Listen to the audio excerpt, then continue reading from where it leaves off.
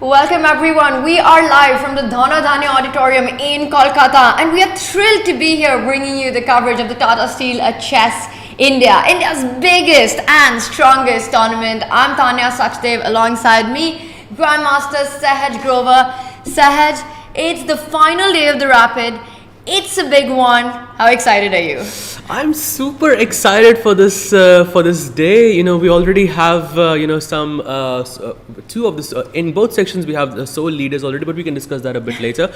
You know, I'm super excited to see how these matches are going to turn up. You know, yesterday that move, I don't know if you remember, Tanya, Rook G3 between SL Narayanan and Abdusattorov. What a move it was! It was I'm hoping to see some exciting chess. And what a player Nodirbek is, but right now he is in second place. We will break down all the action that's coming your way because this is the crucial day for the players. We will have a champion of the Tata Steel Chess India Rapid in the men and the women at the end of the day. Sahaj, just thinking about all the chess that we witnessed yesterday, I got very less sleep.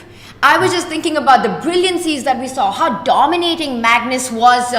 Did you manage to sleep well? I was also thinking about how great you were when it comes to the chess analysis yesterday, Tanya. It was, I mean, you were finding literally every single move. It was something amazing.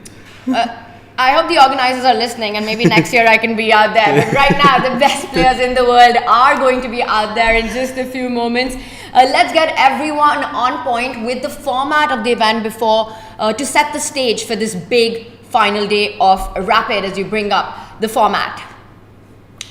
And of course, it's 9 rounds of Rapid. We've had 6. It's the final 3 rounds that will be played today. The players, each of them gets 25 minutes. Every time they press the clock, they make a move, they've got a bonus 10 seconds to add. Now, if there are 2 players who are tied in the Rapid Championship, and it looks like that's a possibility in the men and the women, because Nodirbek, Magnus, neck to neck, Goryachkina, Nana Zagnidze also very close in battle. We will have 1 game of blitz. So they'll draw out the colors. We'll have 1 game of blitz with 5 minutes and a 3-second bonus time. And this is when it gets fun. If that game ends in a draw, we get the Armageddon. And that's a format so deadly in chess that it's called the Armageddon. What are the chances it goes down to the wire today? Well, I mean, it's always a possibility, I feel, because, you never know what can happen in the last rounds. But right now, we have sole leaders and, it's anything is possible. Armageddon, although I would love to see it from a viewer's perspective, I find it a bit unlikely at this point. And that's because in the women, we've got 1 player who's got a point lead and then Magnus a half a point ahead. But also, before we deep dive into the setup and the point system, let's bring up the prizes, what the players are fighting for today, because there's a big paycheck on the line. Right. Let's have it up on the screen. And there it is, the prize money. Now remember, Tata Steel Chess India was the first tournament last year. It was a historic moment, becoming the one that has an equal prize fund in the men and the women. So the first player is going to walk off away with a $10,000 prize check, and the second goes back with $6,000. So a cool $4,000 jump there, and the third place gets a $3,000. Lots to fight for in the next 3 Rapid games. Absolutely, and that first and second place, that Armageddon is going to be a lot of fun. Imagine if it came down to that. But we've got a long day ahead of us before that happens. We've got to go through 3 Rapid games and then a blitz, and that's the final stage. Let's see who are the players who are fighting for the big bucks and for glory today at the Dhono Dhanyo Auditorium. Let's bring up our women's standings, because there's been 1 player who's been so impressive, Saj. Yep, and there we have it, Aleksandra Goryachkina, and she also, by the way, had a 3 out of 3 result yesterday. She defeated, I believe it was Vantika Vaishali and Katrina Lagno. So she's completely on a roll here, and right behind her is Nana Zagnidze with a 1 point. She's only 1 point behind, but I feel that in these events, especially in faster formats, the possibility of her catching up is very much alive. It's rock and roll for Aleksandra Goryachkina. She's been unstoppable so far, and this is what is different from her standing in the men's as well, because Nana Zagnidze, the player who has the best shot of catching her, is a point behind at 4 points as we saw in the standings, but these two players have already played against each other back in round 2. That ended in a draw. So there's not going to be a clash between Nana and Goryachkina, which perhaps makes it slightly easier on Alexandra? Maybe it does, but I believe both players are supposed to be playing pretty tough opposition. So I think it's not going to be easy on either side. Although comparatively speaking, since Goryachkina is already a point ahead, she has, I would say, more room for mistakes. But the players that she's playing, I'm not sure how much a margin of error they let go of that. But before we dive into the path ahead for the players, let's also bring up our men's standings. Because just like Goryachkina, a certain Magnus Carlsen also had a 100% score yesterday. What incredible form, and it wasn't just the scoreline. He was just thrashing his opponents. He did not give them a single chance ahead at 5 points right there. How impressive was Magnus yesterday? It was really impressive, and and not at all surprising, considering that it's the GOAT of chess. And yesterday, you were right, he defeated Vidit Gujarati, Narayanan Srinath, Wesley and Arjun. Actually, he has won 4 games in a row already. What a result that's been. And we see there on our screen Nodirbek Abdusattorov. Now he's the one to watch, and he's the one Magnus is watching out for, because Nodirbek is on 4.5 points, just half a point behind Magnus. That's a hotly contested battle, and this is where it gets fun, because these two players are all set to meet each other at the end of the tournament. Look at Nodirbek's road to the Tata Steel Chess India Rapid Championship, and what a performance he's had so far. He started the tournament with a draw against Dubov, then he wins again. He hasn't lost a single game. Today he's got 3 games. He starts with Wesley So, Arjun, and then finally the final boss himself, Magnus Carlsen. These 3 games, 2 against the Titans, 1 against the newest entrant to the 2800 club. It's a tough day in office for Nodirbek. Absolutely, absolutely. But I believe he is absolutely ready to, take on this battle and, take on the final boss himself with the white pieces. I'm super excited for that match because, I believe, it's going to be very neck and neck. And him playing Magnus with the white pieces, anything can happen.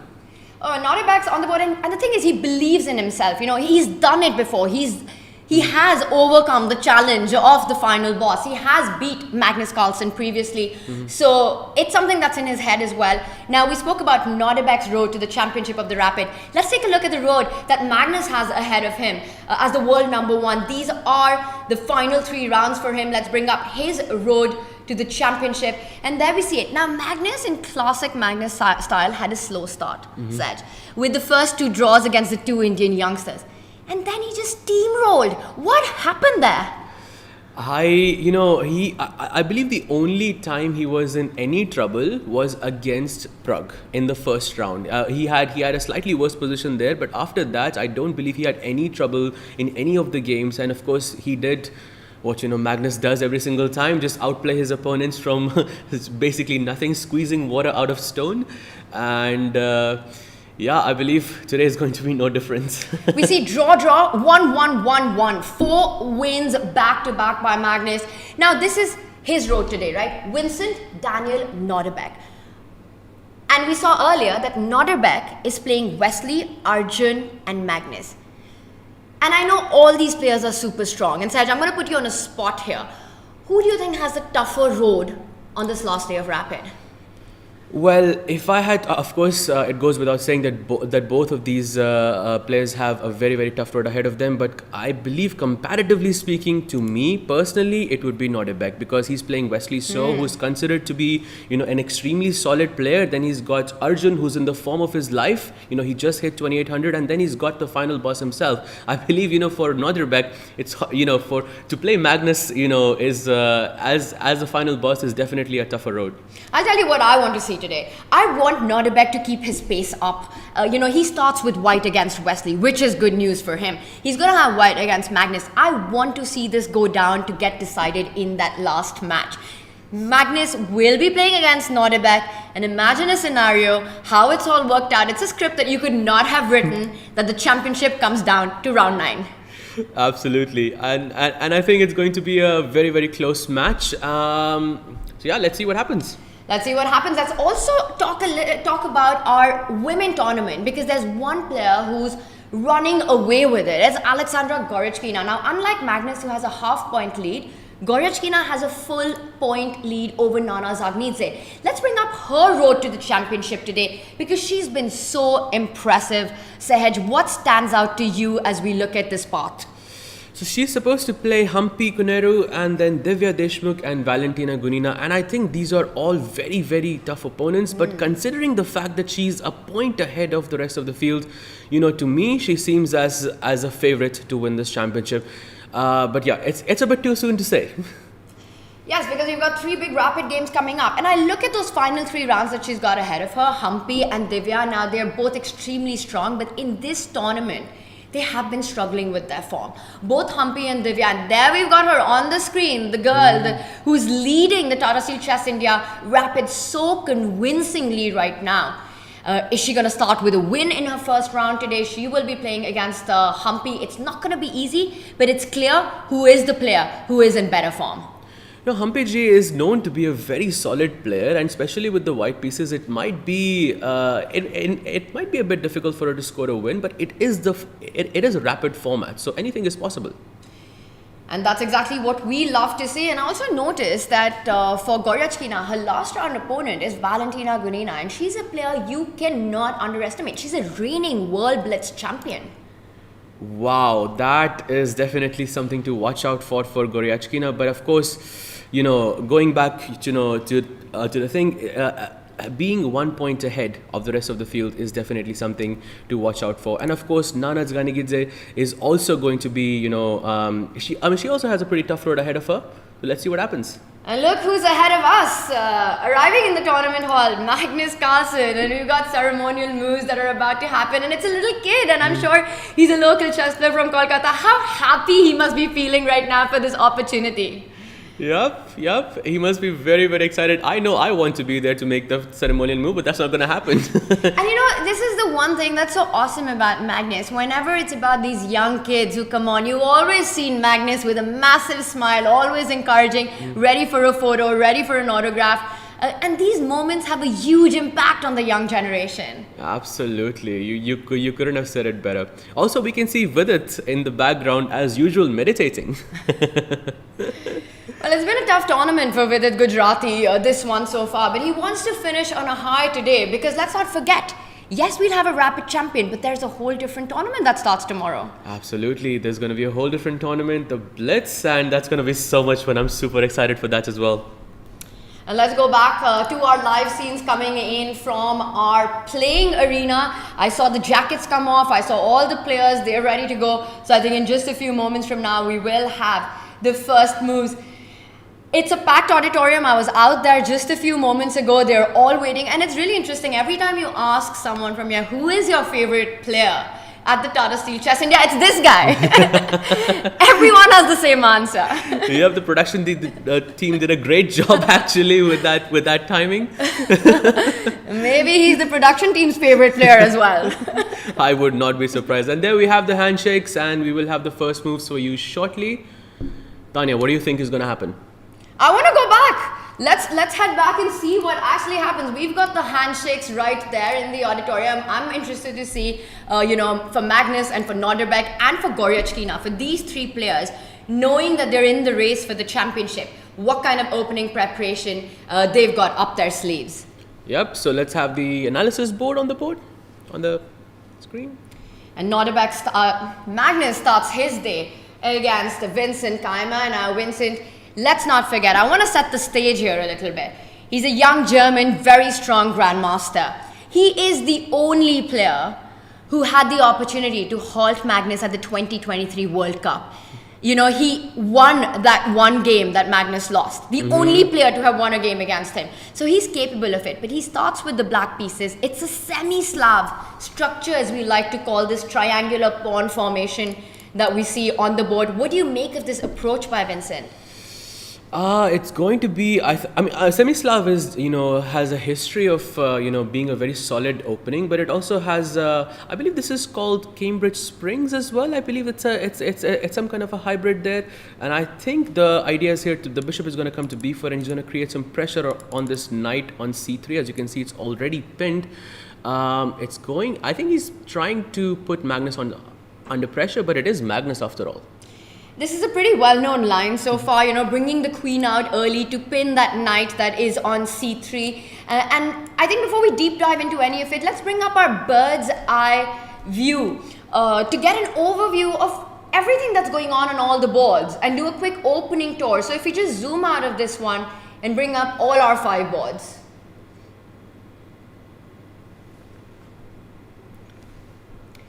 And so there we have it. So the top left, Magnus's board, as you rightly pointed out, once the queen comes out to that side square by black, it's the Cambridge Springs, and there's pressure right now on that pinned knight on c3 that we can see.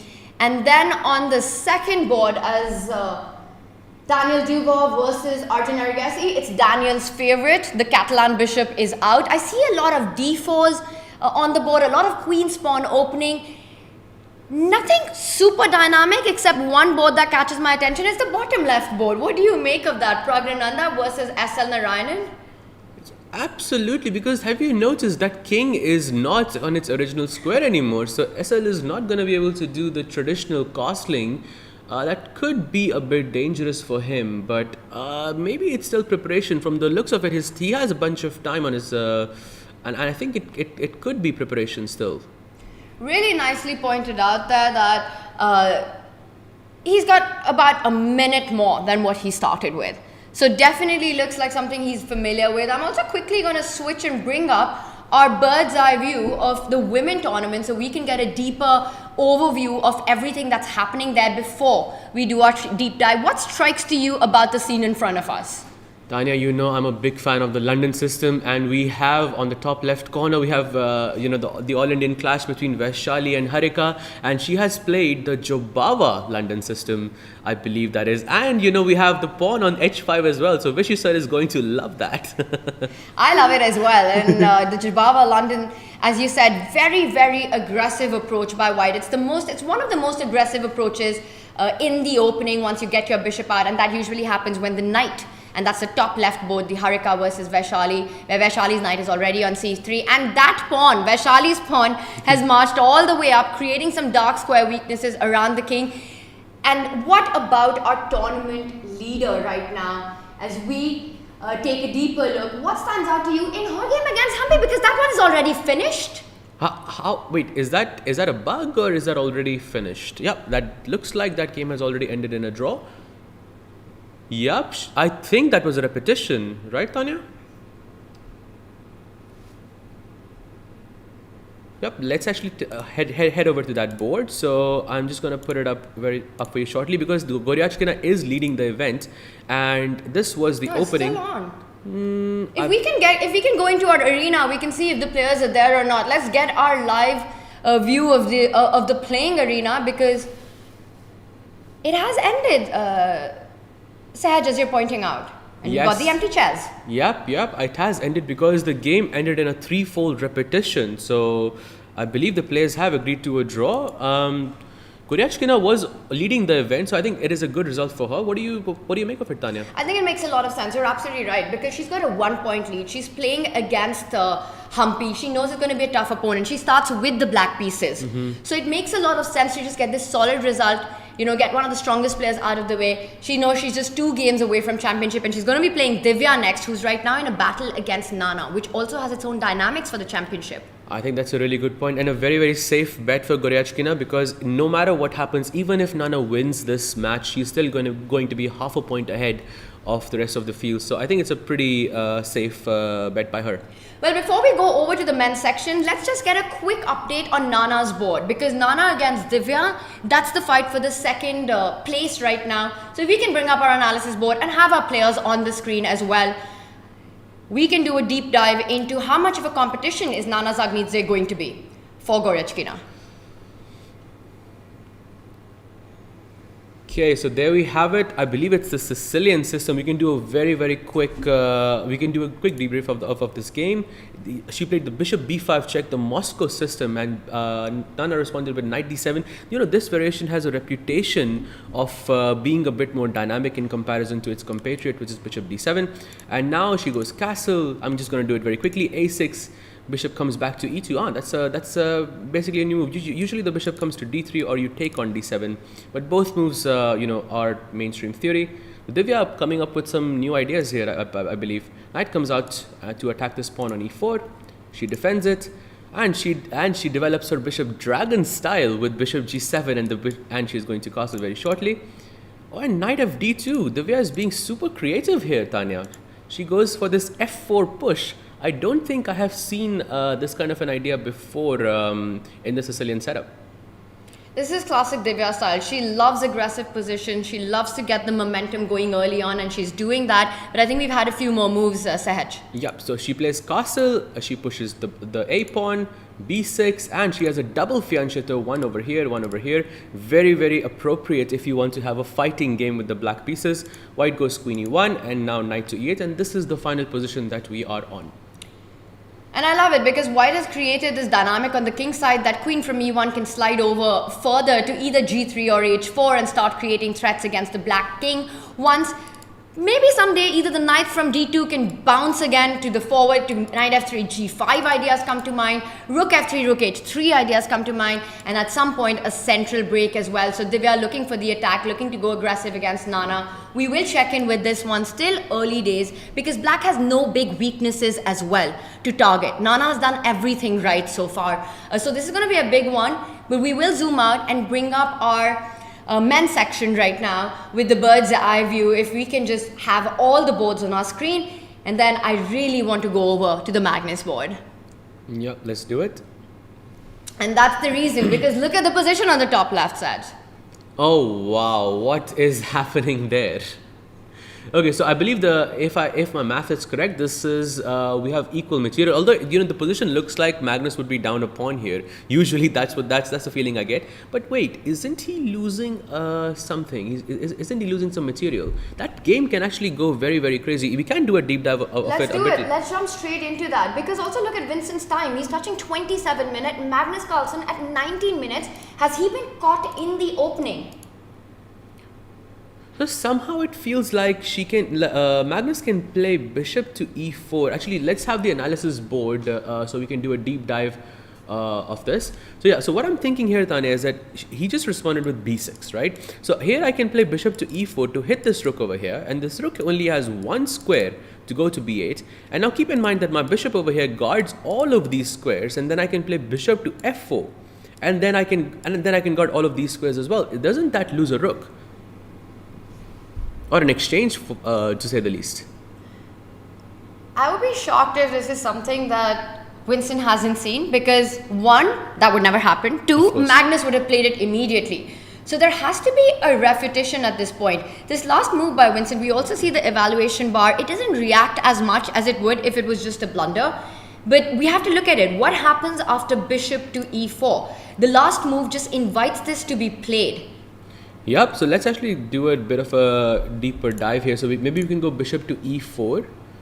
So that doesn't change the evaluation much, which means this could be one of the best moves in the position. And now black goes rook to b8, which I believe is the only move, because this knight protects this rook over here. So in case you do lose the rook, at least you're not losing the full rook, you will lose just an exchange. So black goes rook to b8, I believe. That might not be the best move in this position, but now bishop to f4, and I'm not sure what is going on here, although I can see the bar does not like this at all. Maybe the idea can be to just play something like bishop to bishop to a6, or just rook to b7 and to play on the light squares. I'm also thinking about bishop to b7 here. Is that an option that you could be thinking about as well? Oh, Tanya. I thought, yesterday was I feel today you are carrying the same energy as yesterday. Bishop b7, I think at the moment you see it, you can't unsee it anymore. And I think this is the move that, yep, you are absolutely right. And the whole point is that a bishop on e4, which is the star piece, and Magnus is about to make a move. He does play a bishop move. Has he moved it to e4, Sahaj? Yes, he has. And bishop f4, we have this position on the board. Tanya, I would also like to draw your attention to Vincent's time. Look at his time. He's in 26 minutes and 41 seconds, which simply means that he started with 25 minutes on the clock with only 10-second increments. So he is very much in preparation. Wait, what? It's happened. Bishop f4 has been played by Magnus. The clock that you pointed out, Vincent knows that this is not correct. He wouldn't walk into it. Our engine's pointing out bishop b7 indeed is the accurate move here. If you trade off the light squared bishop, you have not only neutralized all of white's opening advantage, whatever little you have, but also taken control of some key light squares in the position. The queen can slide over to f5 then. The queen can slide over to d5 at some point. You have solved all your problems if after bishop b7 white was to trade. Let's point out what happens. Bishop b7, if white tries to get greedy by capturing the rook instead, Sahed, thank you very much, because give me your other bishop on e4, which is the big piece here, and the tactics work out in Vincent's favor, because next the bishop on b8 will also be picked.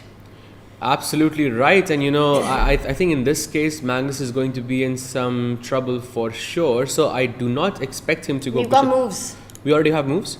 Okay, bishop b7 and queen e2 is on the board. So already I think Vincent has achieved, what you could hope to achieve against the, the goat of chess with the black pieces so soon. I don't believe I have seen Magnus in this situation before with the white pieces. So this looks really good for Vincent. He's definitely caught Magnus somewhere in the opening. You look at the clock, you look at the position on the board, you look at Vincent's body language as well, looking really calm right now. Magnus hasn't been able to get any advantage with white. I think it's a good moment to see how his biggest competitor in the field, his biggest rival in the field, is doing so far. Yeah, let's do it. So let's hover over to the game of Nodirbek, which is coming up right now. And there we have it. Okay, so we have an isolated queen pawn, and it looks like Nodirbek. Okay, looks like Nodirbek is also in some preparation. Tanya, are we going to see rook takes bishop in this opening? Oof, that wasn't on my radar when I was checking out this position first, but one of those moments that, once you point it out, you realize that that's definitely an option.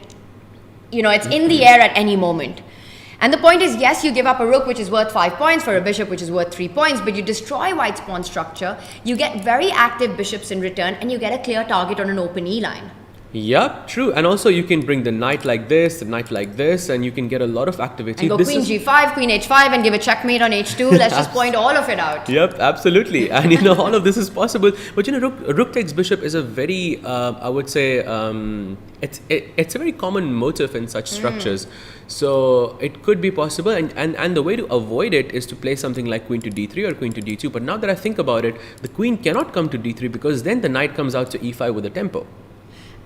But I think he will try to stop this. Nodirbek is the one who wants to make moves like rook takes bishop, but not fall for them.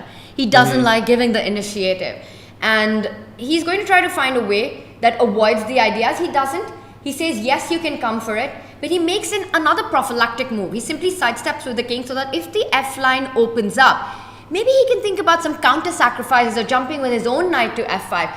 Because also rook takes bishop by Wesley would be very committal. He would have to prove the sacrifice. True, absolutely true. And I think king h1, even though it doesn't stop it, outright, it does prepare against it. As you rightly pointed out, that it's a prophylactic move. I feel when you take rook takes bishop, I take back, then there are moments when you could play queen to e7 and queen takes e3. And in this case, it doesn't come with a check. It doesn't come with a check, and there are counter ideas like rook takes knight, attacking and winning the d5 pawn as well once the f pawn is out of the way. That is true. So I think this means Wesley is going to ponder about this position for a little bit. Tanya, any other game you would like us to check out? Yes, this is also promising to be a very spicy middle game by both these players. Nodirbek, he's taken a lot of time contemplating this sacrifice, but he has to take his chances at this moment. He can't play KG, and also KG is not Nodirbek's style at all.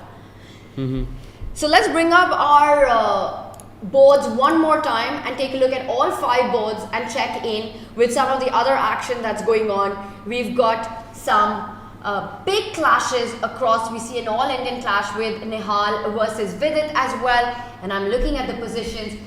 You know, one thing that stands out to me is that how in all the 5 games, early moves, the bar shows level, but there are imbalances and dynamics everywhere.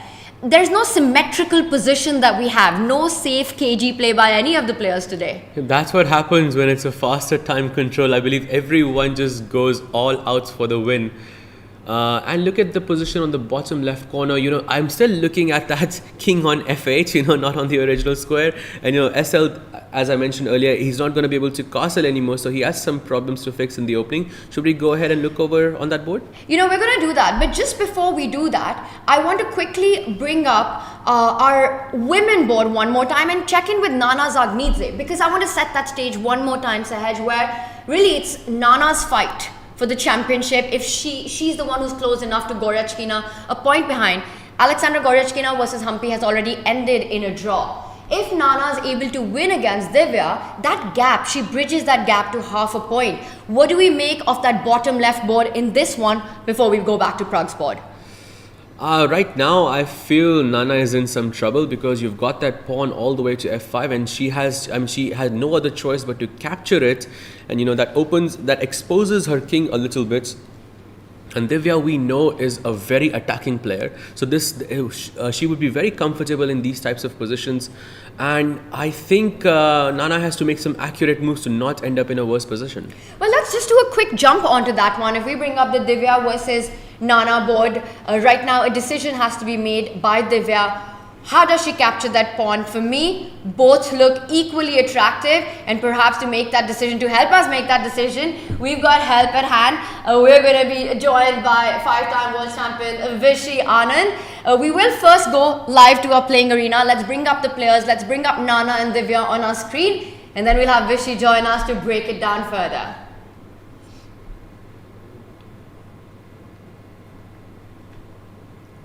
And if we can go full screen to our playing arena, that would be great as we do a little adjustment here in our studio.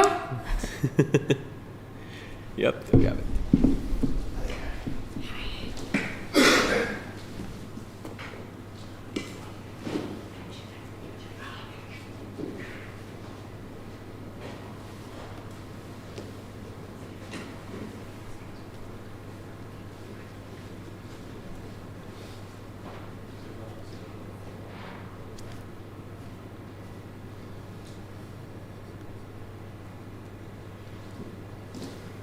And we've got the live pictures coming in, and we can see one board is empty there as that one has finished in an early repetition, an early draw by the tournament leader. And in our studio, joining us is Vishy Anand to take us through this very, very big day. Vishy, we'll have a champion at the end of this day, and there are some big fights, big players fighting for it. You've got Nodirbek, Magnus at the top of the board. Here you've got Nana and Goryachkina. What are you most looking forward to today? It'll always be fun to have the winners and, like you say, a close fight. And the key battles are coming up today, so that'll be fun. But so far, I love the quality of the games. The games are exciting, mistakes, drama, everything. So that's the main thing. Hopefully that continues. Then we have, all the games to look forward to, not just one or two. And the biggest drama could be the fight for the championship if Nodirbek and Magnus playing against each other in the final round. Yes, that would be a climax, but of course both of them can still break away a little bit. Easier for Magnus because he's leading, but let's see how that goes. Well, one player who's broken away in the women's section has been Goryachkina. Now Nana is the one who's closest to catch up with her. What do you make of this position? Divya playing with the white looks pretty pleasant.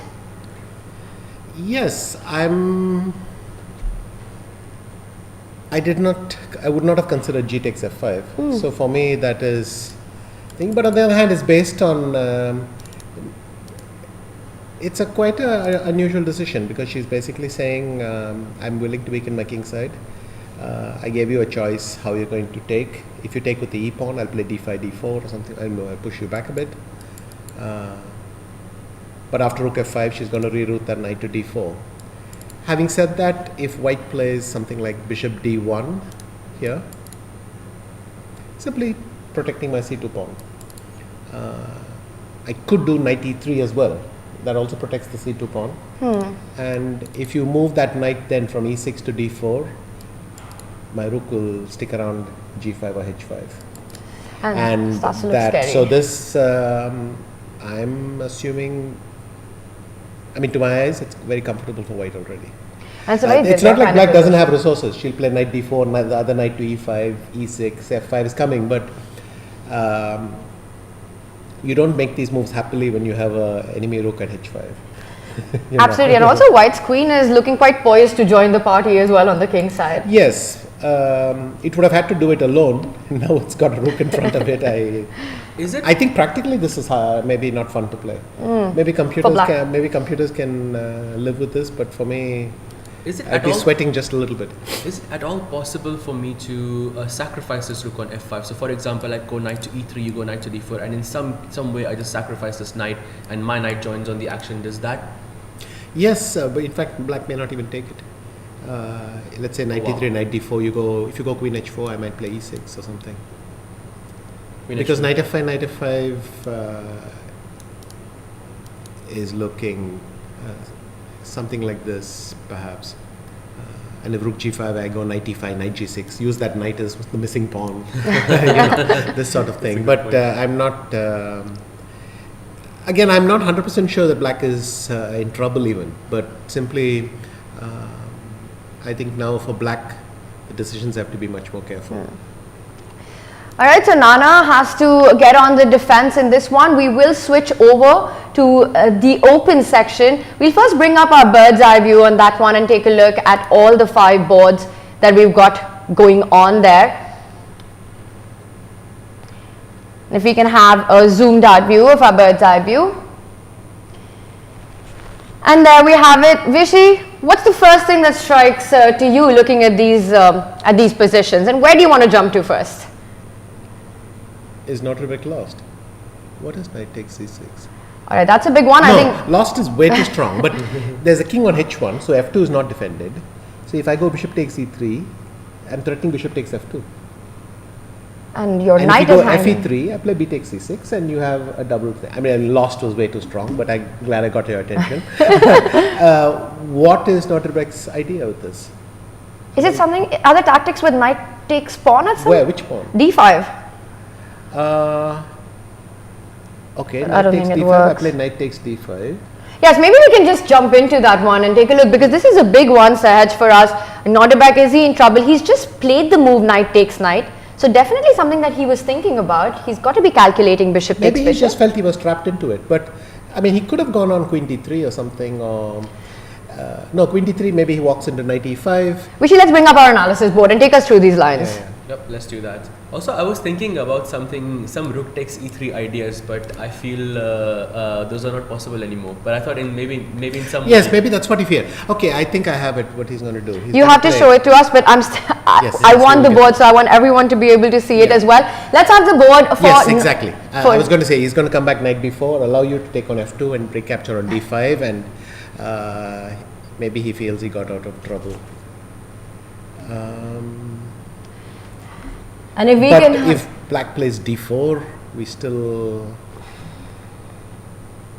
But maybe then things are just messed up enough that white is okay. Let's try d4 here. d4 in this position. Yes. Okay, so we push the d pawn and white captures the bishop on f2, and then what happens? D takes c3, some endgame, queen d7, bishop d7, bc3. So I take this, you take this, I take. Oh, is it not possible to take? No, it's probably not. That's a bit stupid. I'll go queen d4, yeah. Yeah. So I go bishop d7 here, sir. Or knight d7. Knight d7, b takes c3, knight c5 might be. Just to defend But this then I go knight. No, if I go knight d3, you have knight e4. So, some slight edge. Yeah, lost was clearly not what I meant, but I just didn't suddenly see what he's going to do after bishop e3. So his idea was just to play knight b4 and thing. But let's go back to that moment. That Nodirbek was evaluated his position as bad enough that he thought this is the way out. So to go into this slightly worse endgame Correct. with the worse pawn structure, with having to defend e2. Let's see what By the Wesley way, has rook just F- done something. Rook What is f2, d Wesley? takes e3 is already on the board. So Okay, so Wesley also went d4, rook f2, d takes Wow. c3, and he's taken queen takes d7. So we're going to see this position. Saj, can we go back to that moment of knight takes knight, because there were a lot of tactics that we were talking about, and it had you worried as well. So what happened there? Just break it down to us as in well. this position. No, bit back. Knight takes knight. Yeah. Knight takes e6. Knight takes c6, bishop takes e3. The problem is fe3 is that b take, I can take with a pawn, and then I'll just be a pawn up. I mean, your best move may even be e4, just losing a pawn. Oh, because these pawns are obviously very, very bad, and of course you've protected. And if your I can pawn. play bishop f5 and Bishop f5. bury that e4 square, or I play bishop h3 and bury it another way, Right. this would be very nice. Maybe I can double up also like this. Yes. Maybe in some way. So instead of fe3, I was wondering why Nodirbek chose this. And so if you go back 2 moves before knight takes e6, that means that Nodirbek evaluated his position as difficult enough He didn't like it. that this was worth it. Yeah. Some sort of a There's an bailout. immediate problem. If I go queen d2, knight a5 may be just very unpleasant.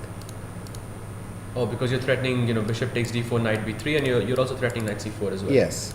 So So not queen then d2. it's not clear how exactly he's supposed to play. If he goes something like rook c1 instead of queen d2, Instead of queen d2, so we have rook c1 on the board. Yeah. maybe he was afraid of rook takes e3 and rook e8 or something. So what we were talking of earlier, these exchange sacks. And anyway, so Yeah, let's get he back to the decided- ending. yes, He's let's do decided that. that this ending is where he's going to fight. So we were on this position. Bishop takes f2 was on the board, and he played rook f1. There's one qualification. After knight takes d7, white may not have to go for this pawn structure. He can play bishop takes b7 maybe. And pawn takes pawn. Rook b1. Let's just have it on the board. So knight d7, bishop takes b7, pawn takes b2, and Rook now b1. Rook b1. Do I go rook to b8? I believe that's the only move in the position. Or rook a d8. Rook at d8, okay? Rook a d8, you were thinking maybe knight c6, right? Yes. There Ooh, is but no trick. actually, I was thinking rook d8, knight c6, and I was thinking bishop f5 because you have some bishop e4 ideas, but it's not Yeah, possible. no, no. It's just finding the. Knight c6, yeah. So rook a b8, and then I can play bishop d5. But this is still worse for white. Yeah, the Because bar- next move black can play a5, so I can play knight f6 here, and then a5, and it's still kind of unpleasant. Oh, knight f6 is a very nice move because you cannot take on b2 because of course knight takes d5 loses a piece. Yeah. Okay, so still some work. He might just play b takes c3 and live with this diseased pawn structure because at least the pieces are active. But this definitely wasn't the plan for Nodirbek. I mean, it's been a great start for Wesley to even get this position. So Nodirbek's going to try to do some damage control here. Let's jump in to the Magnus board and take a look at that. Some decisions have been made here. Yep, I think this is the last position that we were on, and he played bishop to a6. Yes. Taking the queen, defends it. Is okay. No, that's not a draw for, of course, because you're gonna you lose a rook if you retreat. Bishop takes bishop, queen takes bishop, rook c8, castle castle. White plays c4. You've got these hanging pawns. Black plays bishop to e7, h4. A little alpha zero. A little alpha zero. It's a big alpha zero once it gets to h6. Yeah, but I think here black is well in time to play h6 himself. Okay, rook b1 happens, queen to h5. So he's not even allowing the move h5, and now Magnus is thinking. So who do you think is having a more comfortable position here? I mean, black's position looks so healthy, I can't believe it. I mean, it put the pawn on h2, you would not be impressed with white's position. Simply because it went to h4 doesn't mean something is happening. And I'm not terribly impressed. But, Magnus will try to come up with some clever plan. I mean, he can put pressure even in positions where he doesn't have anything to begin with. We'll see. The one move that comes to my mind here for white would be to put the rook on b5 and try to... So rook b5, I could go queen g6. I could go queen g4. Queen g6 is nice because it disrupts your queen a little bit. Is there an argument to be made that after queen g6 that white trades and now then also shifts play to the other side, pushing the a pawn ahead? Yes. Queen g6 tends very heavily to equality. I mean, I will go rook c6, rook c8. I'll put pressure on c4 instead and so on. Queen g4 keeps a bit more play in the position after rook b5. So, according to you, in this position, it is good for black to exchange the queens. Why is that? No, I would say black. I know something caught your attention, yes, but and, in other developments, there's a queen on g2 in some position. we'll jump to that straight after with the queen trade here.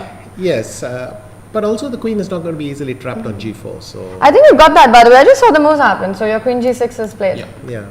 It's already on the board. So we leave to Magnus to decide if he. I think he probably Just one quick detail. The reason he didn't go queen g4, I think, would be bishop g5.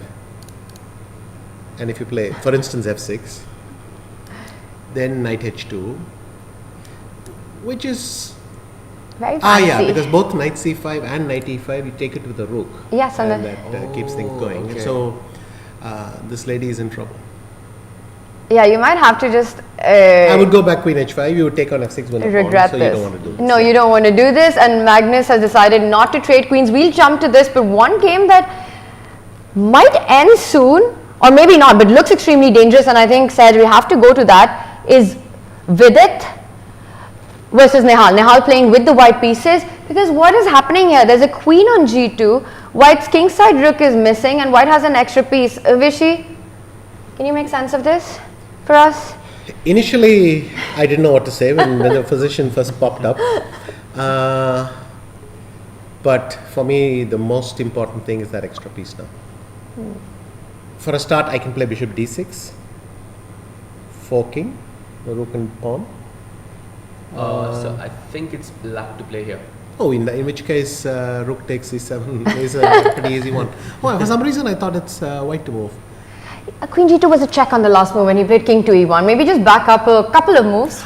Oh, I thought it was queen g2 check king e1 and he's played rook e7 nudging the thing and I couldn't figure out why. Okay. Apparently, after bishop takes c7, black had a way to get some advantage, which wasn't capitalized because the position is now equal. I felt. Is it queen h1? No, knight f2 is correct. Okay. So king f2, queen g2 is correct as well. So king e1. Okay, so Vidit has some Oh, advantage. Vidit can maybe some b4 line?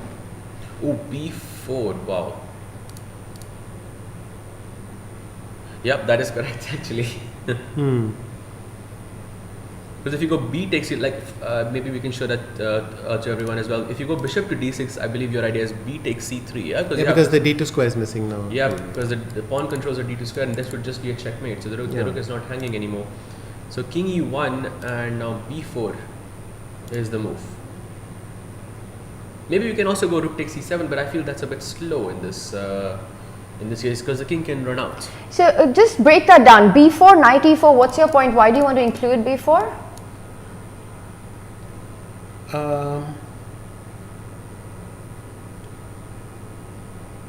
Maybe even f5 you'll go queen b3 check. Because with his thinking as well, he I hasn't could take on c7 simply. now, yeah. So But then queen b3 maybe? So in this case, why include b4? Because we could have taken rook takes c7 immediately. Okay, right? queen b3 check. In this position? So after rook takes c7? No. After without b4 you were Without saying, b4. right? Okay, so if you go rook c7, queen b3 check. You are right. So we do need to include b4. Is it because the b5 pawn is hanging? Yes, if you go king f8, I can play queen takes b5. No, you'll take on a1, and if I go queen b8 check, you have rook c8. Yeah. So that doesn't work. I could go King to d2 maybe? Wait, can I castle or no? No, wait, I cannot no, castle. you cannot. yeah, this looks complicated. By the way, Vidit hasn't made a decision yet whether he wants to capture immediately or push b4. Well, it's very tough because It's a tough the one, yeah. path to an advantage might be very narrow and Yes, and he doesn't have the bar helping him like we do. Yes. But again, I think we have to Okay, move go. on maybe to some other boards Sure. because there's action all around. So Magnus, a few moves have happened. We did mention that queen trade did not take place. I think the Nodirbek board, because it's so many pieces are hanging right now, Sahaj, and there are ideas, and even though it's an endgame, it's a really interesting one. Or I think Vishy, SL's got a king on e7. your favorite bomb-clad king has appeared against Pragg. Would you want to go there first quickly? Theme of the tournament. Of the tournament. Okay, no, but not seriously. So this is the bomb-clad king? Nodirbek Wesley, if is okay, but it's Shall we go it's to going to be one unpleasant round? anyway. Let's Yeah. Okay, let's No, do whichever that. you can. I'm enjoying the panel a bit more. That's all. So this is the position we were discussing. Knight takes d7 here, but he goes for bishop takes d7 instead.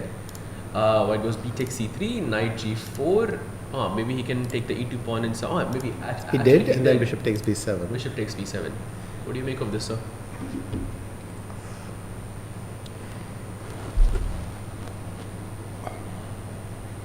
So rook e8 maybe. Rook a8. So that move. Just I want to point out for the audience that if you go rook takes h2, king g1, and then rook e8, then there's a nice tactic with rook takes g4, and you lose the piece over here. So bishop takes b7, and now rook takes e8 immediately.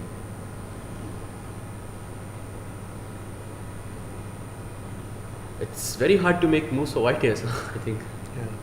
Can I go bishop g2 maybe? Just to defend this Then one? I go knight f2 check, king g1, knight h3 check, bishop h3, bishop h3. And after that you'll always have problems with, I think, first of all I'm threatening rook g2 check. I'm also threatening g5, pushing you back. So this might not be... Also, back rank can also be a very big issue. So for example, if I go rook f2, rook e1 check, is this over. Game over? Yeah, this looks very unpleasant for Vidit, in Nodirbek. fact, just taken on c7. He did not put in b4. Yeah. Which means what? Queen b3 check, king f8. Maybe queen d5 is just a draw. That's the thing. Which game is this? Vidit, Vidit Nehal game? Vidit. Okay, so let's jump over to the Vidit game. So queen b3 check, king f8. He can play queen d5 here, and that ought to simplify matters completely. Queen d5. Because if you take my rook, I'll go queen d8 and take on c7 with check. So it's not going to work probably. Oh, right. You're also taking with a check. You're absolutely right. So queen d5 is just straight equality.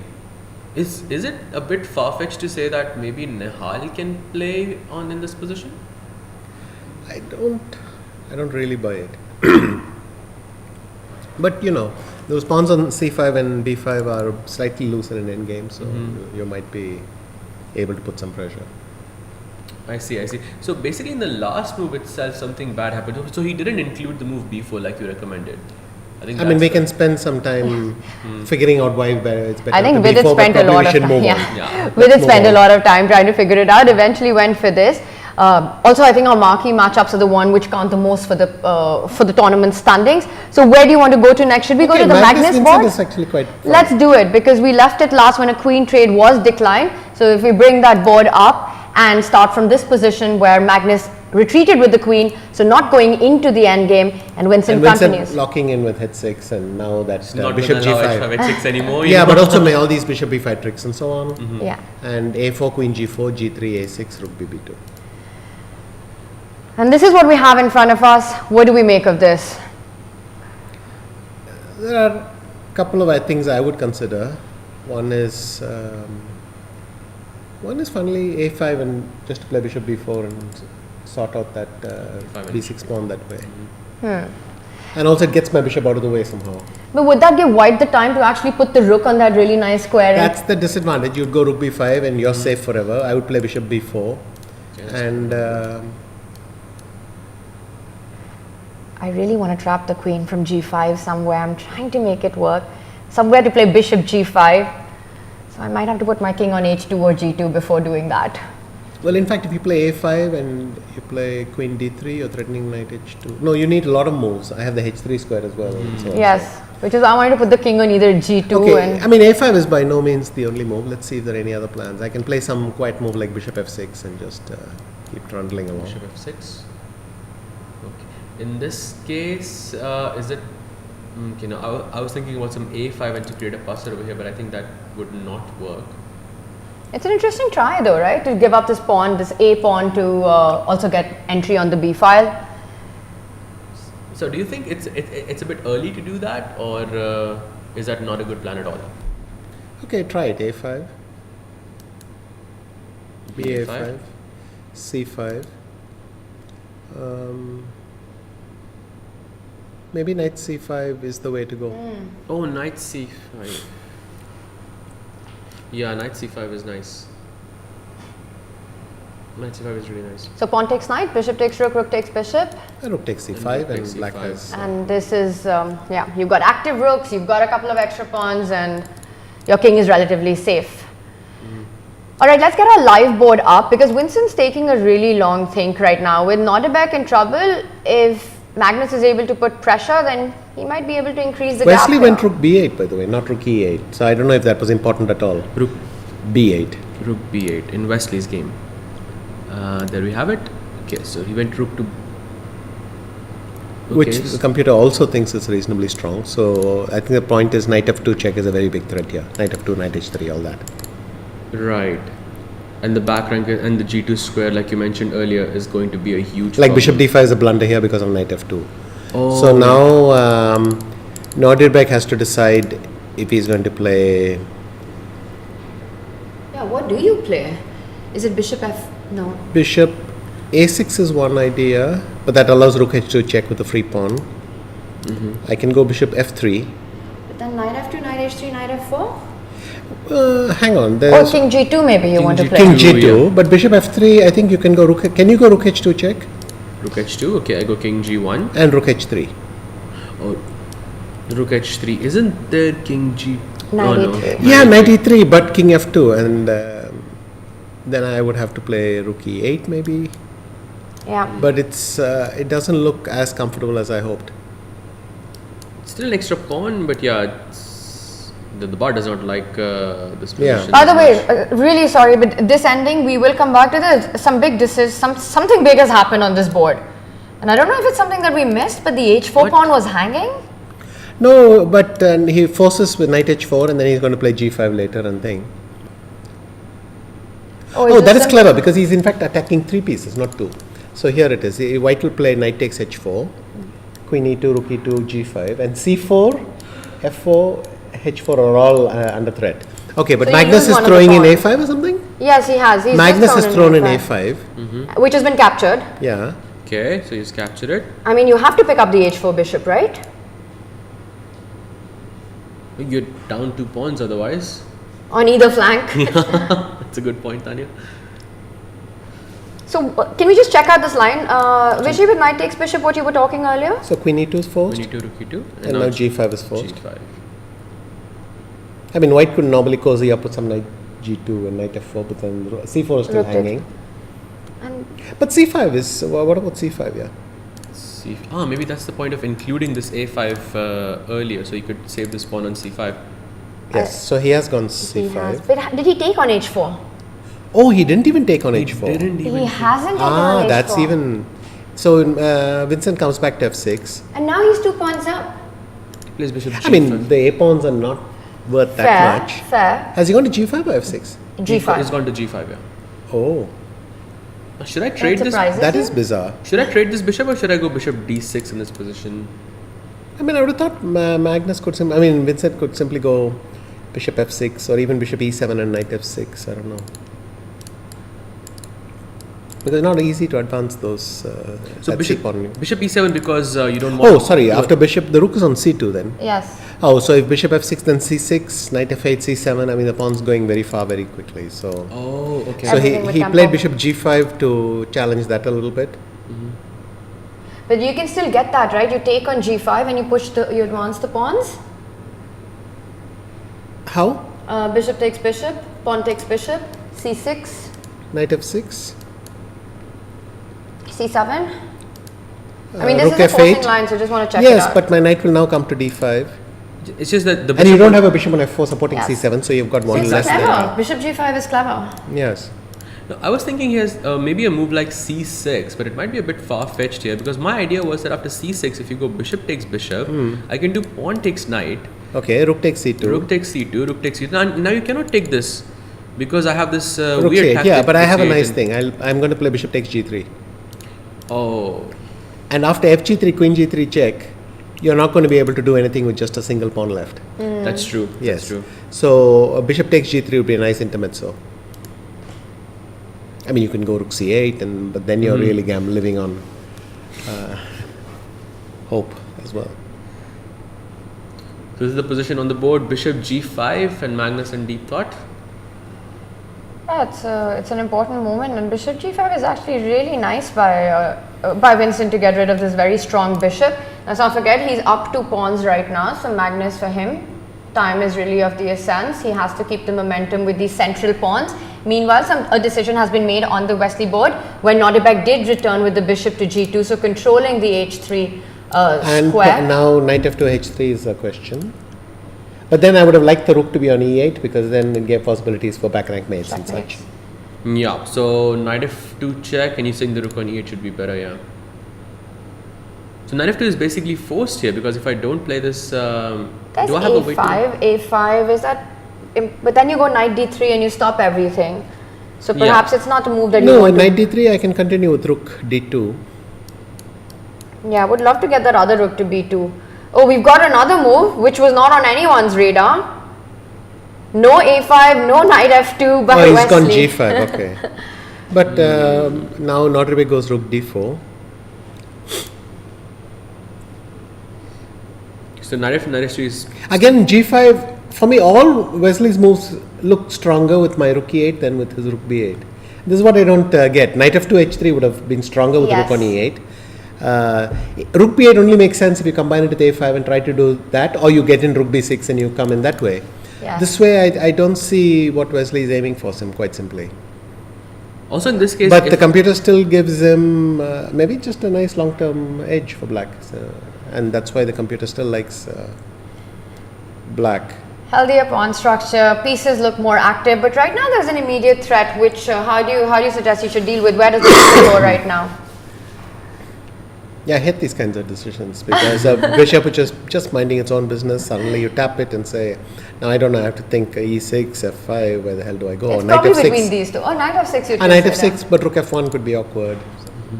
Yeah, I mean, suddenly I'm forced to take a decision when I would rather not take decisions. So Nodirbek asking questions in both players about around 5 minutes. Vidit has and Nihal have gone for an interesting ending. Here, I think the pawns on e2 and d3. By the way, just want to point out that he just played rook e8 and there is only one move for Abdusattorov to play rook f1, at least according to the engine. There is nothing else here that equalizes. Wow. Oh, that's a big moment. Can I just repeat that rook e8 instead of rook b8? Yes, you haven't said that before, even once, Vishy. No, you're completely right. I mean, he does reposition the rook to e8. And even though there is an inaccuracy, I think that's we can just ignore that because it has a very strong threat. And if Nodirbek has to find the only move to keep an advantage, is it the only move to keep an advantage? Well, there is rook e1. So what else can you play? Probably not the hardest move then. Is Wesley smiling? Something amusing him. Yeah. Maybe he realizes he could have played rook e8. Maybe he's thinking I should have listened to Vishy. He's just thinking somewhere in that player's lounge, Vishy is thinking, why didn't you play rook e8? Why do you complicate your life with rook e8? No, but hang on. So if I go rook d7, you go rook e1 check. It's a cute mate actually, so we might as well point it out. Yes, rook e1 sure. check. Takes. Bishop f1, rook f1.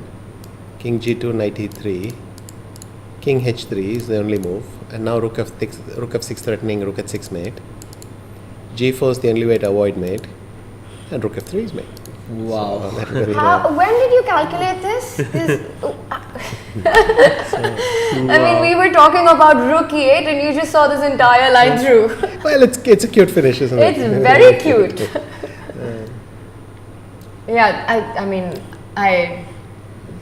Nodirbek is not falling for this one. He'll just sit down, calculate it all the way through. First of all, there's no reason to get into it because it's not like there's any upside for white in this, even if you miss this. So he would play rook f1 or not king g1. He would play rook f1. He hasn't played it yet though, so he has some alternative in his mind right now. Because you can't go rook d1. There's knight f2. Knight d3 is an option. Knight d3, okay. But then a bishop move attacking that knight would come in h3. I mean, something along those lines you would consider, but. So bishop f5, h3 just to attack this. So if you take this, I will take that. Maybe I go knight to e3, just attacking the bishop, attacking the knight. It's not fun anyway. Yeah, but you know, rook b8 is a mistake according to the engine. So there was something better there. I told you. I wonder what that could have been said. I've been telling Tanya since since I got here.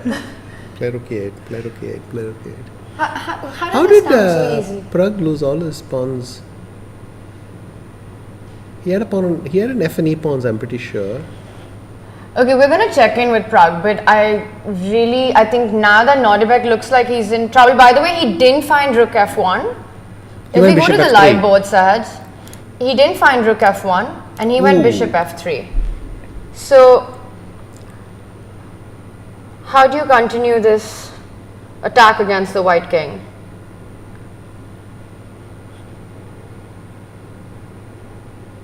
Knight f2 check. Alright. King g2 or king g1? If king g1, knight h3, you might be lost. It's just mate. So you have to go king g2. It's the only way not to be mated. Now if I go bishop h3 check, now you go king g1. So you've taken away the h3 square from the knight. Right. King g1 now? Well, it's the only square. And then how should black play this? Rook b2. Rook b2. Okay. Knight e3? So Yeah, but then I'll take and play g4, kick your bishop and play the other rook to e2 or something. Not pleasant.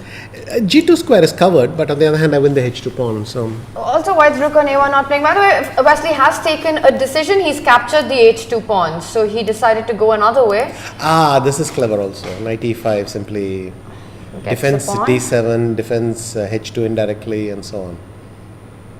A brilliancy, but perhaps also the only move in the position. Yes. Knight f2 wasn't bad at all, but this is clean. This is very clean. I mean, now with 3 versus 1 on one side and all the piece activity, Nodirbek has to start looking for some tricks along that maybe f6 square, try to reroute his knight to the center of the board at some point, but where is the time to do that? Okay, he's gone bishop g2, basically condemning black to live on this h5 or h6, very awkward squares. Rook h6 though. I like rook h6 so that... the f6 square is defended with the knight d5 idea. also after rook e1, now you'll have knight f3. And now he's gone nice. c4. I think he went c4, yeah. So, fair to say, Wesley doing great in this position. Is this closer to a Wesley win or a Nodirbek hold? I'm going to say closer to Wesley win, though Nodirbek has been defending well, and that c pawn is going to give him some counterplay. Alright, well, moving on from a C pawn to a D pawn that's arrived on the 7th rank. Let's bring up Magnus versus Vincent. We've had some moves there. Okay, so bishop g5, c6, bishop takes, pawn takes, rook takes, and rook takes. So Isn't this the line we were looking at? yes, it was. Saj, your rook So takes bishop pawn. takes Bishop g3. takes g3. Wow. Wait, so this is very likely to end in a draw now. As you said, with that one extra pawn on d4 at the end of this line. Something. Yeah. Yes, but after rook takes d7, sorry, queen f2, king, if rook takes d7, I think Vincent, can I go queen d6? No, then you play knight e5 defending that pawn. So I would have to play rook takes d7. I don't have time to... You have to get... He's taken it. Now will he go rook c8 is the question. Vishy, what are the chances that Magnus missed the bishop takes pawn resource? No, I don't think he missed it. See, the point now is he's gone rook c8 and queen e4. And if g6, he's going to go queen a8 and threaten to haul that king out. How dangerous Though in fact, is no, that? it is not dangerous. It's quite paradoxical, but I can just play g6. Yes, and get your king to f6 and... No, the point is if queen a8, I play rook d5, cutting the connection between the queen and the knight. And then the knight has to move and then the white king is exposed. Yeah, right and now, then the who's knight is playing defending all the checks. There are no checks for black. Yes. But alternately, I can go queen g6, I guess. This is getting fun. But after queen g6, if you capture, I have to capture with the f pawn. I cannot capture with the king. Because there is knight e5 check. Yes. F So, but if queen g6, maybe then queen a8 is strong. I don't know. So you don't capture the queen, okay? Queen Let's a8. try it. Queen a8. I can go queen b1 check and or queen d3 check and what have you. Yeah, so king f2. King f2 and And then I go rook b7. So I'll try to bring a rook to b2 and oh wow, knock around a so bit. rook h8 check, king comes King here. G6 for the moment is not mate, and especially with my rook on B7 smothering your queen. Yes, Your queen's not very going nice. to participate in a mating attack. You'll put your king nicely on f5 and no checks. King at the center of the board. And then black might be the one who's checkmating white's king with nothing around it. It's very hard to checkmate with a knight on f3. King on Yes. g3, you're missing always key squares to just deliver a mate, you know. It's If the knight goes on e5. it's funny, both sides are struggling to deliver a mate, though they've got the queen and rook batteries. Both sides are sort of struggling. Let's follow this game. Let's I think follow. it's It's really interesting. it's the most fascinating one right now. Also, Vincent has about a minute. He hasn't made a decision whether to go g6 or queen g6 here. Even f5 can be ruled out, but it feels the weakest queen of the three. G6, He's by gone the queen way. g6. Queen g6 on the board. So I don't know if there was something wrong with g6. Is there something we're missing? I mean, not queen e5 because the queen takes f3. What It's is a he? check. I don't know, something. Maybe after that. queen g6, I have queen a8, just to have rook h8, queen. Yeah, but then I f8 go check. rook d5. Yeah, it's the same story, yeah.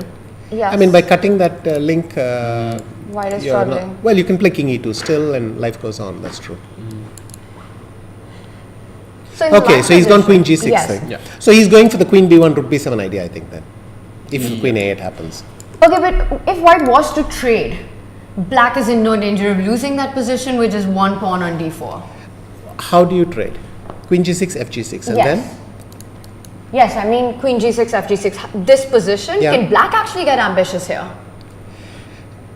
The pawns are too loose to be ambitious, but I think there are enough of them to save the game. I mean, if you go rook c6, I just play g5, and already you have a hell of time defending the d4 pawn.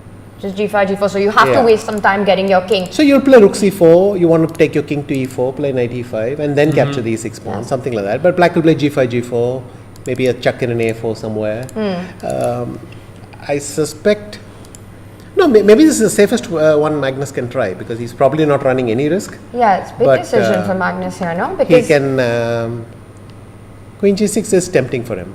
yeah, because if you don't trade at this point, that's taking big risk with your own king right now. Going into this queen a8, queen b1, rook Queen a, b7. queen b1 is a can of worms. He trades. Okay, he trades. Queen takes g6, So safer f6 option. on the board. And king e2 is gone, yeah. So he's now... I think Vincent should just... Should just. Maybe either rook d5 and... No, rook d5, you go rook c6. So I go g5, he'll go king e3, and then maybe just make a move like rook d6. And wait a bit. But then it is unpleasant for Vincent. So rook d6 here, so, or Or I can start with g5. It doesn't you can matter just too g5. much, yeah. When playing such a But it's position, harder because the pawns are so loose. I mean, the two a pawns don't impress, and then it'll be hard to push these three on the king side as well. yeah. So such a position, such an imbalance on the board, right? I'm trying to do the math really quickly in my head. That's 5 pawns for a piece, Vishy. 5 pawns in an endgame for a piece. From a human evaluation perspective, what do you think the players are feeling about their chances right now? I think Vincent is not even considering playing for an advantage, because 2 pawns are just... the only value of the a pawns is the time it takes white to get rid of both of them. So all you've got is a weak e pawn and double g pawns, which also is worse as a passer. And you've got to... So he's gone g5 and rook d6. Worse than a flank pawn. Correct. I mean, Magnus can play something like knight e5 and king e4, and that king is also trapped. But if Vincent can now sneak in king g6, Which he can. Okay. yeah. So I think Magnus should have played should play knight e5, Yeah, it's his move. because once you allow king g6 h5, then that king can help the g pawns go, and I think there'll be enough counterplay. But if Magnus plays knight e5, he which does is it. done, then that king for the moment is. As white, are you looking at keeping the rooks in this position? That would be important, right? Because if the rooks are traded, the knight... Once you take the a pawns, I don't know, but right now I need the rook to first collect the a pawns before I trade anything. Because a knight, even if I put the pawn on a4, that knight will have to spend quite some energy covering that pawn. Yes. So Vincent's chucking a4. Magnus, if he goes rook c4, then Vincent may play a5, h5, rook takes a4, g4, and that gives him just a little bit of space. Yeah, I'm wondering about this situation where after h5, okay, right now h5, knight f7, attacking the rook and the pawn, there's still rook to d5. And rook c5, you don't have enough time. He's played rook c4? 13 seconds. He's gone rook c. Yeah, we've got the live board. Yeah, no, rook c4 is A4 what I is on the play board. here. A4 is on the board. He's still thinking it. So, any chances for a Magnus win here? It's always a chance for a Magnus. There's always a chance that it's close. I don't think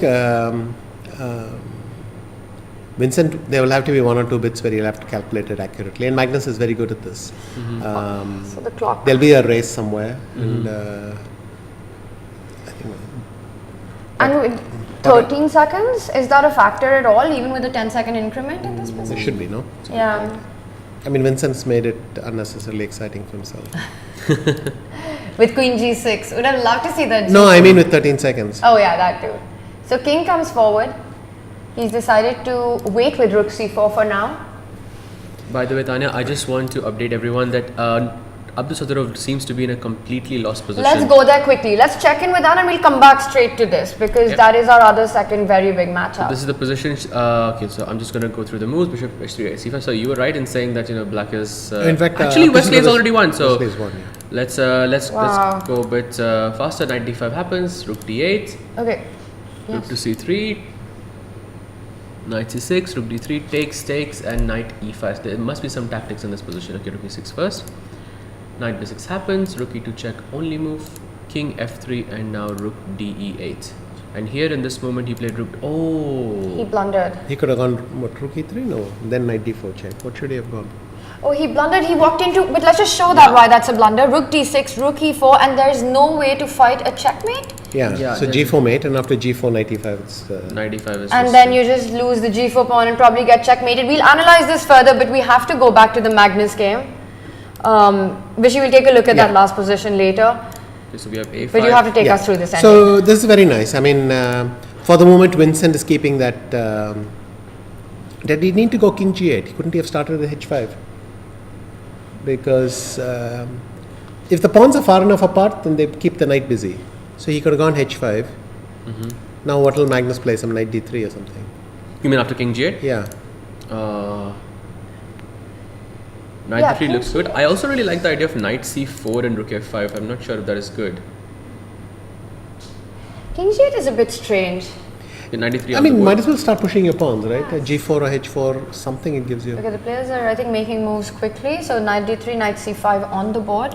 Also, Magnus seems to be slightly better, at least. Yes, because now that rook, there's a question. If you go rook 8, I'll go king e5, threaten to capture on e6. Oh my gosh, every And move. then, but now he just he abandons that pawn, he goes g4. If knight takes e6, g3. Knight takes c6, g3. By the way, I would like to point out that the bar says that Magnus is close to winning in this position already. Yeah, because the black pawns haven't moved forward. I mean, g3, maybe d5 works, I don't know. Oh, d5, yeah. Or even, I was thinking rook a3 actually. Yeah, maybe rook a3 is faster, yes. But it all comes down But to imagine, had he started at h5, that pawn on g3, he could just defend at g4. And the king also might sneak in king h6, g5. I mean, on f7 it's trapped. So king g8 was a very serious mistake then. Yeah, it felt very unnecessary because the king would have been closer to the pawns once the knight So moved Vincent away. has gone h5. He's gone completely wrong in the last few moves. Now d5 should be winning. d5, he's going to push the g G pawn pawn, ahead. of course, yeah, hang On on. ahead. Then Maybe d6 even, although I'm not sure. Wow, 16 seconds for Vincent, but it's Magnus's move right now. He's trying to calculate d5, g3. It's a race.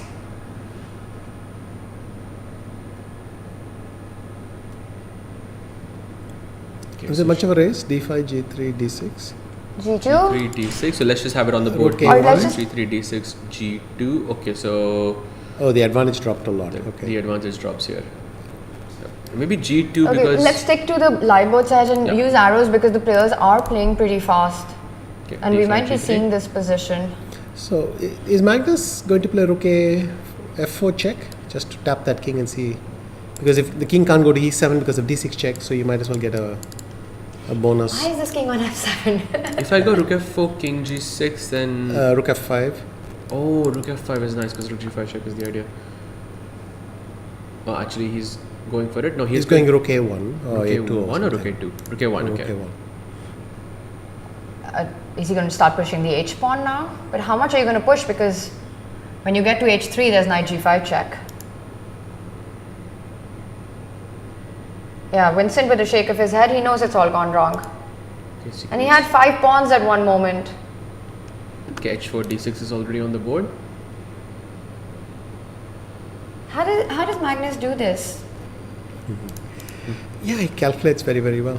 Yeah, but in these endings, how many times we've seen him just turn these things around from Oh, some moves on the board. positions which are so difficult. Knight g5 check. So finally the king should go to where it should always have gone, king g6. Also where it was for a while. King g6, and then Magnus plays knight h3, and then what does it want him to do? Knight f4 is a big threat. Oh, he plays king f8. Oof. Do you just go for the g pawn, rook g1? Yeah. No h3, this pawn falls. But apparently everything that wasn't the falls. best move. I'm really curious what But the best it's move got to be was. the most human move. Oh wow, by a lot it wasn't the best move. Oh, h3 is a blunder. Yeah, I mean he's playing on seconds. You just capture this pawn and put the rook on a2, and it's. Yeah, he's about to increase his lead to 1 point with 2 rounds remaining. It'll be 1.5. Yes, because Nodirbek lost. That's a good point. Yes. That's going to be his 5th win in a row. So rook f2, and he's just going to place the rook on the a file next. Okay, so king e8. You had to point out one moment, would it be king g8 when everything went wrong for Vincent? At the moment, in the absence of anything else, I would say yes. Yeah. King g8, knight g5, because a2, rook a2 wins anyway. So this is tough for Vincent. Yeah, now is. I love how casually Vishy Sir just mentions Yes. these things. It's like so sharp, Vishy. And that And we're down to checkmate, 2 I'm pawns thinking. for Kaima. Bye-bye. And the nicest pawns have all gone. They've all gone, and Vincent resigns, handshakes there. Magnus Carlsen takes a 1.5 point lead with just 2 games remaining. Once again, the Magnus touch in the end game. Getting a dub. 5 pawns for a piece, and he still makes it happen. Wow, that's incredible. And that was our final remaining game in the open section. What happened? Pragg beat SL. Okay. Yeah. Nihal beat Vidit. Nihal won that game against Vidit. Pragg beat SL. Nodirbek lost to Wesley. And Daniel Arjun finished in a draw, and Magnus Carlsen wins. And we've still got action in the women board, and there's a really exciting position. I think we should quickly rush over to Vaishali versus Harika. Magnus looking quite pleased.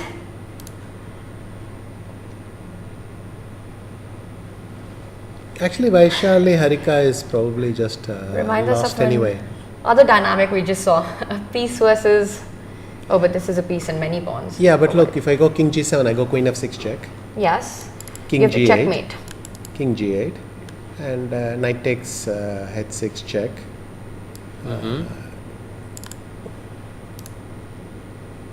And knight f5. You queen your pawns if you want. I'll play queen g7 next. Oh, okay. So king it's g8, over. knight h6. Okay, king h7. You just play queen f7. Well, queen right? f7 and knight f6 also Yeah. works, and so on. So. This is just over. Yeah, she's playing this out.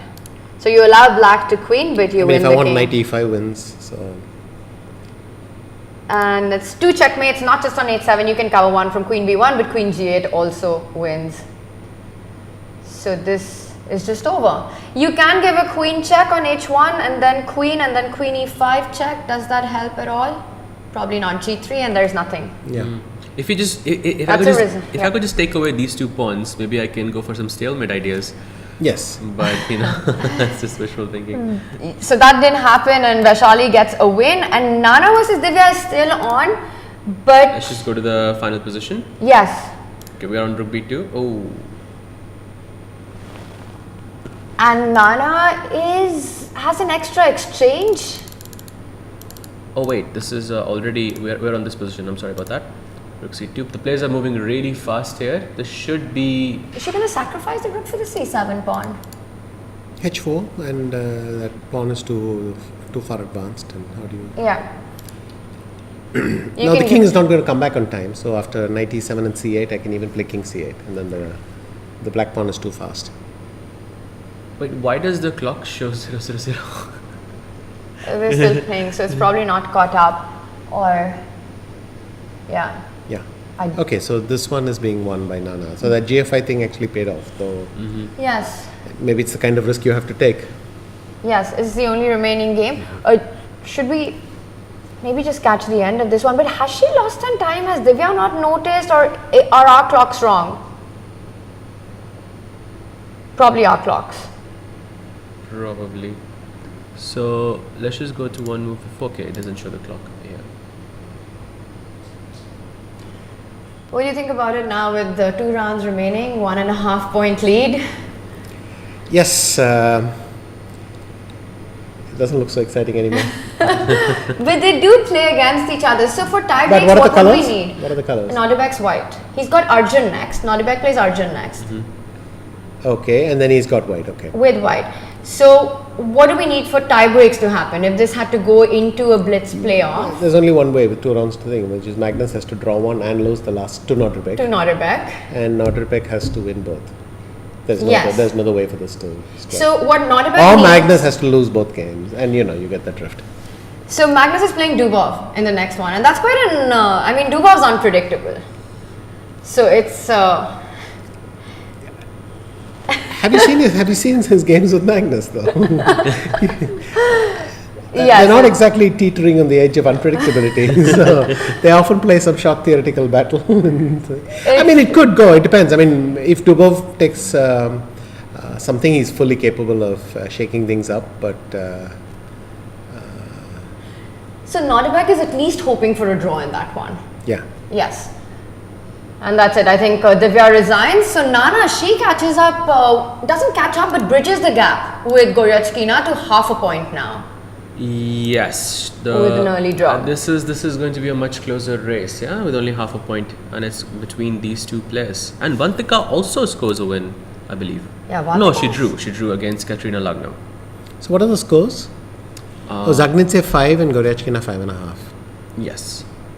And Vantika on 4. So that the women's tournament is still very much Everything in to play. play for, yes. But the men's tournament, it does look like Magnus Is running running away with it.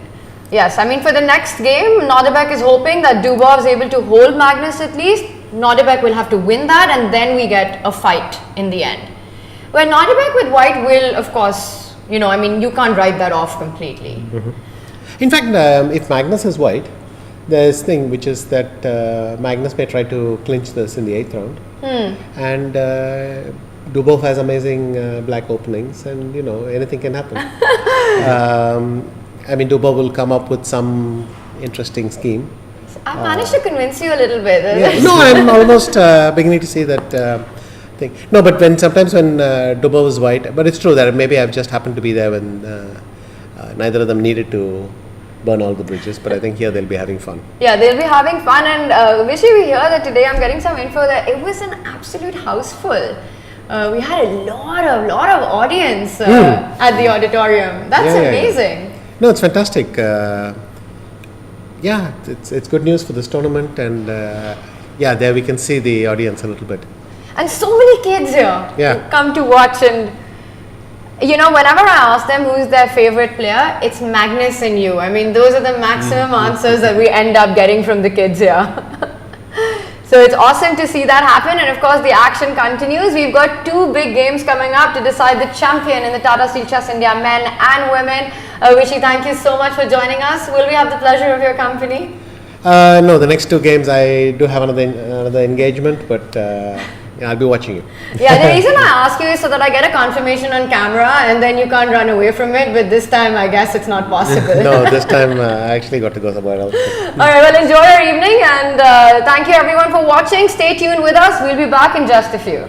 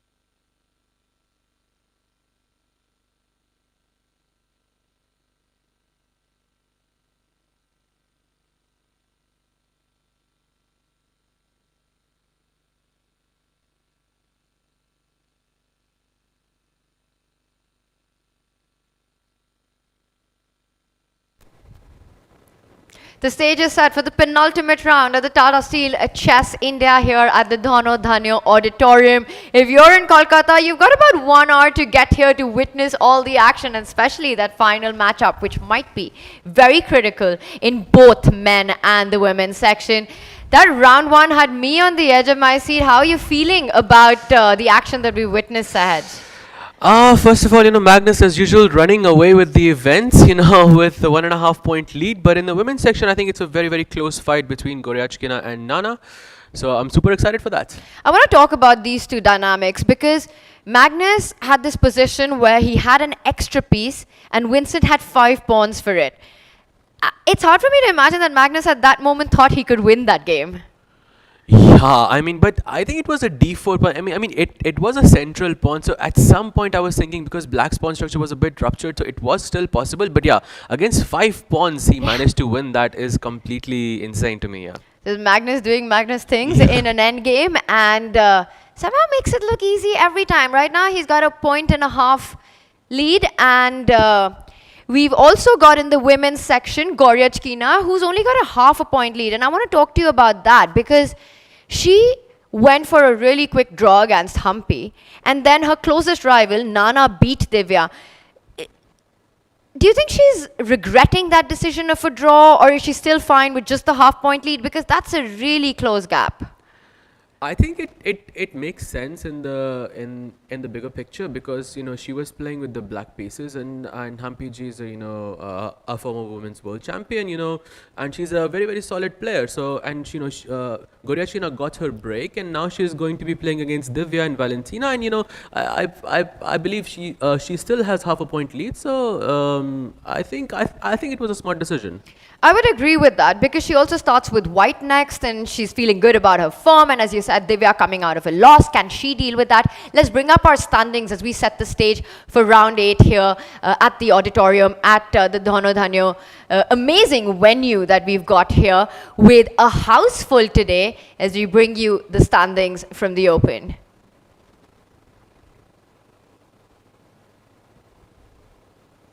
And right there, a 1.5 point margin there. The day started with just a 0.5 point lead for Magnus Carlsen, but Nodirbek, he lost his game to Wesley. And now Wesley and Nodirbek are tied at the same number of points, tied for second. And then you've got Pragg at 4. And of course, the fight is just between, actually now it's a 3-horse race really. Magnus, Wesley, Nodirbek. We could have a tie, but for that it means Nodirbek and Wesley in this next game are really rooting for Dubov. That is absolutely right, because Magnus is up against Dubov, but Magnus is having this insane run already, with 5 wins back to back. It seems to me that he is basically unstoppable at this point, Tanya. Well, if anyone has to stop him right now, it has to be Daniel Dubov, or it might be too late for the other players. Magnus Carlsen, if he wins the next game, it's pretty much over. Now, for Wesley and Nodirbek, what they really, really need is for Dubov to at least hold Magnus. Before we deep dive more into the dynamics of what could lead to a tie in the men's standings, let's take a look at the women's standings. Now here the picture's a lot tighter, Sahaj, with just a 0.5 point margin between the leader and Nana Zagnidze. Yep, a very close fight indeed, and Vantika is, right behind them, and she's only, 1.5 points behind the leader, so she can also theoretically, make a comeback in this event as well, or at least finish top 3. So I think a very, very close fight indeed. And what a tournament it's been for Vantika, this one. I mean, she's one of the youngsters here. Look at the field that she's playing against. I think she is the lowest rated player in the field here in the women's section. And right now, going into this 8th round, she's on 3rd position. It's already been a fantastic tournament for her so far. And the big question is, can she keep up the form when it really matters? I believe she does, because she was your teammate not so long ago, and I believe she performed wonderfully in that in the Olympiad. And I personally felt when I looked at Vantika's game that she is definitely going to be a grandmaster sometime soon. Right now, she's definitely playing like one. We've seen her right at the top of the leaderboard, but the fight for the championship in the women is, it comes down to Goryachkina and Nana Zagnidze. We'll, of course, keep our eyes out on all the games. But right now, let's bring up our auditorium as the players are ready to go. We see they're seated, well, some missing. But the most important one in the men's is just arrived, the world number one, Magnus Carlsen. He's sitting opposite Daniel Dubov right now. We can see Daniel's silhouette against the beautiful backlit DGT boards right there. And of course, surrounded by cameras. It's a packed house. So it's a great day to be Magnus Carlsen right now. Look at that, Sahaj. Wow. But Tanya, every day is a great day to be Magnus Carlsen.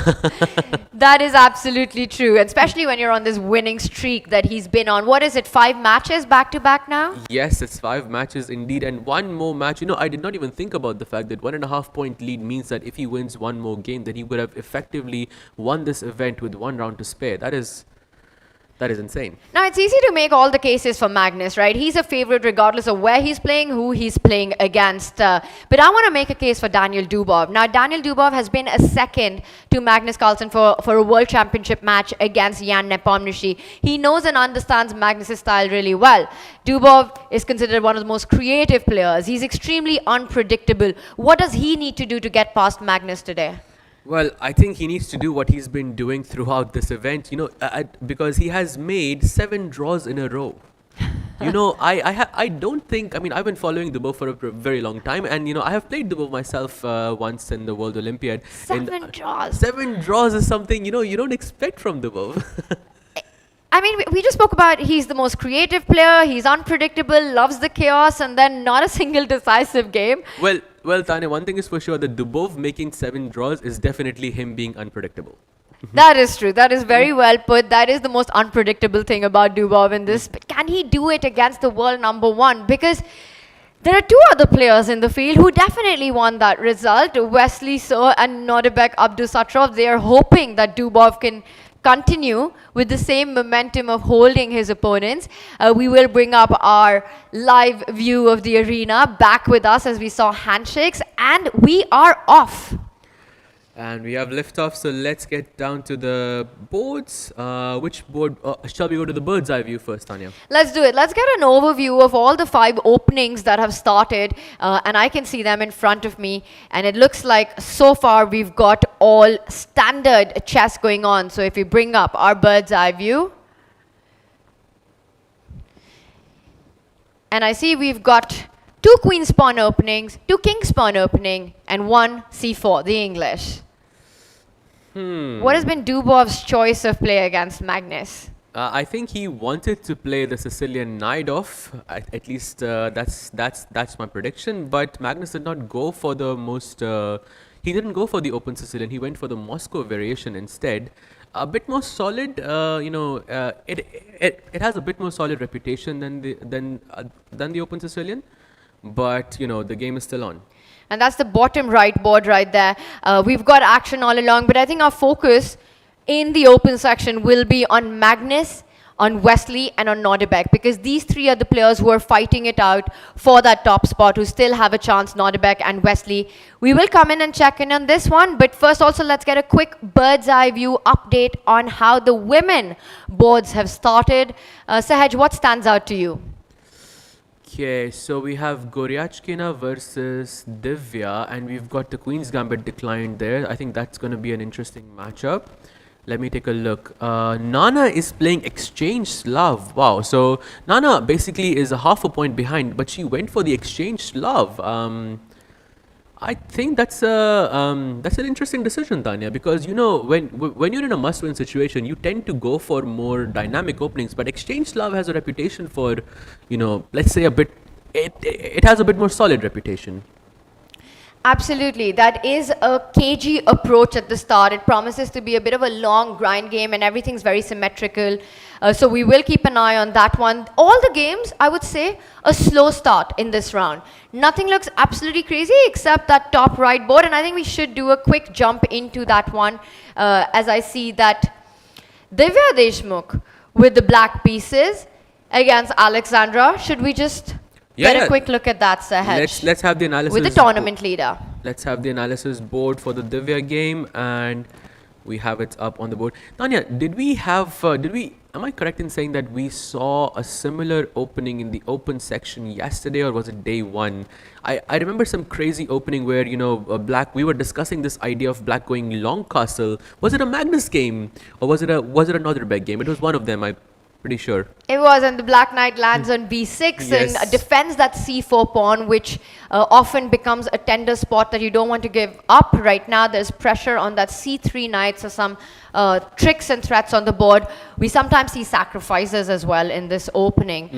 And will Goryachkina go for one? Well, she's inviting Divya to take some material on c3. It looks like some sort of preparation here, a forced line, and this is a beautiful formation. You see a traffic jam on that diagonal, and you'll be surprised, everything's hanging, but the players are moving fast because this is all theory, well-established theory, Saj. Yeah, Divya, proving, Divya playing some theoretical battle here for sure, and I think she's winning the theoretical battle for now. At least looking at the clocks, that's my assumption here. But right now I think Goryachkina has a pretty difficult question. Which piece would you take here? Because both of them seem, if I looked at this position without looking at the clocks and without looking at the players, I would say, okay, white is maybe slightly more comfortable. But somehow when I look at the clock, I feel like it is Black who is in preparation.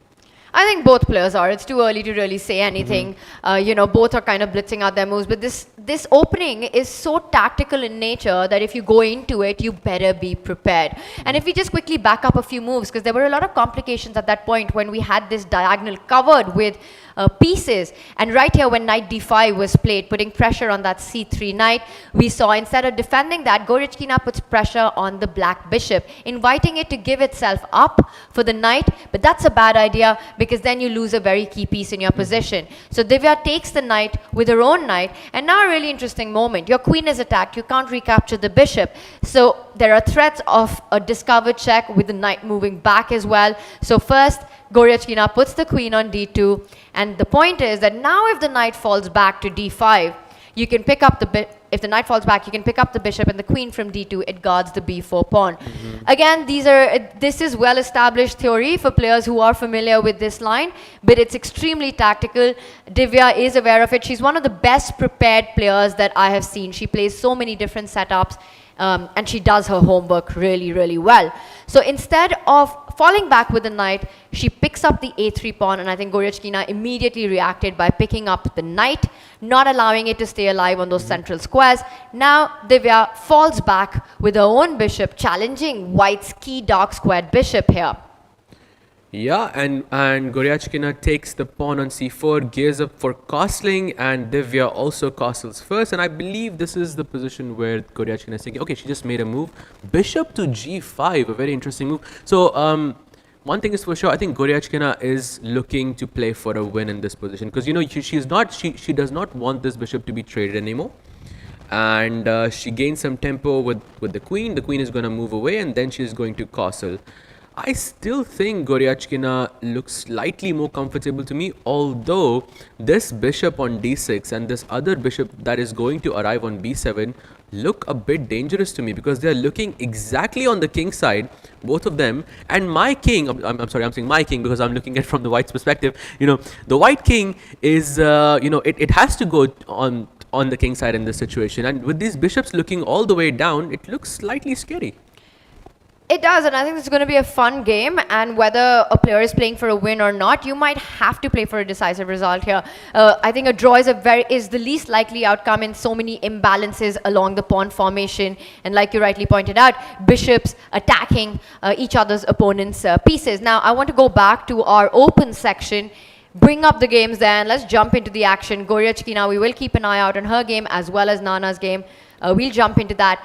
But if we zoom out and get on our 5-board view to do a quick update, because we have moved forward from that opening stage of the game. Yep, that is true indeed. Okay, so there we have it. I just looked at the Magnus board, first, and I was thinking Magnus and Maroczy bind structure with the e4 and c4 is a very, very dangerous combination, Tanya.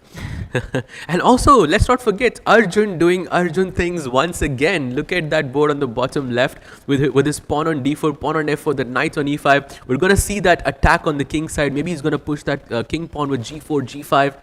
It looks really scary for Nodirbek. I don't know how Arjun manages to do it, but he just finds a way to create a position where really anything can happen.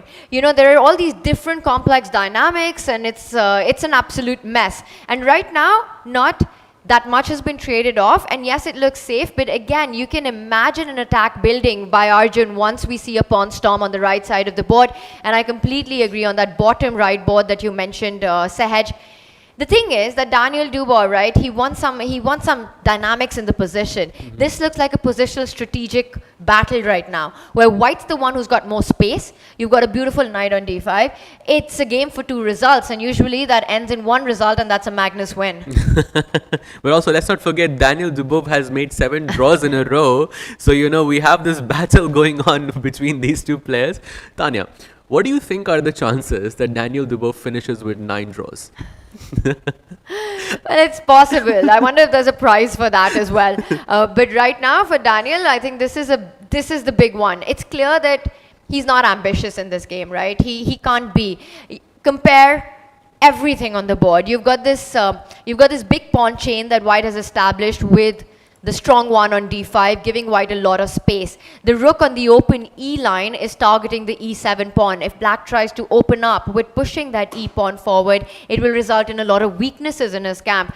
Daniel, how does he break free in this position? White, meanwhile, can put the queen on d4, a nice centralized square. At some point, try and push the h pawn. Perhaps do a rook lift, double up on the e file. I'm looking at this position, finding all the plans for white. How does black manage it? What are black's plans here? You know, this is pretty standard for accelerated dragon positions, and generally it is said that having only major pieces on the board, so just the queens and the rooks, is very good for white. So Magnus is looking really comfortable, and you know, all the ideas that you've said is exactly how he should be playing, I feel, to go h4, h5, you know, alpha 0 style, and getting the rooks on the e line, playing queen d4 check, putting pressure on the e7 pawn. Maybe you can also push h6 as well, just like how, again, I'm going to remember Vishy sir here, because, you know, in every game, whenever h4, h5 happens, he gets really happy. And yeah, it looks really comfortable for Magnus here. You say Alpha 0, but it's Alpha Magnus in this tournament. He's got a 1.5 point lead right now, and he's the one putting pressure. And to many of us, this position might look very, very balanced. But this is really a nightmare position to play against Magnus. It's the kind where he can do everything, slowly improve, keep grinding, keep putting the pressure, slowly massaging his opponent's weaknesses. And yes, you can keep the balance till a certain point, but how many times have we seen his opponents collapse, you know, 50 moves later? I don't think it's going to be a 50-move game, because it looks very hard for Dubov to defend this. You know, Tanya, I was also thinking that maybe this h4, h5, this rook on c3 can also join in on the action to h3. And then you are looking at some mating attack ideas on the h6 square. So, it's looking quite risky for Dubov already. And look at Magnus on the screen. It looks like he's finding all the ideas on the other boards as well, not just his board. The problem with these positions is that black has such little chance for counterplay. You have to try to break somewhere. Either break with the b pawn, b5 at the right time, or find a way to break in the center, which often doesn't work out in these positions. So for Dubov, he's got to be feeling the pressure, but it's far from over. Oh, he does it. He goes for e5. So he's inviting Magnus to trade, and this is what we were talking about, that this committal decision can backfire with weaknesses. True, and there is a weakness on the board indeed, because you know. But I think if looking at being in Dubov's shoes, would you rather allow all of this attack and Magnus to get comfortable, or would you rather, you know, break open the position, get some activity, and, you know, in exchange you're saying, okay, fine, here, have a weakness, but at least my pieces are now active. I would rather not be in Dubov's shoes in this game against Magnus right now. But of course, he is a very resourceful player. He'll try to find his tricks to neutralize the advantage. And in chess, we have this concept of two weaknesses. One is not enough to win a game. So can Magnus actually maximize his chances by creating something, combining the d6 weakness, by also creating something on the king side with a pawn advance or on the other flank of the board? Saj, this is going to be a grind like a grandmaster. And we will come back to this. But let's head over to the Nodirbek board, because that looks like anything but a grind down position. Of course, he's playing against Arjun, and I am not surprised at all, because I'm going to make a prediction here, and Arjun is going to play the move g4 and g5 very, very soon. Actually, he actually went away with the knight, so maybe not anytime soon, but it's going to happen sometime in the game.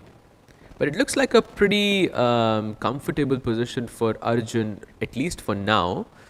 Also, I like this knight in the center. I like these pawns on d4 and f4. It's kind of like Maroczy, but like on the other side of the board. Maroczy, just like in the Magnus board, the pawns were on e4 and c4, but now we have the pawns on d4 and f4. Both seem to be really good in the center, and Nodirbek right now struggles with space. And also he struggles with his mindset a little bit, because he's coming out of a loss against Wesley, where he had the white pieces and things went wrong very early on. Now this last move by Arjun, it's actually a very, very tricky move. It looks like, hey, Arjun, why are you putting your knight to the corner of the board? But the point is, there are so many sort of concepts and geometrical ideas that exist in this position. Now, one thing to make clear is that Nodirbek takes the knight on e5. That favors Arjun. That trade will favor Arjun. It'll be a pleasant decision to capture with the f pawn or the d pawn, depending on the tactics in the position.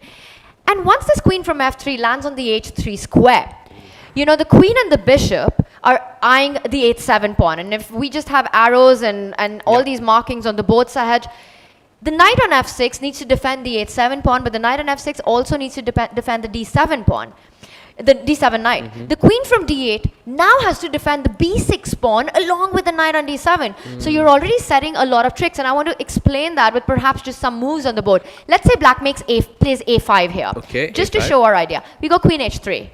And now maybe I will... Okay, I don't even know what I'm going to play here, because the b6, it feels like... Let's make a non-move. Let's play rook e8 just to show the point. Okay.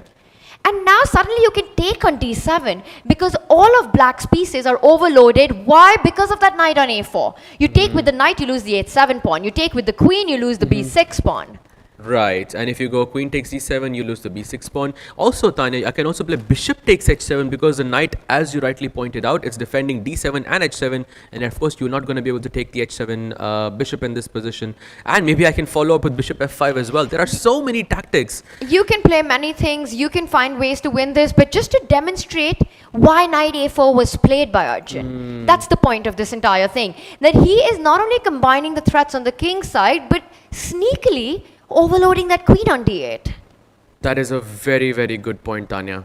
And I must say that, the idea of g4, g5, let's say you put the queen on h3 and then you play g4, g5, only adds on to the pressure. Yes.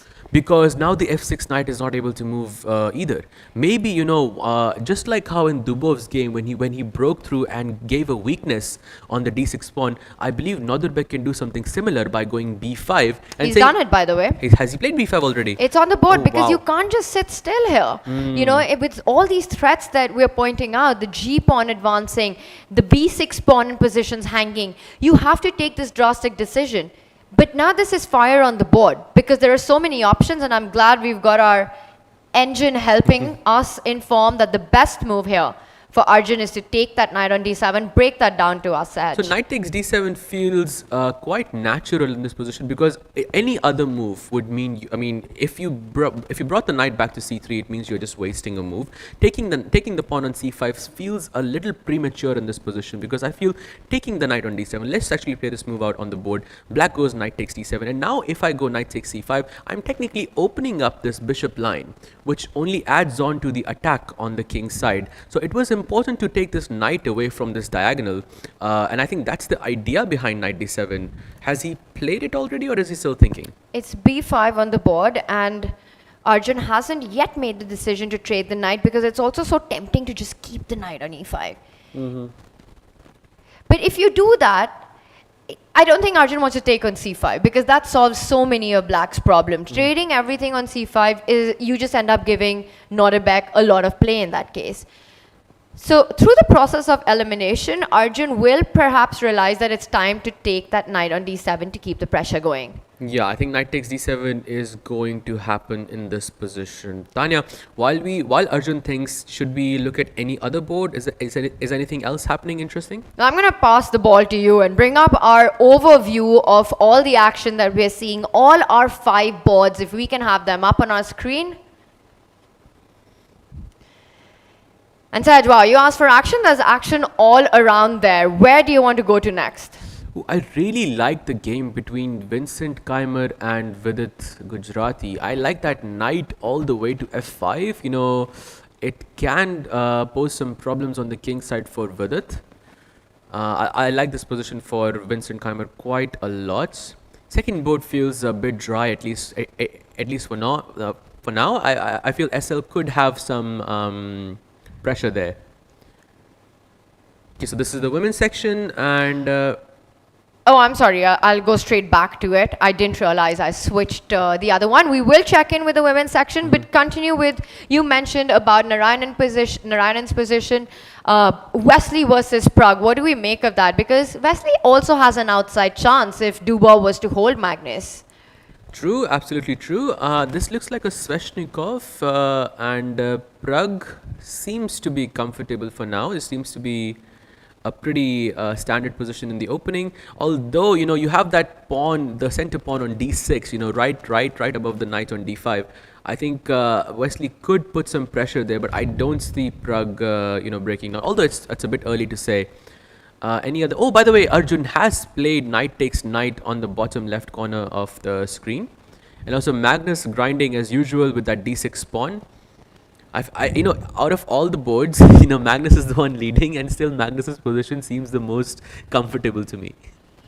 I feel like that game, he has it's essentially, you know, a 2-result position for Magnus, and I feel like having that pawn on d6 is going to be fantastic. Although, Tanya, more to your point, Magnus is going to need another weakness besides that isolated pawn on d6. Yes, I hear you, and it's true, but you know, let's not forget that to defend this kind of a position is also really difficult because, and that's the bottom right board we're talking about. You know, Magnus has lined up the queen and the rook against Daniel's rook. At some point, the B pawn moves one step ahead. The C pawn moves one more step ahead. And you can really start clamping down on that D6 weakness. So yes, you want 2 weaknesses, but sometimes even putting more and more pressure on one makes your opponents collapse. Saj, before we do a deep dive on any of these boards, I'm going to quickly switch over to the women's boards, and this is the overview here. Just take us through what stands out to you on each of these boards right now.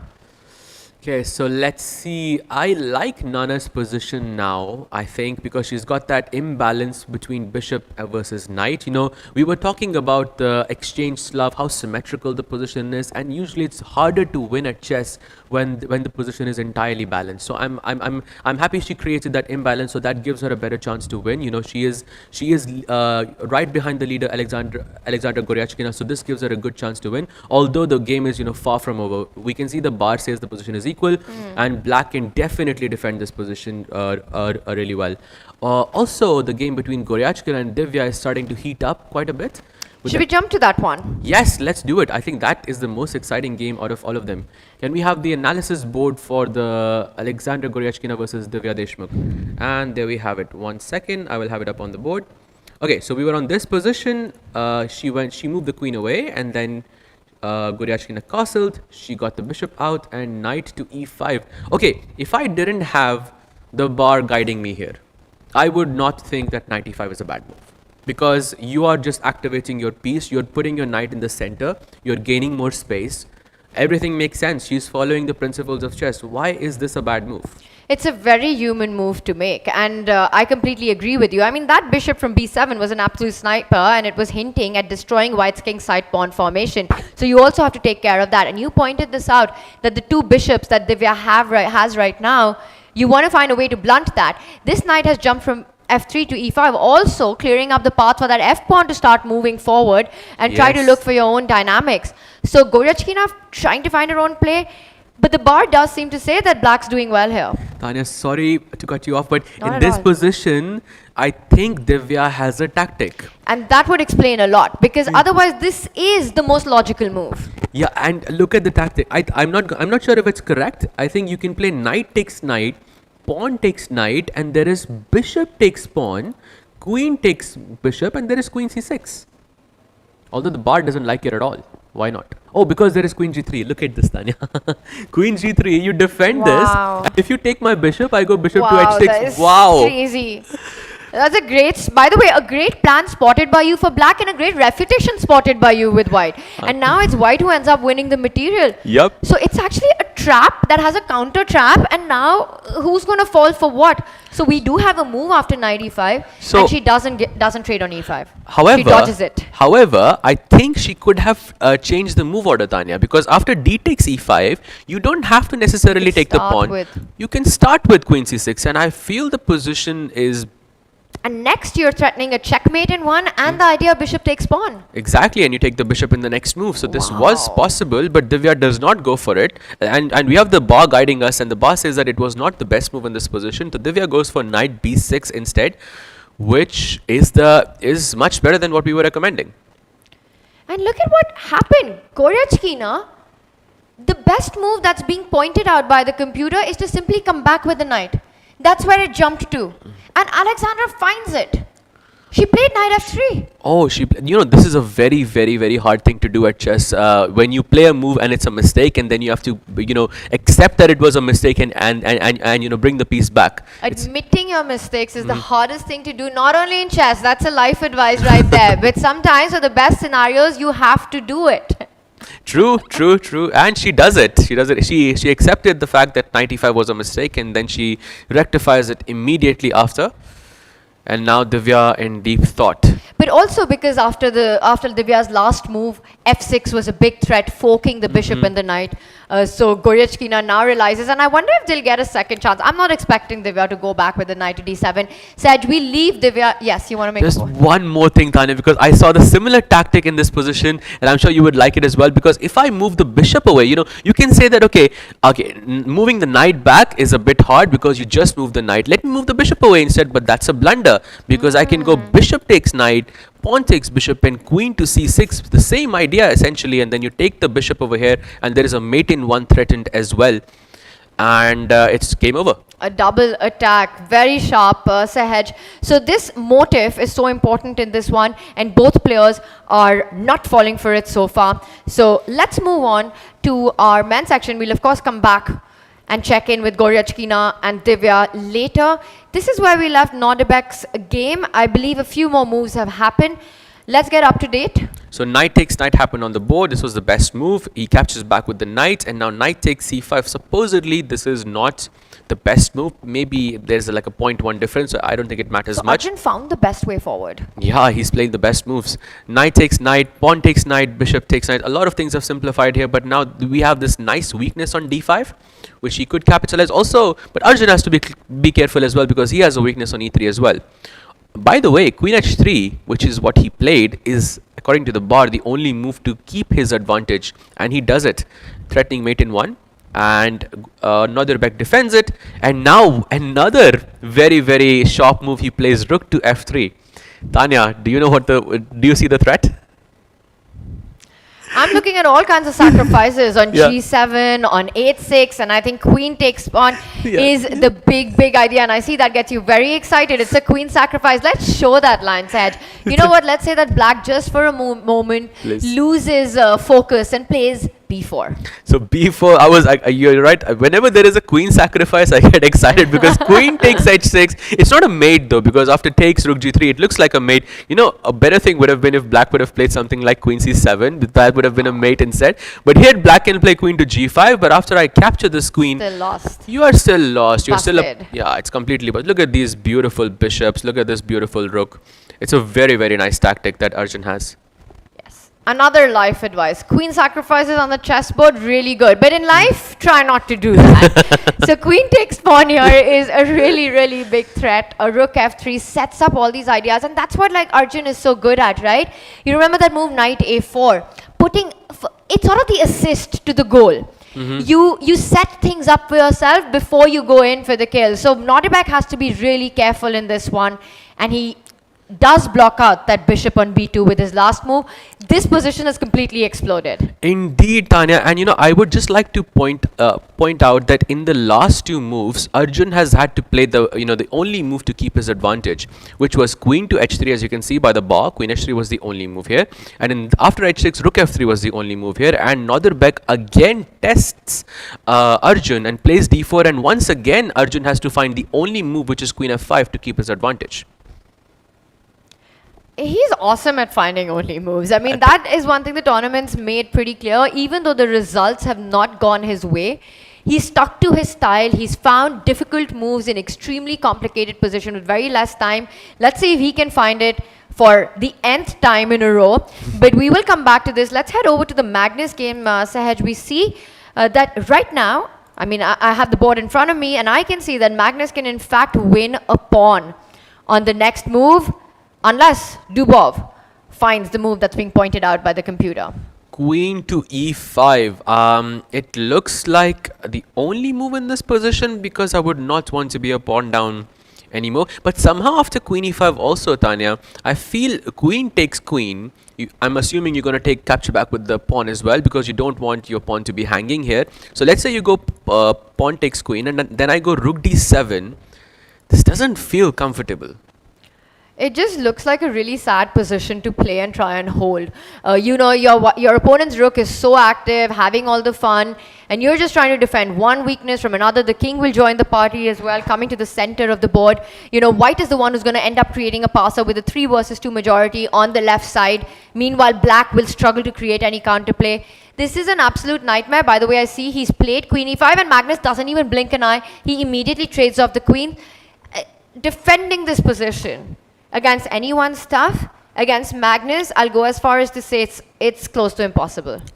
It's indeed impossible. We just saw Magnus win a knight versus 5 pawns, as you pointed out. So in this case, the position is balanced, and Magnus is playing essentially a 2-result position, and we know he's going to grind this out against Dubov. This is not looking pretty. So vintage Magnus grind coming up? Yep, we are ready. I don't know how ready Dubov's feeling, but you can also tell from the body language of the players right there. Dubov just looks very disheartened. And there's no reason to be disheartened with if you lose to Magnus. It's something that happens all the time. But just the way, it's about the quality of the game, right? It's about how Dubov never really got a chance. He never got any counterplay. Magnus just so far managed to get a position that he's going to play on forever. And Dubov has this unhappy future of defending it for the next 50 moves. And he might do it. And that will be incredible. But it's not going to be a happy battle. It's not going to be a happy battle indeed. And I just think that Magnus has been on a winning streak, and Dubov has made 7 draws in a row. So and this is exactly, both of them are being tested, because Magnus is trying to push and Dubov is trying to hold down the position. So it is going to be tough. But I'm gonna go out on a limb and say that this looks very, very pleasant for Magnus. And he got up. He was checking out the other boards. Dubov took the queen back on e5, and then now immediately Magnus again just dashes up his rook on d7, and Dubov has to think again. That's the part about this position. Like, Magnus doesn't need to spend so much time. And I believe we have a move. So a5 on the board. And how does he continue? Do you simply just get your king towards the center? I would love to get that king on e3 or on g4. Or do you continue attacking the b6 pawn? Yeah, I think rook d6 was the best move in this position, and he does it. I believe the idea of rook d6, Tanya, is that he did not want black's rook to be on e6 to be defending this pawn on b6. And if white plays rook d6, black has to go rook to b8, which is a horrible, it's a passive square. You don't want to play these moves. You have to play these moves. So it's definitely not pleasant. And you're right in saying that the king is going to join in on the center, and black just has to wait, which is not going to be pleasant. So there's a possibility we might have our rapid champion right after the penultimate round. Magnus looking good in this endgame, but he's got to show the technique that he usually ends up showing. Now, the one game that's completely gone crazy is Arjun versus Nodirbek. Well, actually, it was crazy when we left it last as well. But let's go to that, because a lot of exciting things happening. Saj, if you can bring us updated with all the action. Yep, we have this position on the board, and as I was mentioning to you earlier, there is queen to f5, which is the only move in this position. Try to checkmate in one when you can. Yup, and he goes g6 to attack the queen, and then he goes on to pin this, threatening again a mate in 3 with rook takes g6 happening in the next move, and he defends with the rook c6, and Arjun finds another only move with queen h5. I think that's 4 in a row, or 5 in a row. That's 5 in a row. We were just talking about this, how he has this immense capability of finding the best moves. I mean, look at that. The e3 pawn's hanging. He doesn't care about that. He says, come and take it. I'm just going for your king right there. There's threat after threat, attack after attack. He's really putting the pressure on Nodirbek in this one. That is true, and if you take d takes e3, Tanya, I'm so afraid of bishop takes g6 in this position. I don't know if I can even calculate that. Why do you even want to calculate it? Take queen takes pawn and enjoy yourself in that position. Yeah. Oh, let me show a very crazy line here. So let's say if you go d takes e3, I go bishop takes pawn. You play e2 check, hoping for some counterplay, and I don't know if I'm right about this, but I was thinking I have queen takes c5 even. Oh wait, that doesn't work. Oh, there's queen d1 check. Intermizzos after intermizzos. That's the issue. That's the problem. But I was thinking, you can go bishop f5 and you can go for some mating attack ideas, but sadly that does not work. Maybe after e2 check, you can just move the king away to h1, and there is no queen d1 check anymore because our queen guards this square really well. And I think it is GG for Abdusattorov. It's GG for Arjun.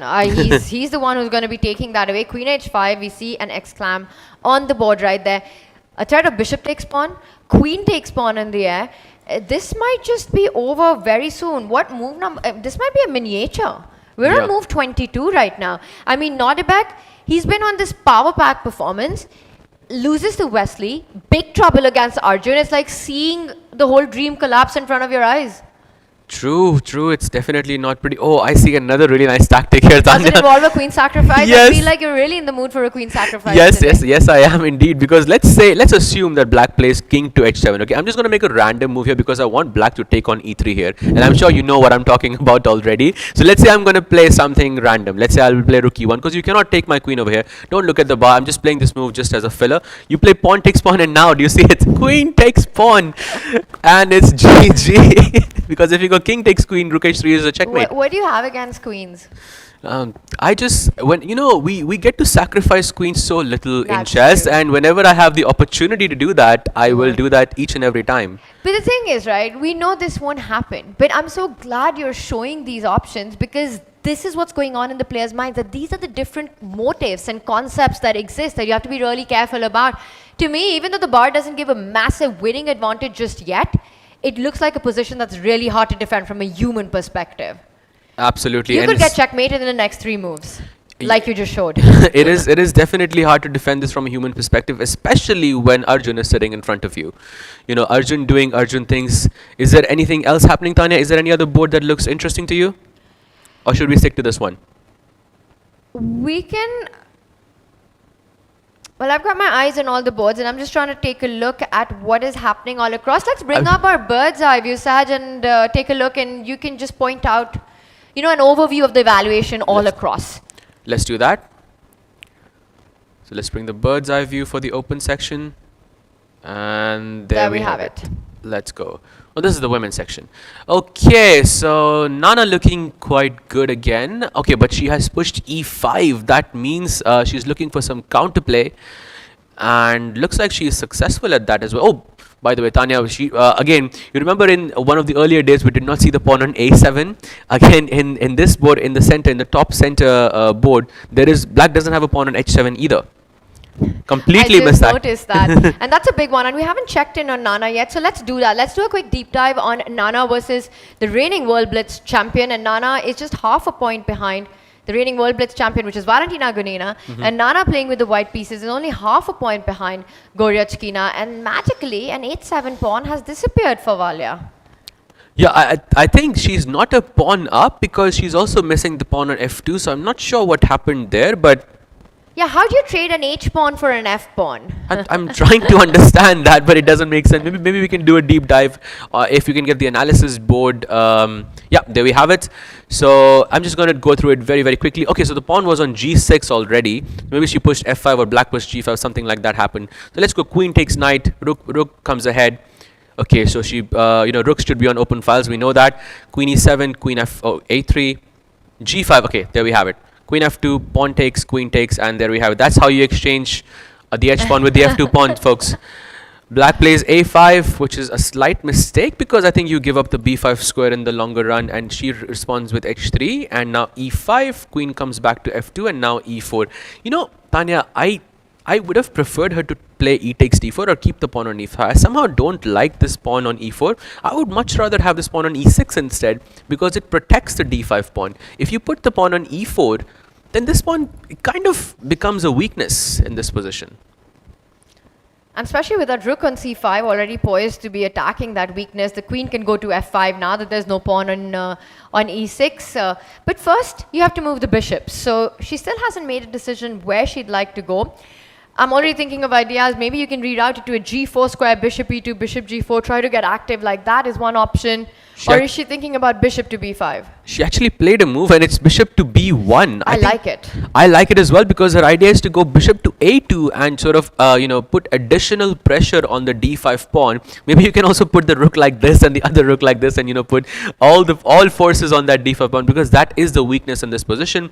And Valentina responds with knight to d8. And I think this is the position where Nana is thinking. By the way, Tanya, we should also address the fact that Nana is 10 minutes below on time. But Nana's a super fast player with little time on the clock. She's very used to. She's somebody who thrives on time pressure. But of course, a few extra minutes would have been great.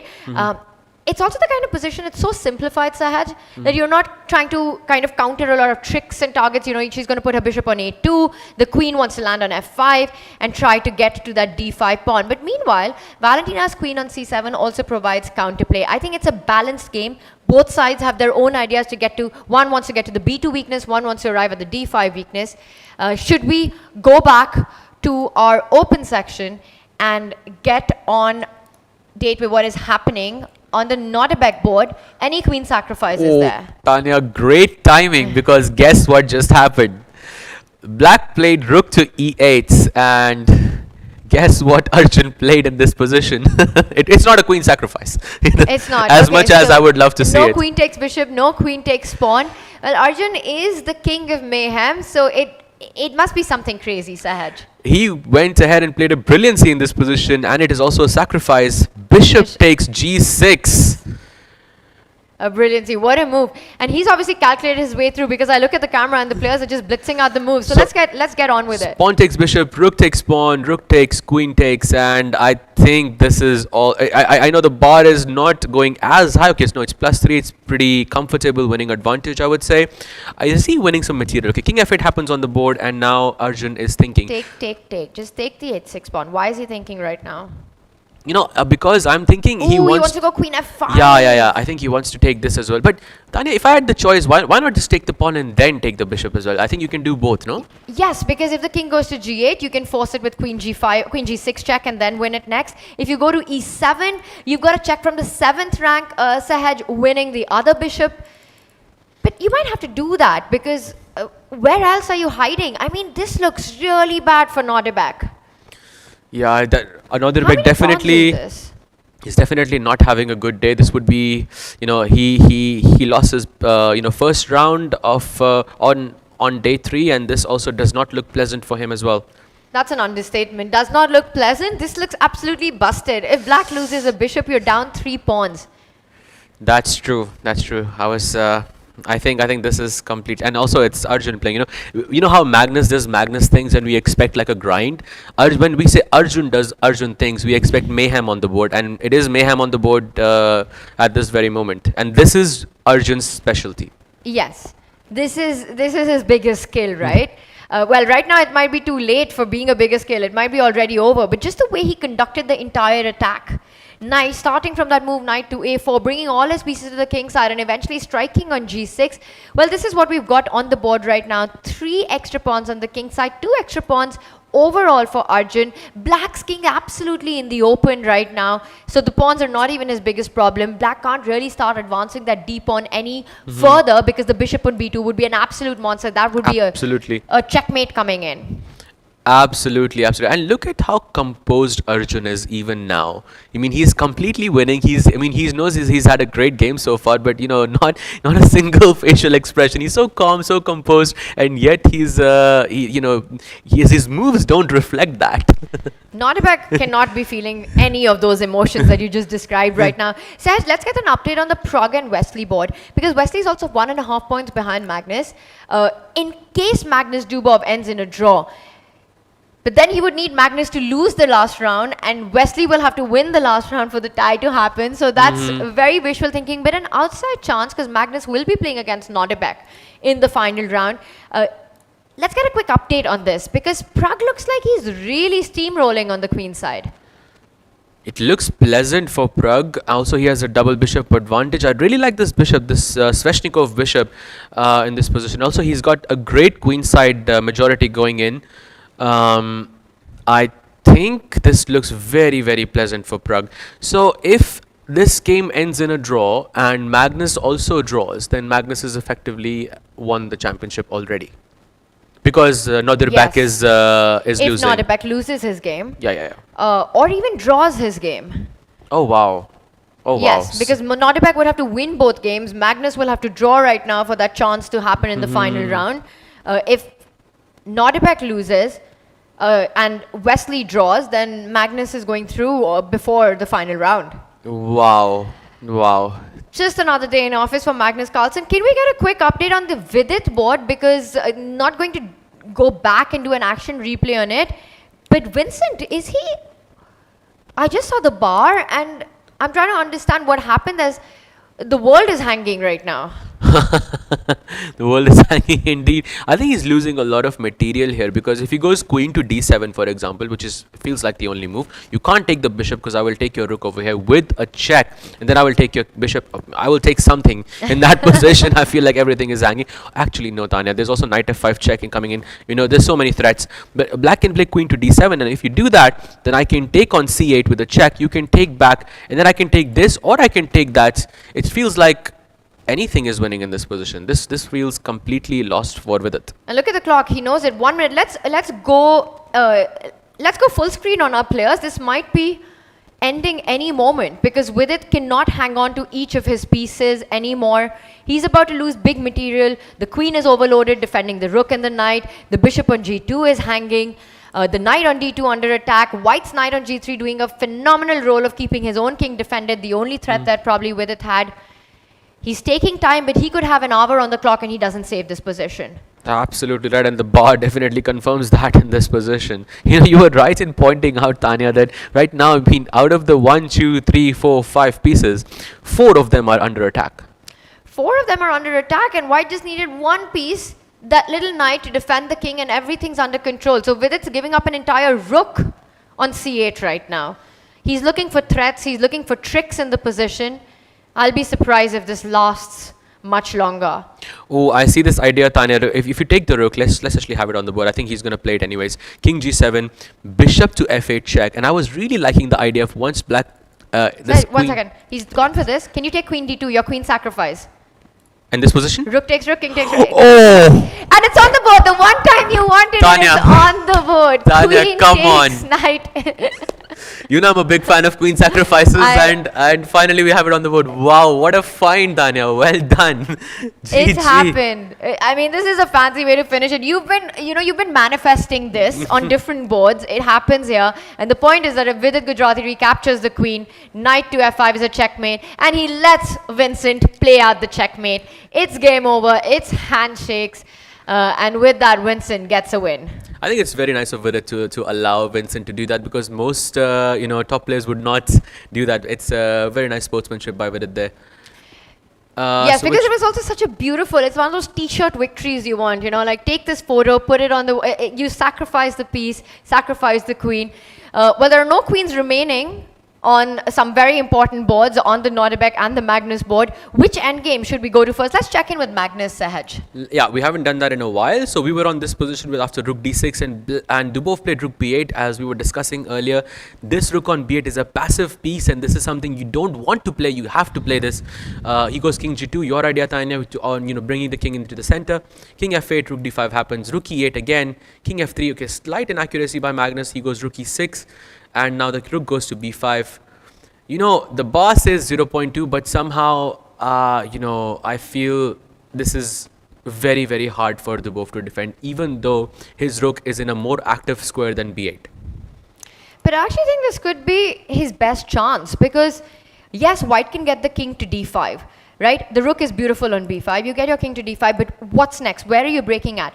Because now black has a healthy pawn structure. Everything's connected. The e5 pawn, and you've got this one weakness on b6. The rook is guarding it. Your king can come towards the center of the board. It's not a pleasant hold. Also, to point out, Magnus has extra 10 minutes on the clock. I also saw him checking out the other boards. I have no doubt that he was looking at Nodirbek's position, what's going on. I think Magnus is going to make Dubov sweat for this draw. But now I feel like there's a big chance we might be seeing that. Okay, so a quick question, Nanya. You know Magnus, really, really well. I'm sure Magnus knows that if Abdusattorov loses with a draw, Magnus is going to confirm his title in this event. So, considering that they have worked together, they're probably friends, would he offer the draw to him, or would he make him sort of suffer in this position? Well, if Nodirbek loses, then it doesn't even matter what happens to Magnus's game. I mean, he still goes through. He could even be losing and he'd still be champion. But depending on what happens to Wesley's. But I can't imagine a universe where Magnus loses this position. Absolutely not. So does he offer him the draw, or do you think he will play on and make him suffer? I won't be surprised if the game ends soon in that case. Because, there's another round to be played. He's done all the hard work already. And it's really, let's say you want to play this position. And as I say that, Dubov makes a move that I wanted to suggest for black because you want to push your own pawns forward. You want to get your king. And I think it all relies on the fact that now, at some point, white is going to move the king sideways to e3. And is he going to push f4 and try to get his king forward? Is that the point? But I don't see that happening, Sahaj. I'm not sure because, if I push f4, Tanya, then black can play e4 and kind of get that protected pass pawn. First of all, I'm just going to say this because I've been repeating it so many times that f pawn is the golden pawn, as I've and whenever you push it, it's usually a bad move.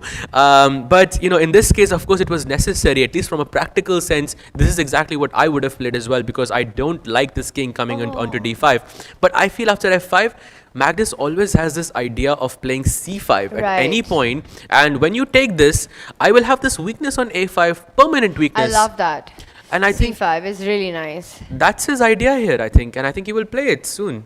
And again, you mentioned this to me because I didn't look at the time, but having 8 minutes more than his opponent in such a position is definitely not ideal. And you want to play c5 at the right moment, right? Is it now or is it later? Do you want to improve your king's position, perhaps get it closer to the b3 pawn? Because Magnus is calculating right now. This is how his head is maybe working. c5, pawn takes pawn. Which pawn do you capture? Because if you take the a5 pawn, black might be able to slide his own rook to b6 and target the b3 pawn. So you might want to take the c5 pawn, eyeing e5 and a5. That's a good point, Tanya. And I had calculated that line, but I missed something really, really crucial because let's actually play that out. So if after c5, pawn takes pawn, rook takes pawn, rook to b6, attacking this pawn on b3. Initially, Tanya, I was thinking about playing rook b5, but I missed the fact that you can just capture this. And the king is close enough. And the king is in the box, as they say.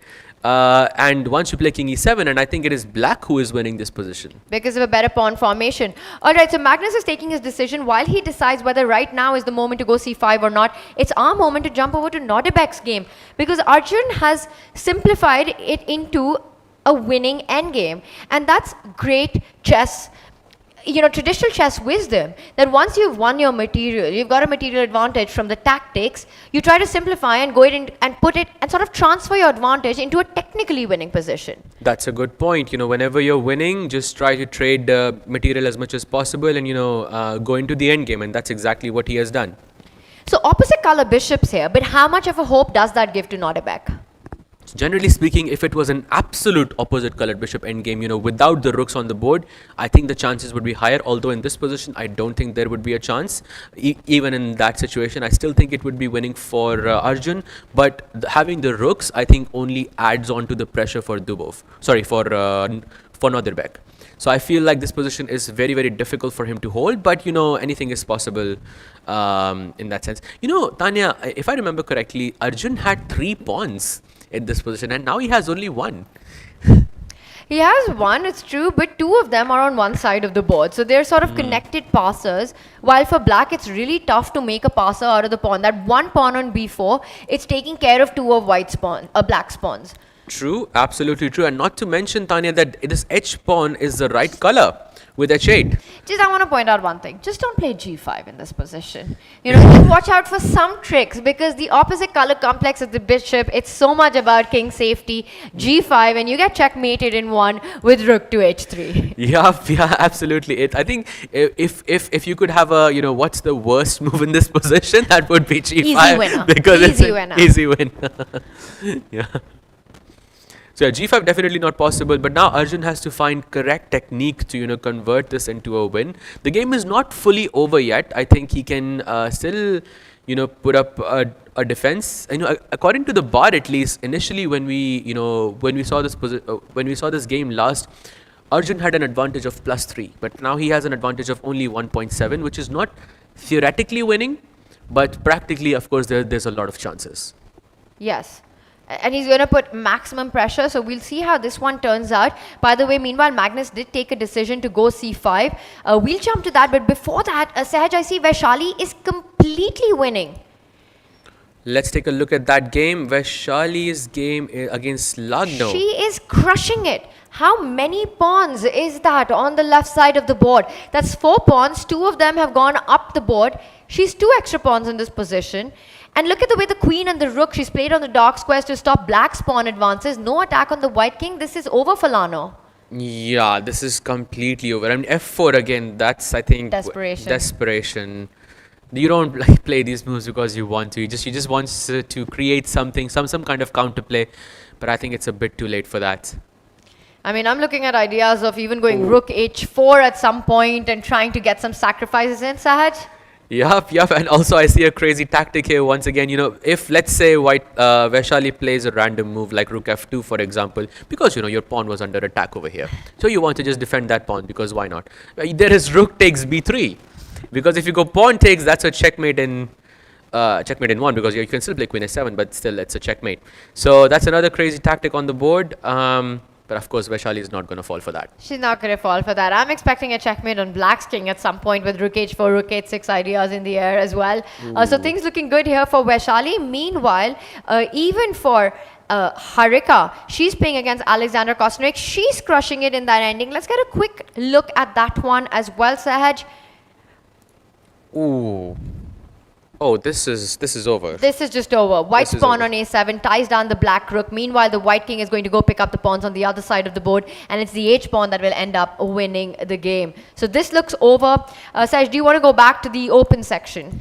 Yeah, let's do that. So on the open section, we were looking at Arjun versus Abdusattorov. Are there any games that have finished besides that? By the way, we did not mention this earlier, but SL Narayanan and Nehal Sareen has ended in a draw. And I think the other game that has finished is Vincent Kaimer versus Vidit, which we have already looked at. The queen sacrifice that finally happened. And what about Wesley's position? Let's get an update on that. Pragg playing with black. Last we left it, things looked really good for Pragg, and I think they continue to look pretty good for Pragg. I like his position. He's got the more active queen on c5, the double bishop advantage. There are direct threats on the board on that knight on c4. Yeah, is he repeating his moves? I think he's going knight a6, knight b4. The Wesley making a polite draw offer.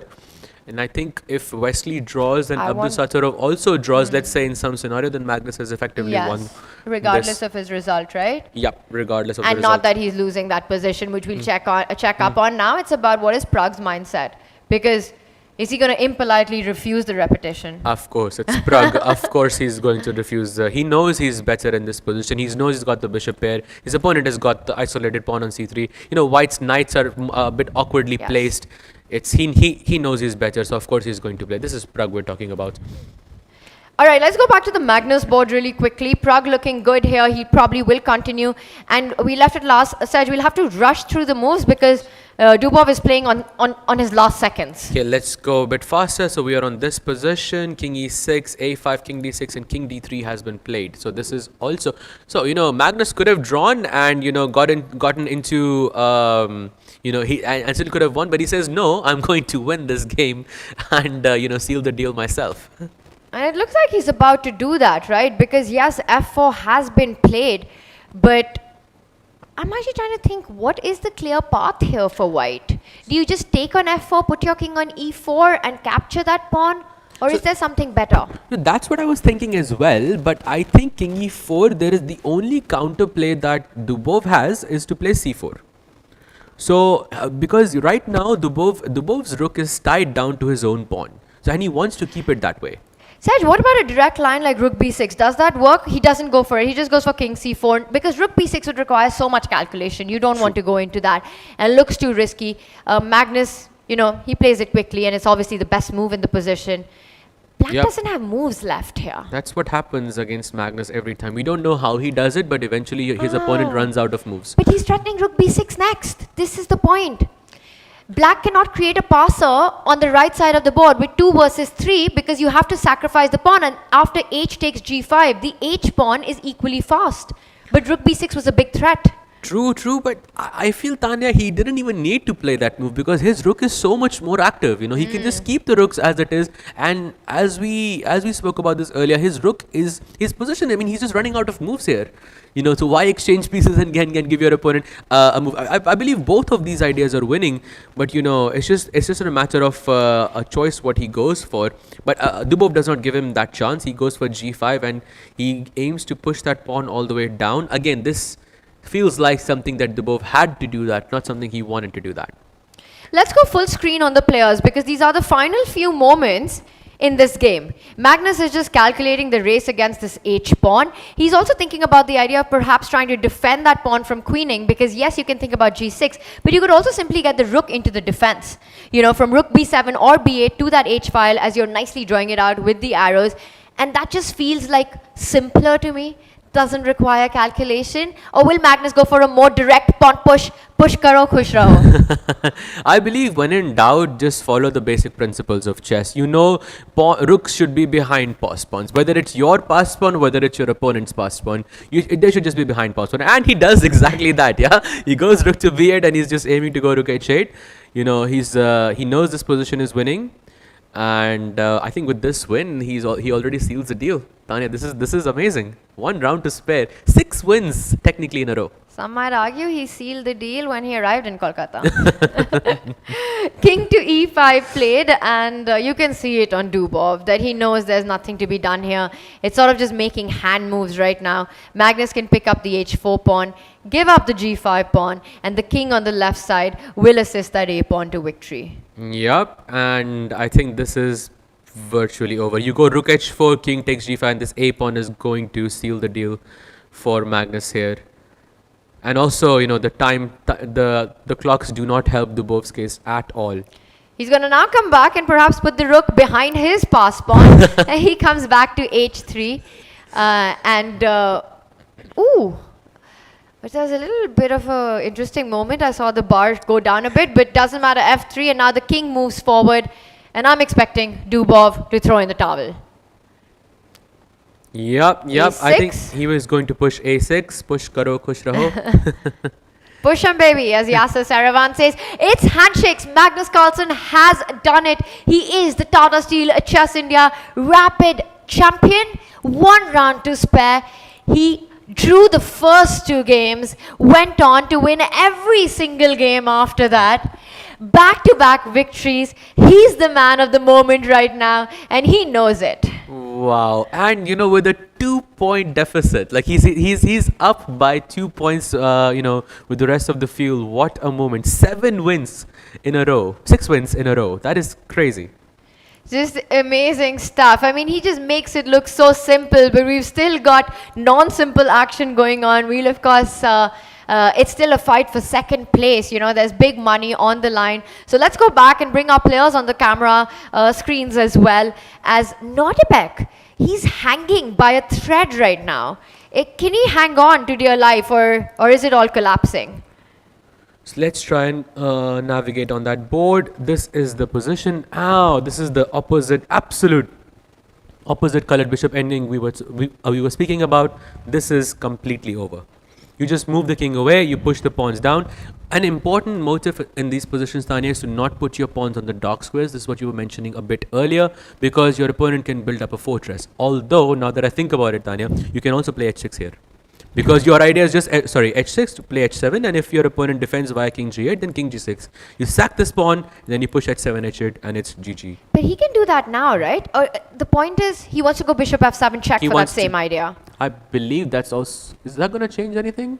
Actually, yeah, it is going to change something. So maybe he needs to make a waiting move. But perhaps that's winning anyways. Even after king to f6, you push the g5 pawns. Can we have the arrows, Sahaj? So h6. h6, okay. King g8, king g6. King g6. Bishop f7, king f6. Then I go and just g5, g6. No, actually, if you go... So let's say h6, king g8, king g6, bishop f7, king f6. And in this position, Tanya, what I'm going to do is I'm going to play bishop to e8. So if you go g5, then I'll put my king on h7, and I've got this clamp on the light square. Nice. So nice little tactic by, trick by Nodirbek there. But, Arjun's of course not going to fall for it. He knows that the pawns should be on the light squares because it's opposite colored bishops. Whenever you have opposite colored bishops on the board, put your pawns on the alternate color of your own bishop. So the bishop is dark, so your pawn should be on the light. So he wants to play g4, g5. Of course, he doesn't have to rush. He needs to first put his king like this to h4, right behind the pawn. So when black plays king h6, his pawn is not under attack. And that's it. That's GG. The only thing, Tanya, that I think he needs to watch out for is this one crazy scenario where, Nodirbek sort of sacrifices this bishop for these two pawns and then, pushes a5 and magically this king finds its way to a8. And I don't think that's going to happen.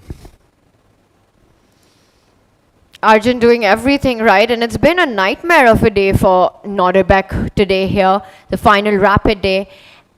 He still has one more game to fight, but behind him I see that Pragg and Wesley have also wrapped up their game, and that one finished in a draw. So indeed Pragg decided to repeat in that moment when we checked in last. Arjun, he continues to follow through with your idea, Sahaj, of putting the king at the right spot before advancing his own pawns. Notice how that one pawn that Arjun has, it just stops all counterplay for black with that extra pawn on the queen side. Absolutely, and this position is busted. He will go king h4, push his pawn, and I think we will see a resignation very, very soon here. So what happens in the next game when Magnus plays Nodirbek? Magnus is already the champion. Nodirbek potentially coming out of 2 losses, playing with white. Do you think Nodirbek will be as motivated in that game?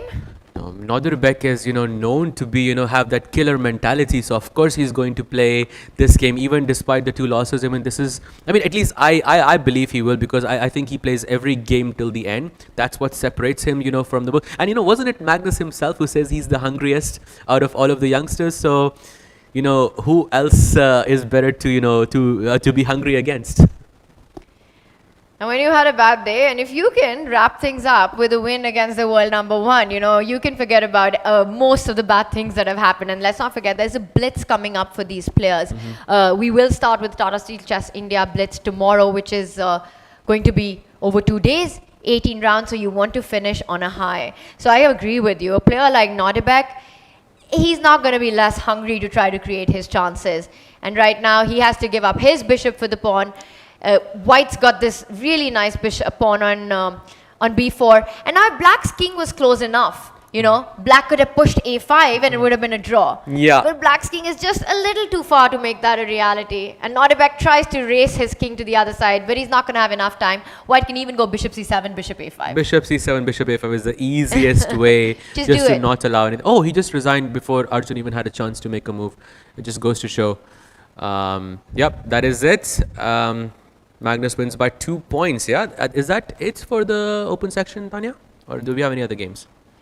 Magnus does take it away in the rapid, but the fight for second place continues. It is between Wesley and Nodirbek because Wesley is a half point ahead of Nodirbek. But Wesley can now take some relief in the fact that Nodirbek has to play Magnus in the last round. That is true. That is indeed true. Coming back to that point, of course, Nodirbek hasn't had the best day today. But, if he can seal the deal with a win against Magnus Carlsen, that's still a W, I feel. Absolutely, Saj, but I think the form that Magnus is playing in, we might see a 7th win in a row by him. I mean, 6 back-to-back victories. Meanwhile, we've still got a game on in the women's section. It's a very crucial one. So let's quickly jump over to Nana Zagnidze versus Valentina Gunina as the two are still fighting it out. By the way, just to mention, Goryachkina did win her game against Divya Deshmukh, so it is a must-win situation for Nana here, because if she draws this game, then Goryachkina will be 1 point ahead of the rest of the field, and if she loses, I don't think this position is, but just theoretically speaking, if she loses, that makes Goryachkina effectively the champion in the women's section. But I look at the position, I mean, it might be a must-win situation, but I think it's a must-draw position that we've got in front of us. A must-draw situation. A must-draw position, because how does either side make progress in this one? If anyone, I would think that Valentina Gunina can jump around with her knight, but probably not, because you can't allow bishop to c6. That's the one trick you need to watch out for. Exactly. So both players need to be a bit careful here. But you just shuffle around with your king. To your point, Saj, Aleksandra Goryachkina, she had a half-point lead. She had a half-point lead, right? Yes, she has a half-point lead. Now she has a 1.5 point lead. She won her game against Divya. Yes. Nana, if she draws, there's still something to fight for in the last round. But she'll be hoping that she can win her game and Goryachkina loses her game. Goryachkina showing immense form for that to be a realistic reality. True. True. And right now, I think this one is most likely headed into a draw, so we might have that scenario. This ends in a draw. Goryachkina goes into the final round with a 1 point lead. Absolutely, and she's who's she up against? She's up against Valentina Gunina, who's not having the best tournaments herself, in this scenario. So I think it's she definitely must be feeling comfortable with the position that she is in this tournament. I'm just thinking, is there a way to actually make something out of this? Because white can use that g-pawn, the outside passer, to deflect black's king to the g file and then enter with your own king to e5, trying to create a d-passer, win the d5 pawn. The drawback of that idea is that you give the e-pawn a free hand to move forward. That pointed out that bishop on b5 does control an e2 square. So are there such plans available to white? Whether they are available or not, I think Nana has no choice but to go for something like that, because if she doesn't, then she effectively, is not going to be in the race going into the last round. So she's in a must-win situation, in a must-draw in a must-draw position. I'm still thinking about that. So. Wait, what do you do in that kind of a scenario, right? Because there's also, you don't want to mess up, go all out, because there's a big gap between the second prize and the third prize as well. There's a lot of money on the line. So you go for this idea of trying to do something, and then you get to a point which is a point of no return. Absolutely. And I was thinking about this move, the G5, G6, G7 idea that you mentioned earlier, Tanya. And I thought because the knight is, very well positioned on D8, it can give this check on E6. I'm not a big fan of what Valentina played last, because when she played knight B7, she effectively took that idea away from the equation. So I feel now Nana's chances look a little more bright for me. Maybe it's one of those moments when, again, you have to accept your mistake and say, you know what, I did something I shouldn't have, and the knight belongs where it came from, and come back to d8. So the takeaway from today is just accept your mistake. Just accept your mistake, whatever it is, and you will have a good chess match. So, by the way, also another thing, Tanya, sorry to cut you off. There is another thing in this position, and also, there is an imbalance between the bishop and the knight. And the reason why the bishop is a favorable piece in comparison to the knight, even though Valentina has this protected pass pawn, which is considered to be a very good thing in the ending, but Nana has more practical chances because the bishop is a long range piece. The bishop can move around from one place to another very, very fast, and Valentina is not able to do that. And just like how you mentioned, she can push this pawn all the way up. You can deflect the king and find its way to e5 and d5. It's just that Valentina has a lot more to watch out for simply because the knight is a short range piece, which is not ideal in these situations. Yes, and this is actually a very big question that's being asked. Where do you place your king? It's not a very easy answer to it. You need some time because if you go to the left side, the g pawn moves forward. If you go to the right side, you're actually allowing the white king to step ahead to e5. And sure, the bar says balance, but in a player's mind, you get the feeling that have I already done something wrong? Is it already lost for me? Because it looks like the white king is moving forward, the pawn is coming in. Valia doesn't know that it's still under control. In fact, we've got the bar. I still don't know how it's under control. Wait, knight e6 check is the only move in this position. Okay, so I was thinking in my mind that I can take this and go king g5, and I will be able to push my pawn. But the problem with that is that, Tanya, that I can also push this e-pawn all the way down. So I think Nana has to be a bit careful. But right now, Valentina has to play the only move. But I feel this is pretty standard. Yeah, knight e6 check is a pretty standard move in this position. Because if you don't play knight e6, you effectively allow Nana to queen, which is of course not ideal. Yeah, she's going to find knight e6 because nothing else works. You fall back with your king to get closer to that passed pawn, then the white king moves forward to e5 and your whole center collapses. So with no king e7 available, whether you like it or not, whether you have enough time to calculate that king pawn ending or not, you play and you pray. Play and pray indeed. Okay, so Valentina has some time on the clock to decide, but I think knight e6 check. This is a very crucial decision, as you can see from the board. It is the only move in this position that saves the day, and she's taking her time to decide whether she needs to play it or not. Tanya, the thing is that I don't see any other move. I don't see any. Maybe there is king e7, which but it allows me to play king e5, and I can take the pawn on d5. Yeah, that's exactly what I said. So now knight e6 has been played by Valia. It's on the board. And Saj, I want to just maybe with arrows we can do it, but your line. Take us through your line of bishop takes knight because that's a 4 sequence of moves. So bishop takes e6, king takes e6, king g5 was my idea, but black can play e3, and if I go king to h6, then e2 happens on the board. And I think black just queens right into... Oh, that is happening on the board right now. It had to. And that's the point, that now black queens on time, white queens on time with a check, but black's king is close enough to the pawns to defend them. I think Valia's found the way forward, and now this is elementary, I think. Is it fair to say that? Still, I would say she has to make... I'm thinking, for example, if you go king to d6, I think is the only move, because you don't... Wait, what? Don't I just take this pawn? Yeah, but then you have got a million checks, and I think she's seen it. There's queen e6 check. And, you just trade. I think even Valentina can win that. It's possible because white's king is so offside, and black's king is very close to the white pawns. Queen takes pawn. What? She's done it. Wait, but it's still fine. No, that's a blunder. What? She missed queen e6. She missed queen e6 check. But Valia here, has she seen? She does it, and now Nana will react. Can we go full screen on this? Because Nana has just made a massive blunder. She missed this idea.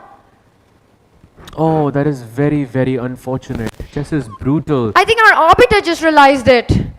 Yes. And Nana was expecting a bunch of checks and perhaps just thought that Valia will find a way to repeat the position with checks. But what a heartbreaking moment, forcing a queen trade, and white has an extra pawn and a king pawn ending, but the king being offside, black's king is going to... Heartbreaking. And let's get our board view on the players, if we can go back to them in the playing arena. Oh, this is sad.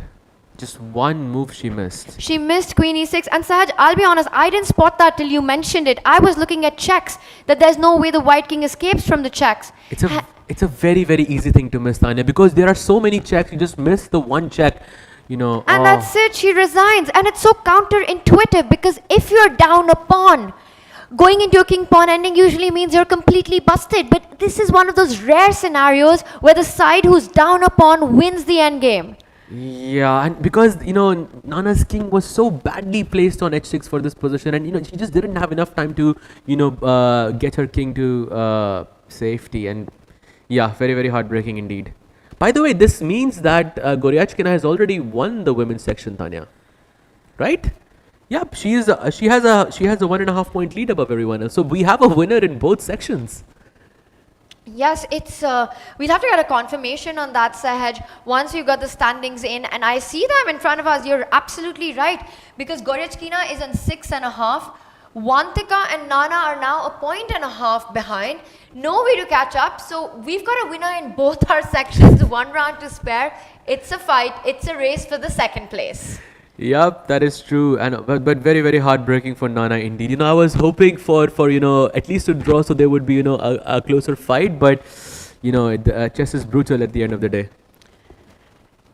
Yes, I think this last finish that we just witnessed between Nana and Valia, and maybe Sahaj, we can just have, that Queen E6 moment up on with us, because it's so easy before D5 pawn was taken.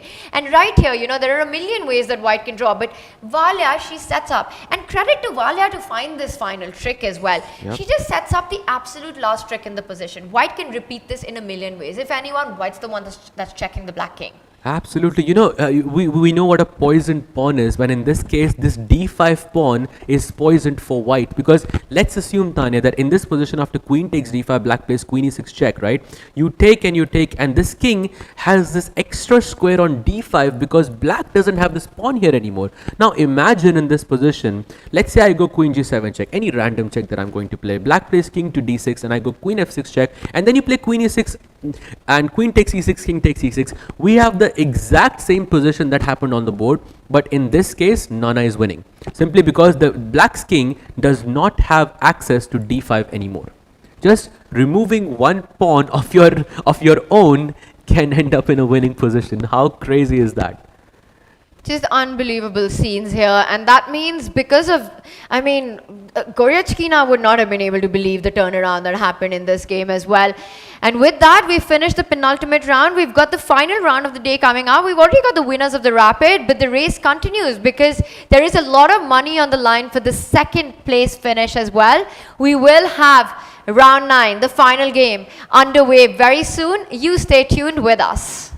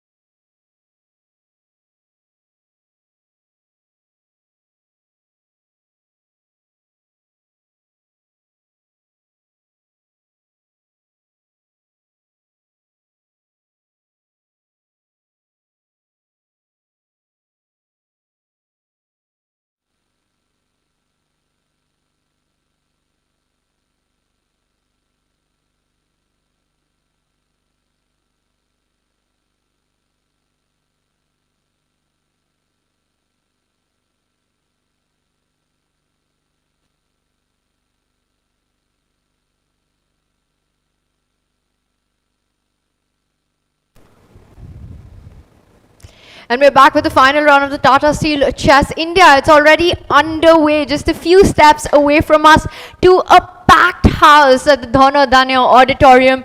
Let's go straight to our playing venue first, Sahaj, and check out the atmosphere. Yup, let's do that. We already have 2 winners in this event, Tanya. I mean, when does that happen? That is crazy. That happens when there's a certain Magnus Carlsen playing in a tournament and he decides to run away with it, winning 6 games back to back. And what's really fascinating is how this man, he started with 2 draws. One against Pragg, one against Nehal. And I'm still thinking about that first game against Pragg that he had. Let's have him back up on the screen, because who wants to watch us? We all want to watch the players in action. You know, that game that he drew with Pragg, the very first game, he was close to being busted in that one. That's the only opportunity, and you know, it's no surprise that the only opportunity was given to Pragg amongst anybody else. I mean, Magnus is big. Magnus really likes Pragg, and you know, Pragg is the one who sort of gets the better of him, you know, from time to time. And I think the games have already begun, right, Tanya? They have, and for Pragg, it's been an up and down tournament, Sahaj. Before we dive into just doing a quick overview of things, you know, he's had some good positions but not been able to convert them. But you're right, the players have started. We should get to the action. Let's bring up our overview. Let's bring up our 5 board action that we've got, and you can round up the openings for us. Yup, let's get the bird's eye view of the open section first. Okay, and there we have it. Okay, first thing that caught my eye was Nodirbek versus Magnus, because what is happening there? I have no idea. Okay, we'll come back to that. On the top left corner, still mainstream theory, nothing too crazy there. Let me see. I think it's still a bit early to say what's gonna happen in any of the boards. On the bottom left corner, I think it might be a really Wesley type of position. Like, I would expect Wesley to be white in this position, but Wesley's playing as black, of course. So yeah, very, very level-headed there, and I think looking like a pretty solid game. The only game that catches my eye, and it wouldn't come as a surprise to you, is the game between Nodirbek and Magnus. I feel that game is quite dynamic in this at this very moment. Yes, and I think the top center board that you pointed out, Yeah. now Magnus versus Nodirbek, that could have been the fight for championship, but Magnus was in no mood for any of that happening. He stormed through already and won it, but it's still a really important one, because Nodirbek wants to finish the day on a high, 1, and 2, there's a lot of prize money at stake as well. Now it's a race for the second place between Nodirbek and Wesley So, who's playing against Nehal Serene. That's our bottom left board right there.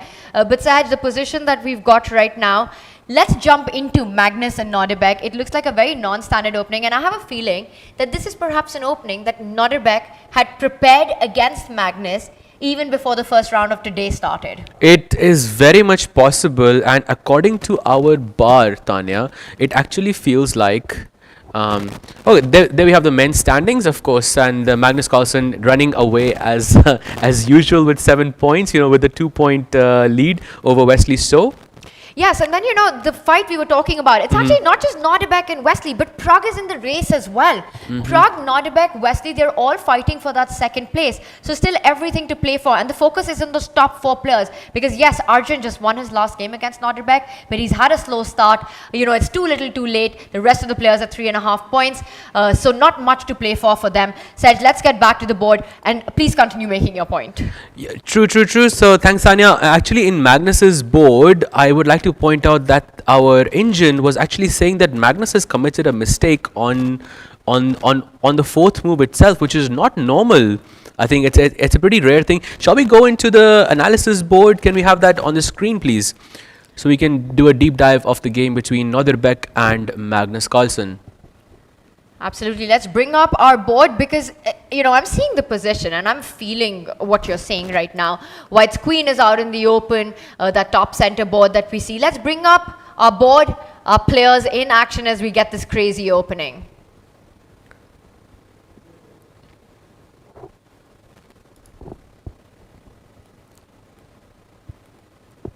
Okay, and okay, not not this one. If we can have the analysis board, so we can do a deep dive of the open section and the match between. There we have it, Nodirbek versus Magnus Carlsen. And Tanya, this was the move that I was talking about earlier. That in this position, first of all, a very weird opening from both sides, and Queen G4. I don't know what this is, and he attacks the G7 pawn, and Magnus plays G6, which apparently, according to the board, is not the best move in this position. And now he goes A3, bishop takes knight, pawn takes bishop, knight comes out and he pushes the D pawn, and black responds in the same way. Of course, now the board is fairly balanced once again, but if I was in Magnus's shoes, I would feel a bit uncomfortable around all of these dark squares. They just feel a bit uncomfortable, but considering it's Magnus, he's probably fine. It's only in the chess world that you can make a sentence like, the bar looks very balanced right now. Every other scenario, that's usually not the case, but you make a great point for the dark squared weaknesses in black's camp, and white being the one with the dark squared bishop. So at some point, you might have to watch out for that. For Magnus, the pressure is off. He's already done the difficult part, he's won it, but we all know him. He still wants to finish the tournament on a high. I think this game is more about him having fun, getting a fight in. We're going to see some fireworks in this one. But it's going to be a while. I think right now, we might even see that H-pawn moving forward, Nodirbek trying to get everything in. Absolutely right. At H-pawn always finds its way to H5 or H6 in almost every game. But Tanya, I must also admit that with all of these weaknesses around on the king side with the dark squares, I think Magnus is not going to castle on the king side. I think Magnus is planning to castle on the queen side. Instead, it feels a bit safer to me. Like, for example, I can play something like Queen C7. Maybe I develop the bishop like this, or maybe I develop the bishop like this. It really doesn't matter. And then I castle over here. I feel like I'm a bit safer there because all of Nodirbek's pieces are positioned on the king side. For example, the queen is on the king side, this bishop is looking on this side, and as you mentioned, Tanya, this whole H4, H5 stuff is also targeting on the queen side. Sorry, on the king side. Completely agree. It would take a lot of guts to put that black king on the side where all your opponent's pieces are eyeing. And now this little queen retreat move, Nodirbek has already played his queen twice. It kind of moves away from all kinds of threats, right? The knight jumping forward, hitting the queen, the e-pawn moving forward to e5, and then hitting the queen. So making sure none of that happens, he plays a sort of a prophylactic queen to g3. Sahaj, we've seen the standings here. Magnus is on pole position. Well, pole position, leave that aside. He's run away with the championship. The fight for third place is between three players. Nodirbek is one of them. Then there's Wesley, and then there's Pragg. So I want to take us through these other two players as well. And it's really fascinating positions because it's also Pragg versus Arjun. I think that's the next one that we take a look at. Pragg versus Arjun. Let's do that. Okay, so we have some Tarash system here, some semi-Tarash version here where white gets this great center, and black finds its way. Black finds the counterplay along the C file somewhere. In many positions you take, and this rook comes to C3. It's a pretty standard thing to do. But I must say, a very good choice in the opening by Pragg. This is the type of opening you want to play when you're playing for a win. Pragg and Arjun, any game they want to play for a win. What are we even talking about here? And what are we even talking about? Anything. Look at that beautiful venue that we've got in front of us, Sahaj. I'm looking at that packed house right there. It's just incredible to see that. And these two have so many fans. They're called the walking friends because they're always going for walks together, Pragg and Arjun. We've seen them even on the biggest stage when they were playing in the World Cup, when they had to play against each other. I think it was in the quarterfinals of the World Cup. They were still continuing the tradition of going for their long walks and kind of, being friends off the board, but absolute rivals on the board. And there's a lot at stake in this one. You couldn't have said it better, Tanya. But coming back to the game, I feel Pragg his chances are looking quite good to me. And but knowing Arjun, I feel like even now he's going to find some crazy idea and make the position imbalanced. And because that's what he likes to do in every position. But for Pragg, more is at stake here. That's for sure. Because he's fighting for that second spot. So there's a lot of money on the line. Arjun, he just beat Nodirbek, but he hasn't had a great tournament. He hasn't made enough points to fight for the big bucks right now. So we'll check in with this. It's a very dynamic opening. That last move by Arjun, he's opened up his own bishop, eyeing that central pawn. Very often it becomes a race. Does black get onto the queen side first, or is white able to give checkmate on the king side? So we are going to be seeing who comes first in that. Let's check in with the other player who's fighting for the second spot. Nihal Sareen is up against Wesley So, and that is a completely different kind of position, Saj. Oh, Nihal, of course. Nihal is playing it very solid, and I must admit it's probably a smart thing to do in this scenario, because he knows that Wesley is looking for a win, and if you hold the position down, if you hold the fort down, then maybe Wesley over presses and maybe ends up in a bad position. You see he's playing bishop e5 in this position, although his bishop is slightly stronger. I think that's the strategy here. I really like how you break that down, because it's easy to forget the psychological aspect of of these kind of tournament situations where your opponent needs to go for more, needs to take his chances. So you say, come at me. You go for a more solid approach and let them decide, and maybe those chances backfire. And right now, the only player who has control of the e-file is Nihal, and we are not the only two players in our studio right now. Joining us is our good friend, Sagar Shah. He's here with us. Sagar, come on in. I think you'll be on this side because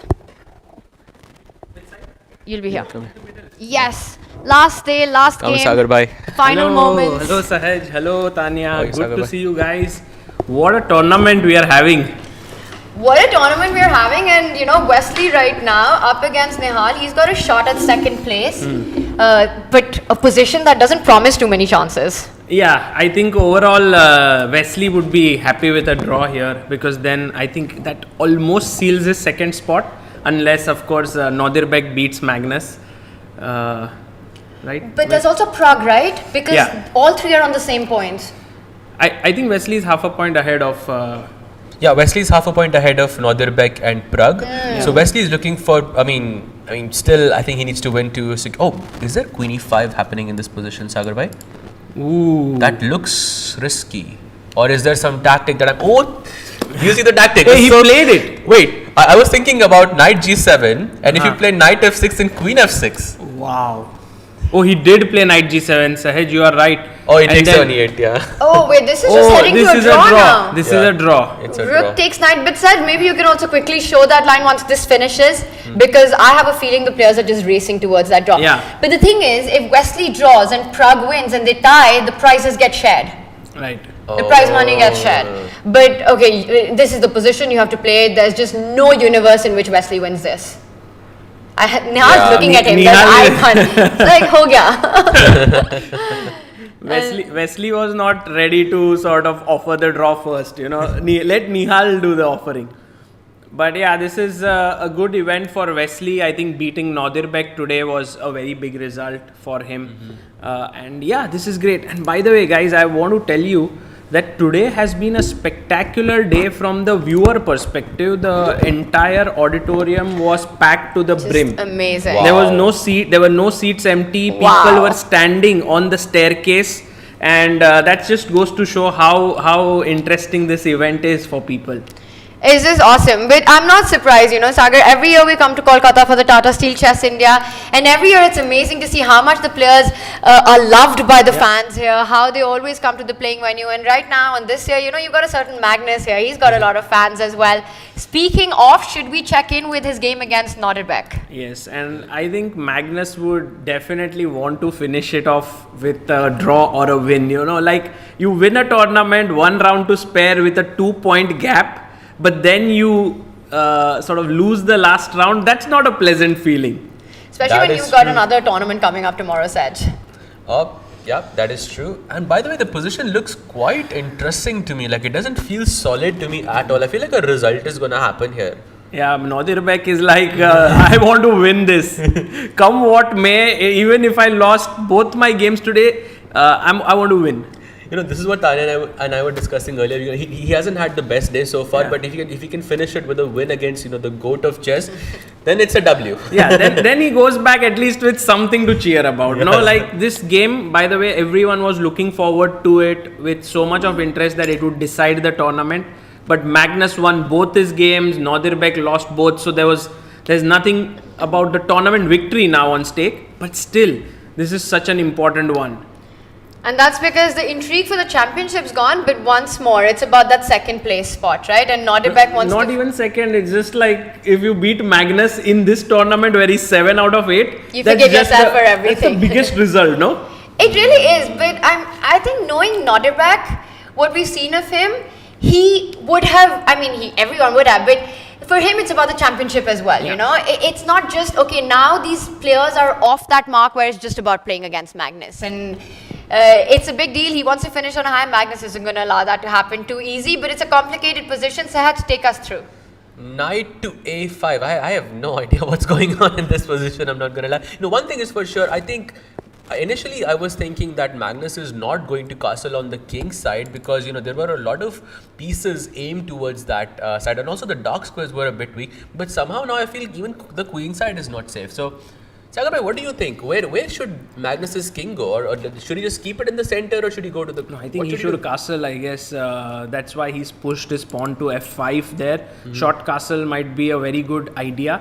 Also, it feels like it's come from the Nimzo Indian, but actually it came from an English. Mm-hmm. And pawn went from d2 to d3 and now to d4. By the way, guys, look at both of them on screen.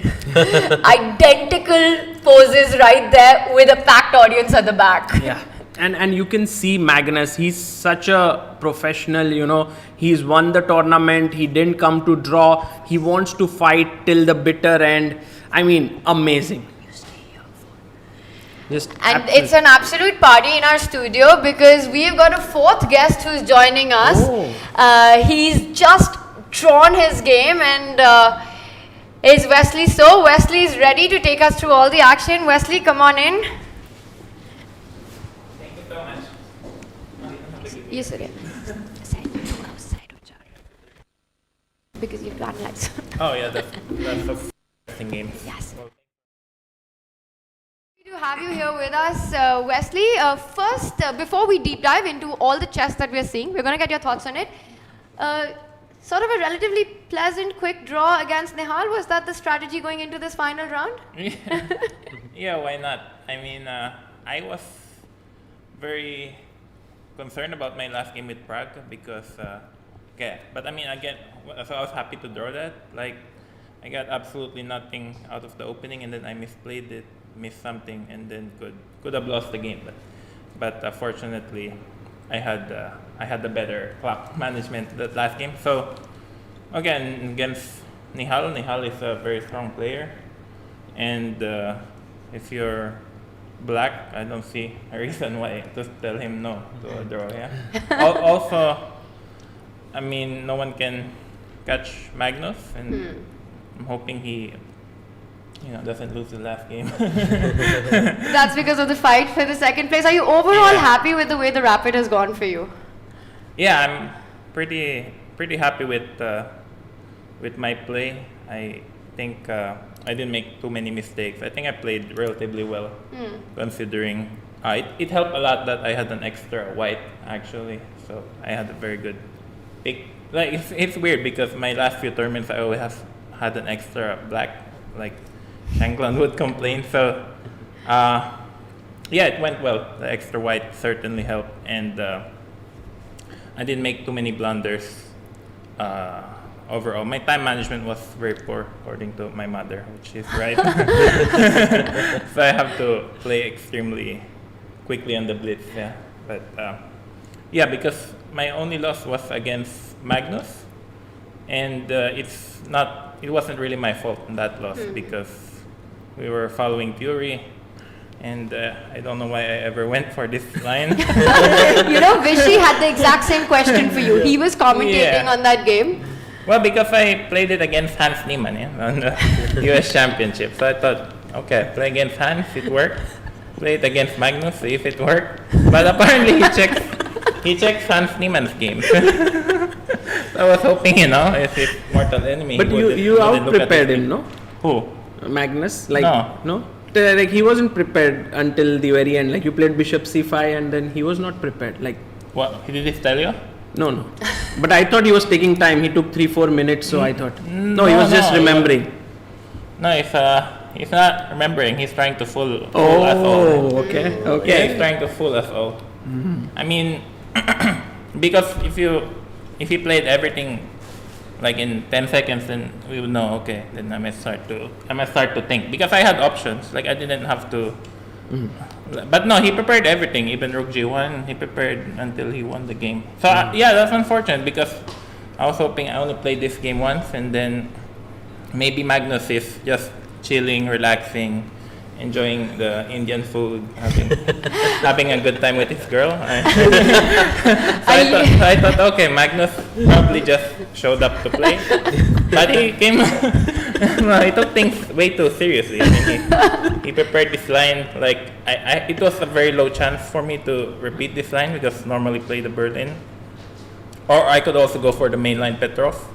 But he knew until the end. But actually, I had options. Like after knight c3, I knew g4 was risky, and I knew h5 was safer.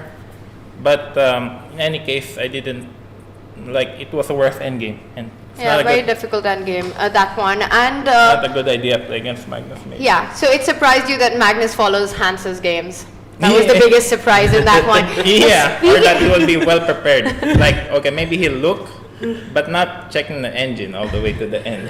You mentioned about him enjoying the food here. Have you been enjoying it? Yeah, for sure.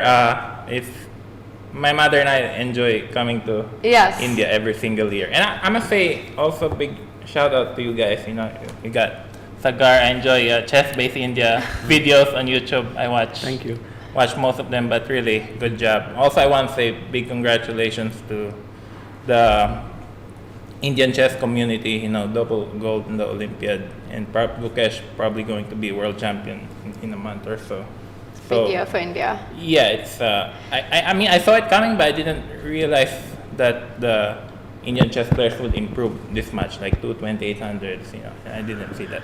Yeah, but here Magnus has had quite a good performance against the Indian players. Wesley, will you give us some commentate with us? Tell us what's happening in the position in the board we've got in front of us. What's going on here?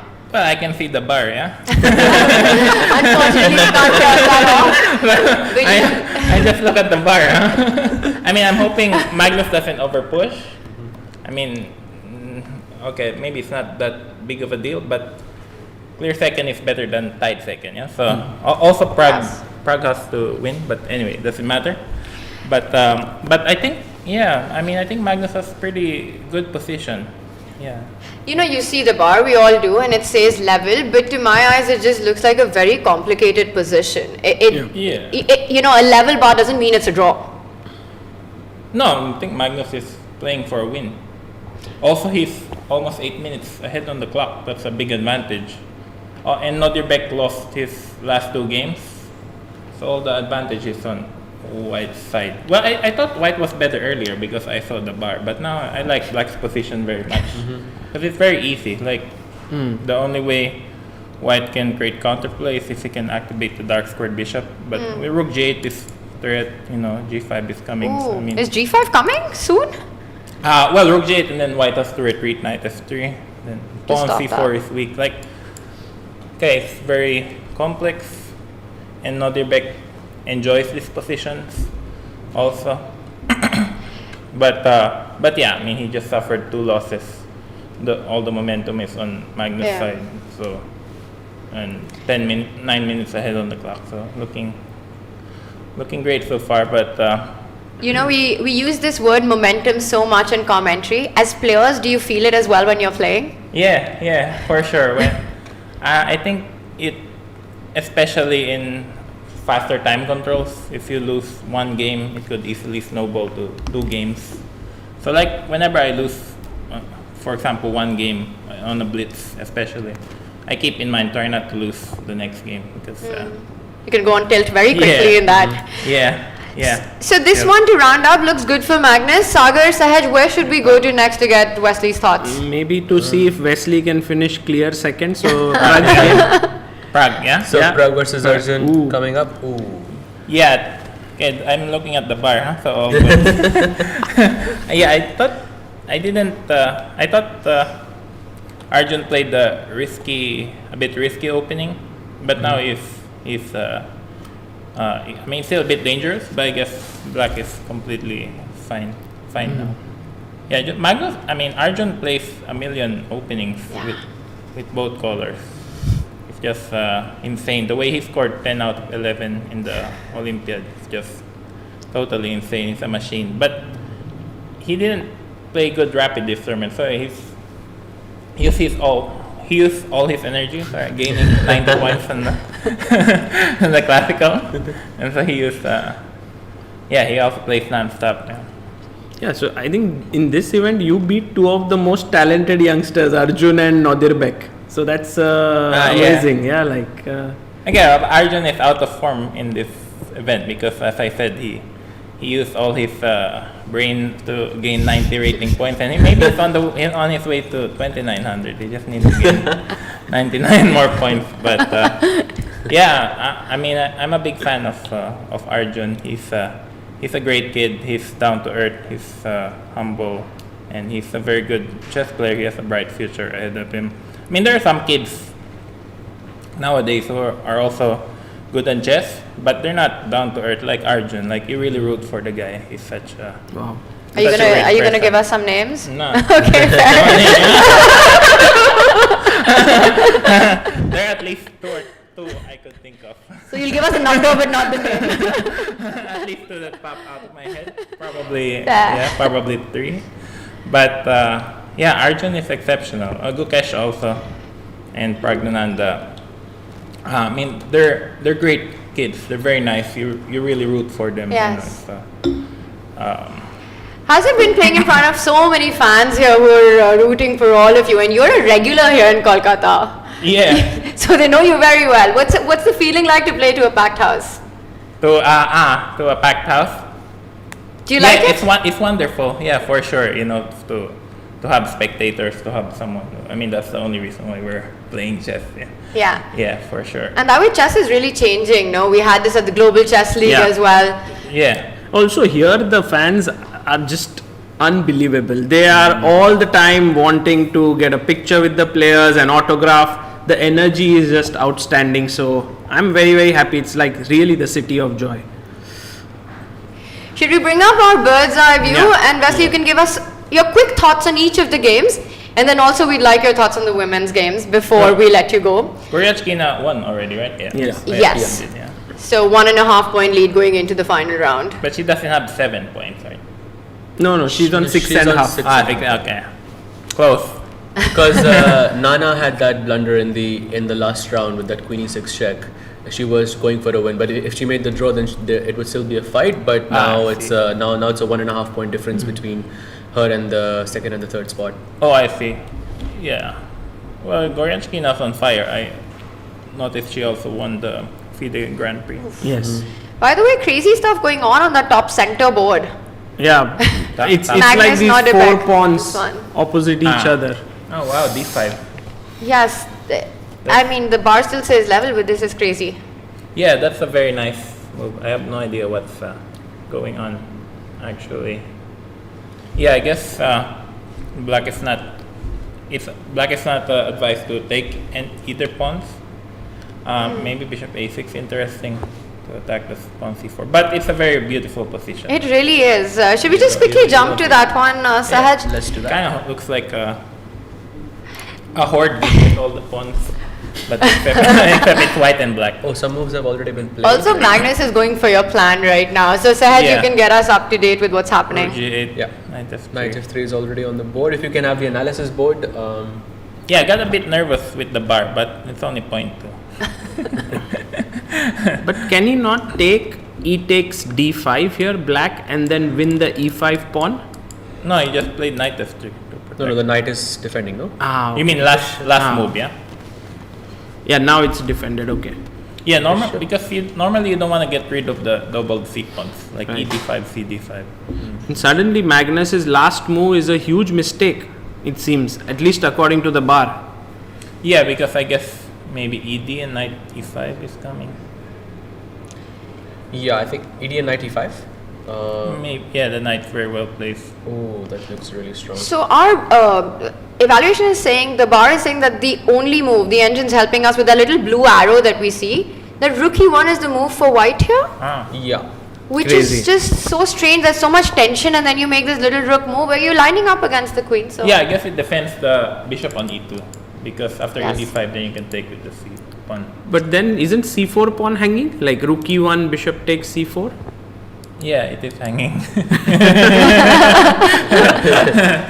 Yeah, it is hanging. Guess then just take and bishop, or I guess just take and bishop f2.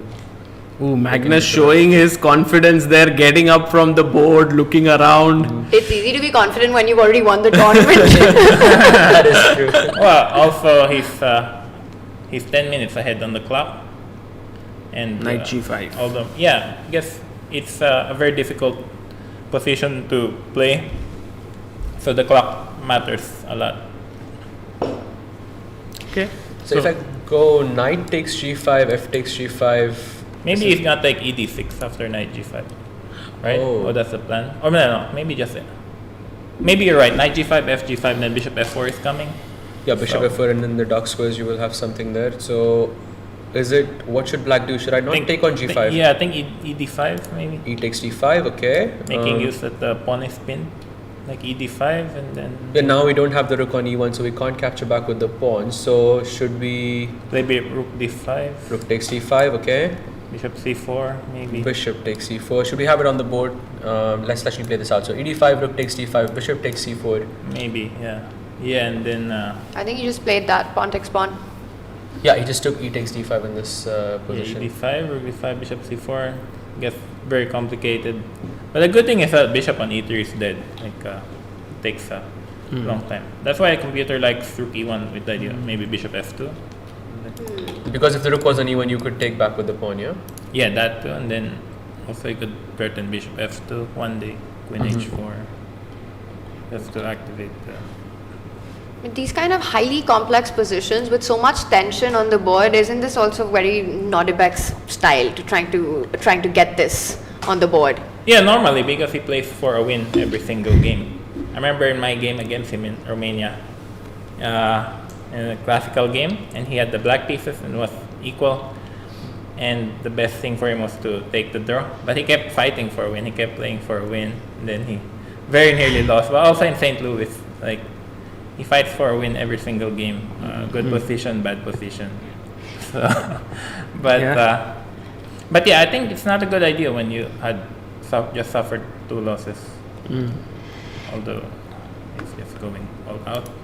He's going all out, and yes, Sagar. Pragg is actually in a very good position against Arjun. So Yeah. Let's actually switch to that board. Wesley not too happy to hear that. No, Arjun is not in good form in this tournament. Although he should have won Chennai, right? Yeah. So I mean, guess for him classical is all that matters, and he's got a good point. But what went wrong? If you can just back So up in on this that. position, it was rook b1. That's where we were. He went queen d6, bishop f4, queen f4, queen e7. And supposedly queen to b8 is the bad move here. Yeah, I guess queen c7 Maybe queen c7, but or rook c7. rook c7 looks. Oh, there's bishop h7 check. I think. Good. Yes. Yeah, I'm not, Yeah. not sure, but Nice. Yeah, rook c7, bishop h7. Yeah, that's Yeah. very nice. I thought, so what should he play instead? Queen c7 maybe? Queen c7. Yeah. Queen c7, yeah. It's the other move. Yeah. Because the queen b8 is the mistake. So supposedly he has to find queen e4, which he does. And black plays g6, and now there is queen to h4, and this is where we are. wow.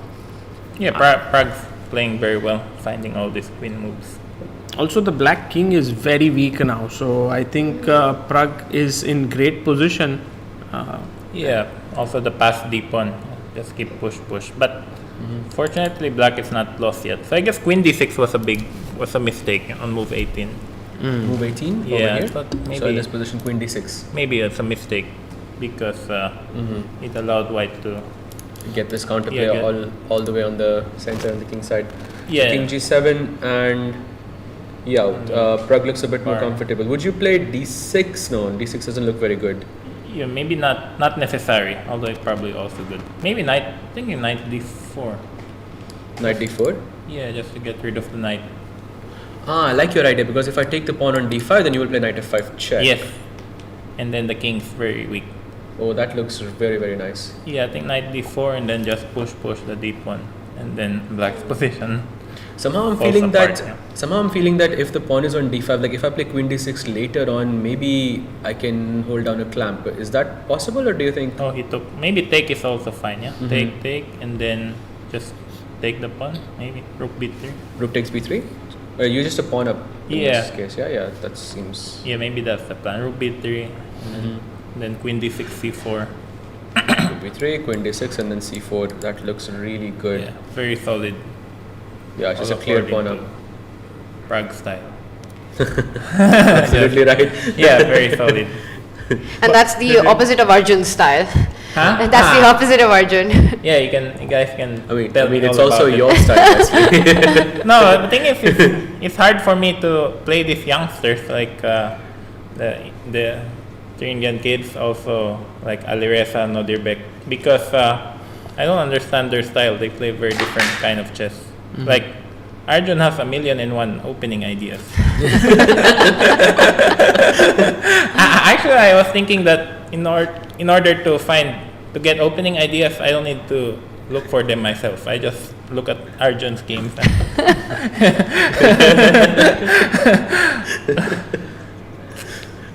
But are you also a bit surprised on how these two at least are very good friends, but also fight on the board? Like off the board, they are always very, very good friends, and they go for walks and all. Does that surprise you about these youngsters? No, because chess is a very individualistic sport. Unfortunately, it's not. But the other sports not team events. So, I mean, they're talking about their careers here. Huh? Also, their livelihood and a lot of money can be at stake, long term. But yeah, I guess it's you just focus on your improvement. But do they work together?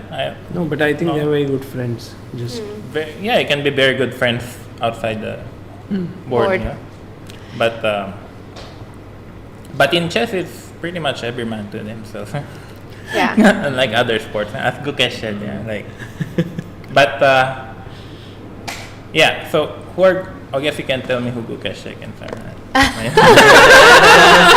I was thinking Pragg is not doing anything, We'll reveal Arjun's that not off playing camera.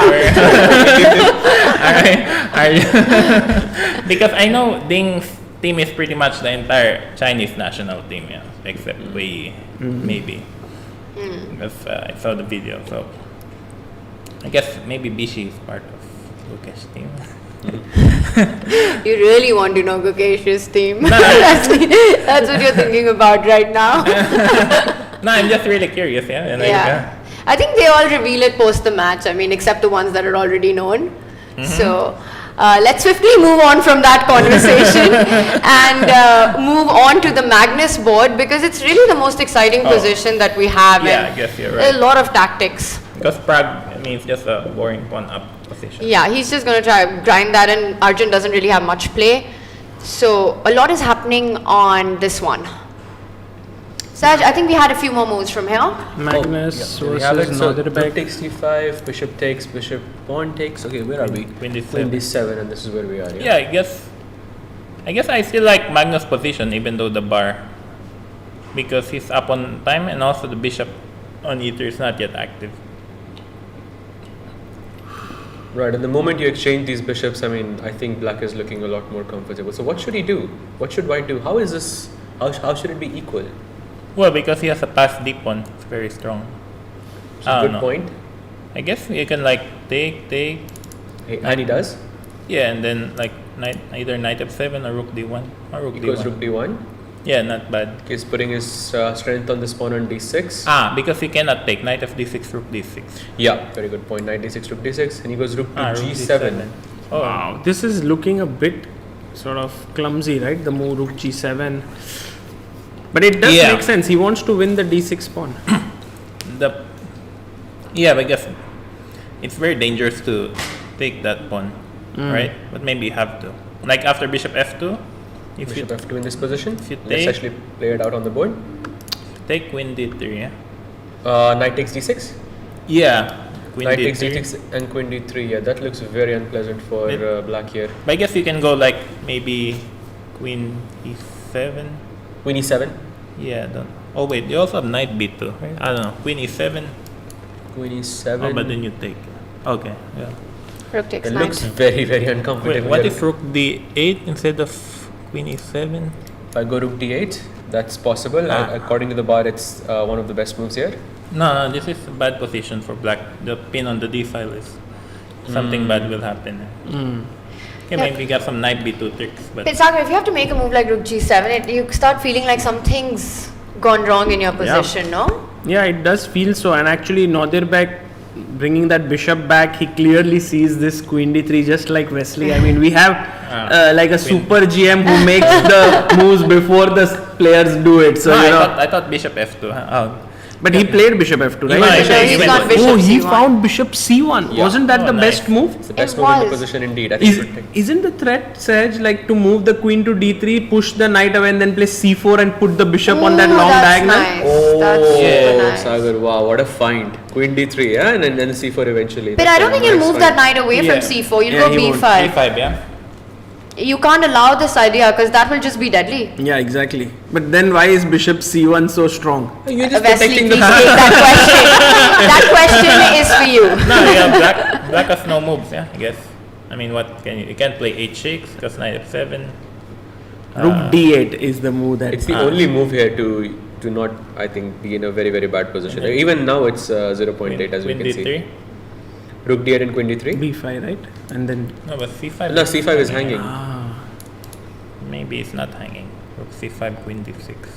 Then, no, yeah, that is working, yeah. I think things went bad quickly for Magnus and the pass d pawn, probably. But he's still up on the clock, so Yeah. Somehow, it's I going to don't be a see factor. the point of playing rook d8, Wesley, because you can't take the pawn on d6. So is it just a waiting move or is it? Well, also like so you can move the queen later on because Okay, that makes sense. Because d7 wouldn't come with a tempo. yeah. Okay, that makes sense. Also because you have no other moves. I mean, it's hard to find move for black. Like knight g5, f g5 is not helping. This, h6 doesn't really work. So I get rook d8 just to slowly improve your position. And That makes sense. and Maybe- yeah, I mean. I also like the move b5, maybe just to have your idea of slowly improving the position. Yeah, but why not? Not really sure. It's so hard to make moves for black here. Yeah, maybe b5. Can white play rook e1? No. Rook e1 to go on e7. Yeah, and then force black to take on d6. No, but it's probably stupid knight f d6. And before we move on to, I want to get your thoughts on the women board. I have one question. Wesley, Magnus said this, that out of this younger generation, he thinks it's Nodirbek who's the hungriest of them all, who's got like the strongest killer instinct on the board. Would you agree with that assessment?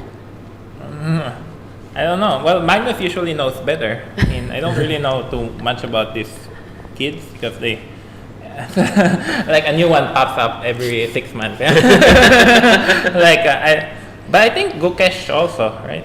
Like Gukesh just keeps improving, and then in his interviews he also keeps saying, "I just want to improve."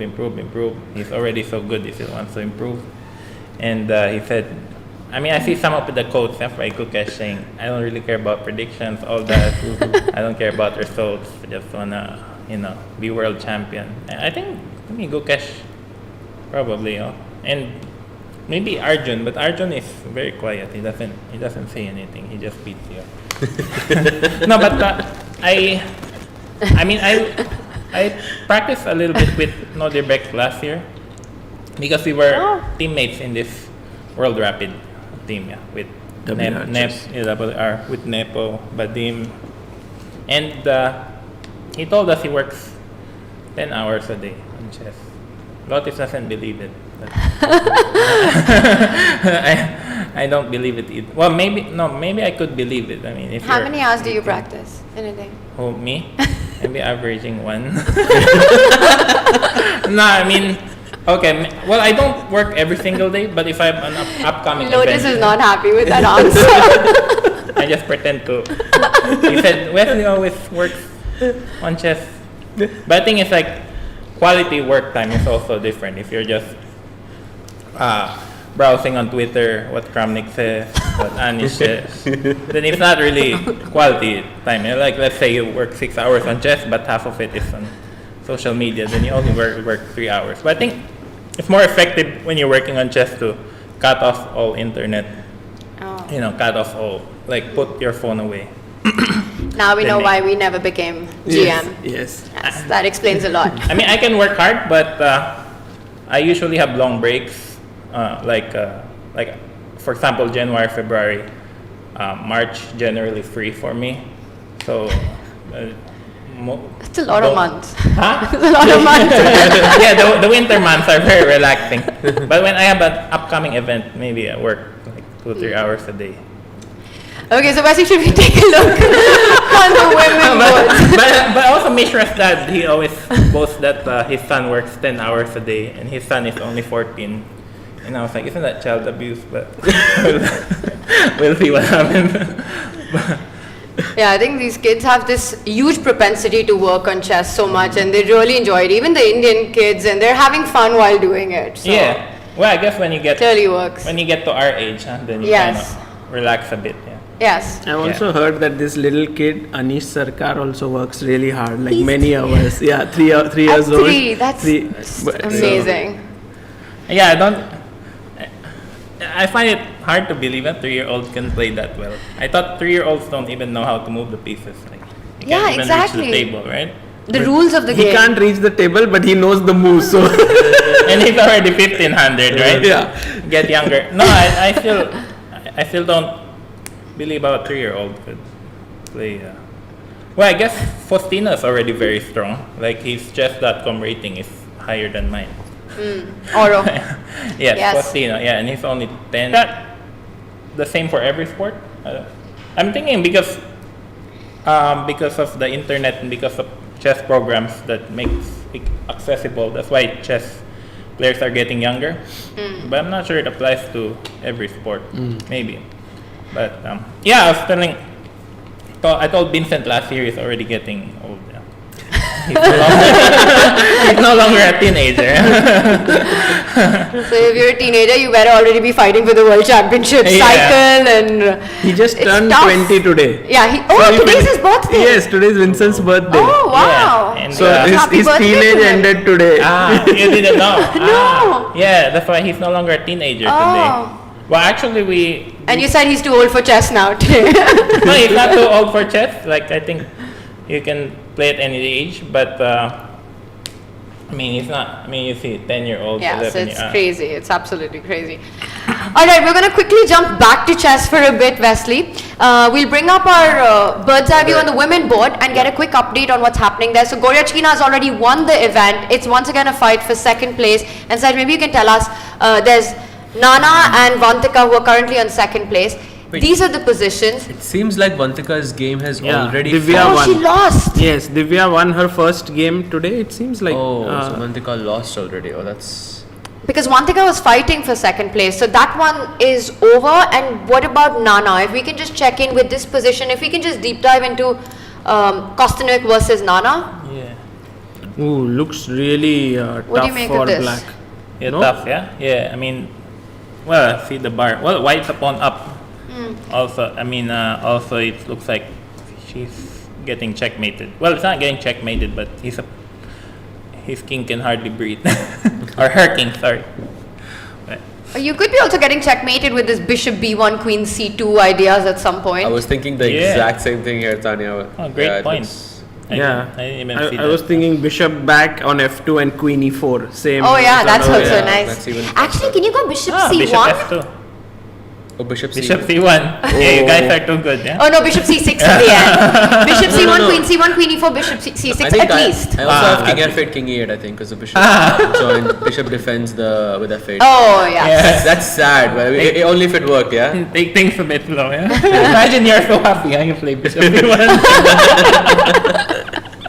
Well, might as well play bishop g5, yeah? Grab a pawn on the way. But yeah. Oh, yeah, bishop g5 also works. Yeah, you're You know, because you said that, I'm thinking about h4 now. Yeah, h4. Yeah, I actually like h4. I don't know.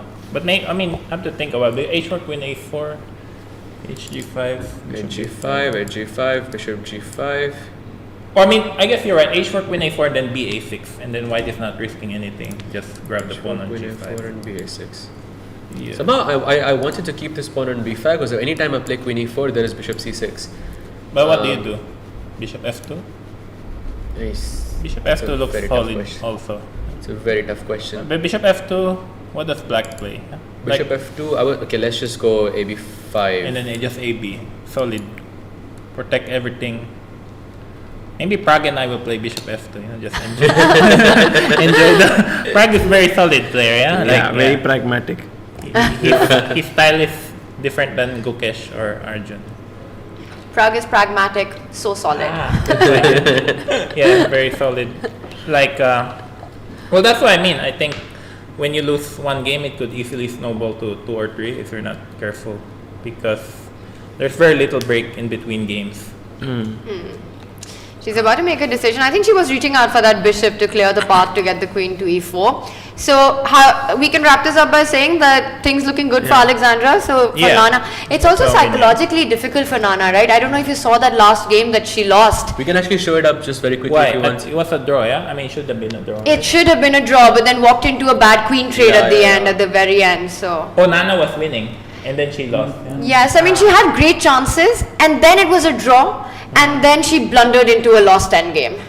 Yeah, I saw the bishop and knight endgame. Yeah. It was like a one move mistake. If you want, you can show it very, very fast. Yeah, I must say, one of the nicest games I've seen was the one yesterday, Harika versus Bantika, yeah? Crazy defense. Yeah, white winning. Yeah. Crazy defense, yeah. Yeah, but also in the beginning with the king running all over the place. Queen a1, queen a. Yeah. So what does this mean for the second place? Because Wantika has just lost her game, and this looks really tough for Nana Yeah. in the women. Yeah. So I think It seems like Harika might have a chance then. What Yeah. happened to Vantika? Wantika lost. Wantika lost, and Harika is facing right now. Is her game going on? Yes. Yeah, let's take a look. So Harika Lano. Oh, that's a crazy position. Oh shit, this is Harika lost is for also her. losing. Harika is losing. It seems like there's some curse on the second position. Yeah, everyone's kind of Actually losing there. Actually, Valentina is also on 4.5, but she's also in a worse position. So it's like everyone who's Guys, Nodirbek is crushing right Should now. we go there? Oh my god, he's just sacrificed his queen for temporarily. No, let's go. Let's do it really Oh, quickly. he blunders.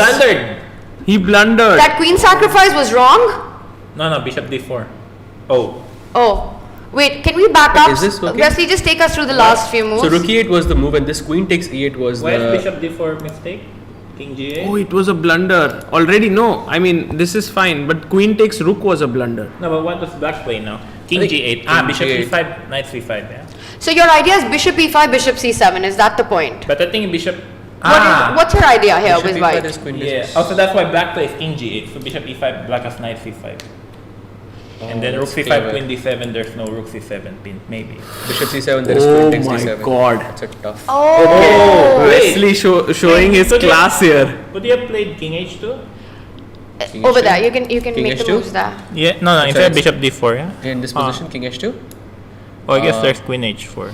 Oh no, knight f6. Knight f6, yeah. Or queen h. Knight f6, yeah. So bishop d4, what king g8? Bishop d4 stops knight f6, and now he wants, as you said, King bishop g8. e5, bishop c7, right? Yeah, you can check and just you show want, us you the can check line it. that you're Yeah, so talking king about. g8. Sorry. What does, If you want, you can. Yeah. Go ahead. But I'm just King g8. wondering what white has after king g8. Maybe bishop to e5. Knight c5. Then that's. Then bishop c7. I think if you draw, don't yeah? do that, then I think black find Oh, something draw else, it no? queen d7, right? Yeah. Yeah. Queen d7, rook d7. Okay. Can we show, So just bishop show it? b5, knight c5, and bishop c7 and queen takes d7 is what Wesley is. Oh, and I think Nodirbek, he realizes it, you know. Yeah, He he's thought not queen happy. takes rook. Saj, go back to that queen takes rook moment because Nodirbek is winning Oh there. wait, queen h4? Ah. And here he thought he's winning with this forced line of queen takes rook. Turns out to be a blunder. He had other better options. Yeah. And now look at him. He knows that he's let go of a big part of his But advantage. what did Magnus play? Queen Did he? h4? Oh, it's a draw. They drew. So queen h4 did he offer? Because it's just queen Yeah, e1, queen Queen g3. g1, queen g3. Yeah, and then bishop g1, knight g3, knight f1. Knight f1, very nice. But I thought king g is also okay. But where was the win? Should I go and maybe call Magnus here? Yeah, we Yeah. can. If he would like to join. Yeah? What do you think? Wow. So Magnus Carlsen, he survived a scare in the last round. And Huh? Oh. Oh, I see. he survived a bit of a scare. Sagar has the lowest rating, so we kick him out. Yeah. Wait, what's the win? Queen d4. I think so. Yeah, just queen d4. Why did Nodirbek take? Yeah, just queen d4. I mean, like, I guess knight g3. So we'll just bring up the analysis board in those last final moments which were on when Nodirbek was so close to winning but one inaccuracy and obviously Magnus was on top of it, finishes with a draw. But what a performance by Magnus, 2 draws Yeah. and then back-to-back unstoppable victories. Yeah, I don't know how he does it, but the thing is, like, if he wins one game, he gets really confident and he gets into a momentum, and then Yes. he can just give him 4 games in a row. And that's really bad news for the other players. Huh? Or good news if you're fighting for second. But I mean, yeah, I mean 7.5 out of 9 is just no way to catch. Yes, and if you can just take us through this line you were looking at, Wesley, because here's when the mistake happened from Nodirbek, where he took Yeah. queen into rook. Yeah, I guess, I mean, it's just a clean pawn up. I mean, he have many wins, maybe even queen, okay, not... Okay, but I thought queen d4, right? Like, white is just a clean pawn up. Maybe he's worried about rook e6. Then I guess white just takes. And gives back the... do you think Nodirbek just felt like it's a forced win after queen into rook and went for it? What did he miss there? He just Hard played. to say. He just played too quickly. Yeah. Yeah, I mean, he had 3 minutes, 4 minutes. I think he just don't know what he missed, to be honest. I mean, queen e8 is just a big blunder because also, unless he forgot the is check after bishop b6. Right. Maybe he thought. Oh, h2, maybe... No, but king h2 and that's then still knight queen f- queen h4. Maybe the same trick with queen h4 and you repeat? Does it still work? Okay, so this ended in a draw and Pragg is still on. Can we take a look at the Pragg game Yeah, I think Nodirbek just played too quickly. in those final few moments? And it looks like Pragg is about to finish this one off, up an exchange. Yeah, well, for nothing. Queen b. Oh, what's that? Some tricks. h3. Okay, h3. H3 would be a very Wesley move in this position. Pragg move. Not even h4, just h3. And importantly, after queen d1, king to h2, d6 square is covered. Yes, yeah. Queen d6. No checks. Yeah. Where did Arjun do wrong? I guess, yeah, I guess Pragg just outplayed him after queen d6 is already bad. Maybe here he could have played something else like rook e8 or something. Yes, but let's get on the live board. So this one looks like it's all over, no? No tricks as well. Yeah, no, it's over. No tricks in this one, and Also, he's ahead on the clock. Yeah, there's just 0 tricks. so that what would that mean now? Nodirbek and you are on same points. No. Nodirbek is clear second. Sorry, No. sorry, my bad. No, Pragg and me will be tied for second. And Nodirbek will be Fourth. Yes. Yeah. Okay. So The thing, Magnus took all the wins, so yes, both of you won. Sorry, Pragg will win and join you. well, Vincent blundered. We can go to the Winston board. Blundered, but still very level now. Well, he was. Oh, did he blunder? Oh, I just saw the bar went from. Okay, maybe the bar is full. But an interesting position on the Vidit board, if we can have a look at that. Lots of stuff is happening there. Right here. Okay, so who's playing for checkmate here firstly? Well, it looks like, don't know. Maybe it's just a draw. Yeah, I guess it's Dhono just is a draw. usually draw. Yeah, yeah. I guess it's just a draw opposite colored bishop. Yeah, white can. You're saying opposite color bishop, but the kings, I mean the queens are on the board and they're making one threaten Wesley. Well, I mean he could take on f2, yeah, if he wanted the draw. Yes, but he's playing for maybe a little more. The good news is that after rook d1, king h2. Well, actually now it's. Is that good news? Yeah, now I like white's position. Oh, I guess rook d3. You changed your mind? Yeah. Yeah, I guess. So what, you have to play bishop e3 or what? Or you don't care about the h3 pawn? Yeah, I'm not sure. Maybe rook g2. Yeah, I think a rook g2, and then rook h3, king g1, g6. Yes. g6 here. Yeah, or bishop g4. Maybe bishop g4. Okay, this is starting to look very interesting.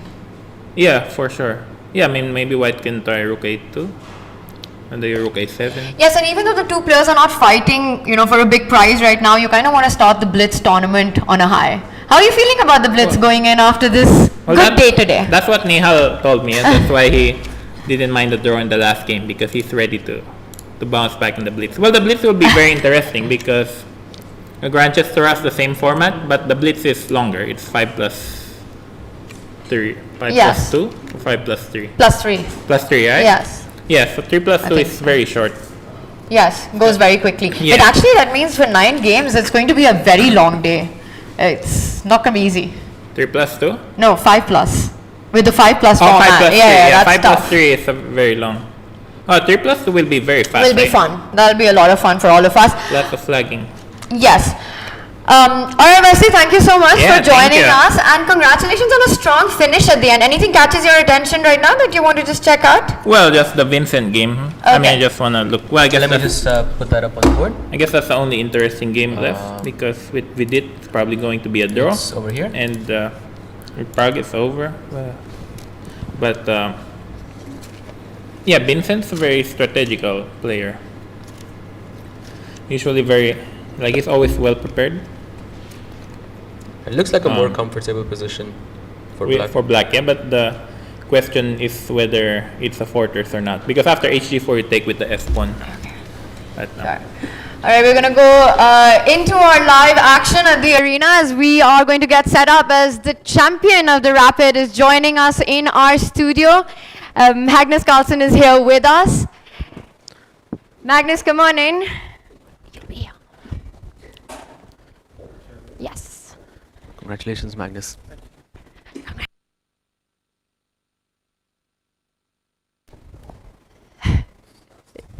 Yeah, we will jump into the chess action, but firstly, Magnus, a huge congratulations.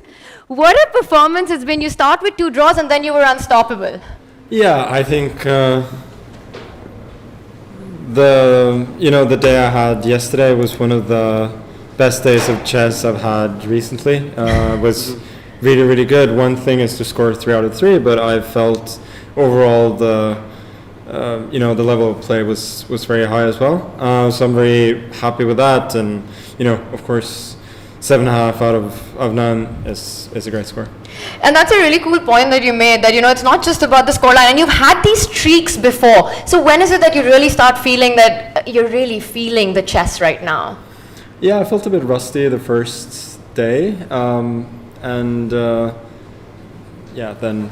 I don't know. Sometimes you just have these days when you just feel that everything is sort of clicking, and that was one of them.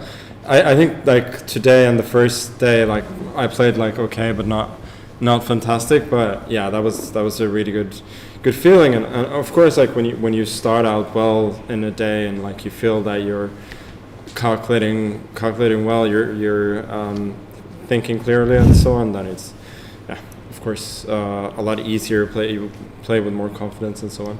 And you started with 2 draws. Is there something to switch things up after that? Because we as commentators, it's hard to commentate on your games. We always run out of adjectives to describe. But then you find a way to always come back. Like, have this slow start. We've seen this pattern somewhere, Magnus. Yeah, sure. I think at the start, I just wasn't quite ready to play. Really, I mean, I didn't feel mentally like I was there. Like I was a little bit nervous, not in rhythm, and so on. I feel like that happens sometimes. That I just need a couple of games to get into it. And yeah, honestly, like all the 3 games on the first day were pretty shaky. Yeah, and it was awesome after that, which is usually bad news for the other players. Is there one particular win or a game that you particularly feel proud of from the Rapid? I'm very happy with the way I handled the game against Arjun. It wasn't the most technically perfect game, but I think it always gives me a lot of satisfaction when I can play well in these really complicated Sicilian type of positions, especially against the kids who are supposed to be really good at calculating, right? So when I can hang with them in those situations, that makes me very happy. So sort of winning that game also in the style of a position that's so suited to Arjun. Yeah, exactly. So yeah, that was that of course is something that's easier to do when you're already playing with the confidence. And Magnus, is that extra motivation in any way for you now? There's so much talk about these youngsters and they're coming, and this new generation, and you love playing against them, that when you play them here and are able to, you had a great score against the Indian kids here. Well, I mean, I think all the players that I drew against were 20 or younger. So, wouldn't necessarily say so, but yeah, overall, of course, it's always exciting to play the kids, and yeah, whenever I can get the better of them, it's even more satisfying. And tell me, what is special about playing in Kolkata?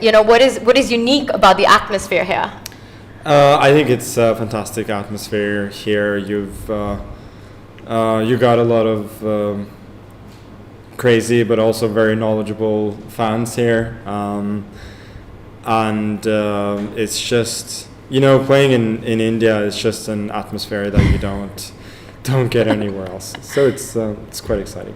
You actually mentioned, I think, in one of your interviews that sometimes it's too chaotic, but it's also very, very special, and you're coming after 4 years, so you needed that break. Yeah, exactly. That's I played the Olympiad in Chennai, I played here, so I need a couple of years in the middle. Play, but I need little breaks here and there. Yeah. It's awesome. Magnus, you okay if we look at a little chess before we let you go? We know you've got some press commitments. Of course. I'm trying to figure out the Vidit Narayanan. Oh, I'm an idiot. You can have that board I'm here, an right idiot. It was just an illusion. Yeah, I mean, this is just... he just resigned here. Yeah, I came over. You got one more live game on. So this was, Vidit, often gets outplayed in these scrambles, but this time, he got one back, so I'm sure he'll be ready for the blitz. Yeah, I'm sure he'll be really happy with that. Even though this event and then Chennai before hasn't been. Didn't go his way. No. And Magnus, how important is that, the last round? Because you were already the winner before the last round, but you're playing against Nodirbek, another player you really enjoy playing, and you got into some trouble in that game. Yeah, it was a strange situation because even after the first day, I was thinking that this game was probably going to be decisive, and then it wasn't. It felt that he wasn't at his best after, after the first 2 games, which he not only lost but also played quite poorly. So I didn't really know what to expect, but I wasn't feeling fantastic, and I just thought, let's play a game, and it became very interesting. But to be fair, I was just outplayed. My calculation was not crisp enough, and he also evaluated better than I did. Yeah, I mean, I'm sure there were things that happened before this. But specifically, the whole point of Rook G7 was to take this pawn, and then I realized that I couldn't, because he goes Queen D3 and Rook D8, Knight F3. I actually briefly checked the engine afterwards, which says that A4 is even better, but I would highly doubt that he could do that. I guess the idea is that if the pawn is taken, Oh, you that's go nice. knight e6, and otherwise you're just sort of taking the legs out from the knight on c4. And so like, but I mean I saw this b5, knight e5, like queen c7 or something like this, a4, a6 and so on, but it looked like really, it looked really sad for me. And so I had this idea that I'd go rook e8 instead, queen d3. Here he takes this, and I go rook e4, and I thought, well, it looks a bit shaky, but maybe I can bring my pieces around and be sort of okay. And then, like, when he took on c4, I realized that I've just misevaluated everything, and I'm lost, which was kind of a massive cold shower. I was sort of relying on that. His bishop is not good. Like, my whole play from here has been based on the fact that this bishop is not good. But like, this is what happens in these positions, which are reminiscent of the same variation of the Nimzo Indian, is that once this bishop comes alive, it often spells doom for black. So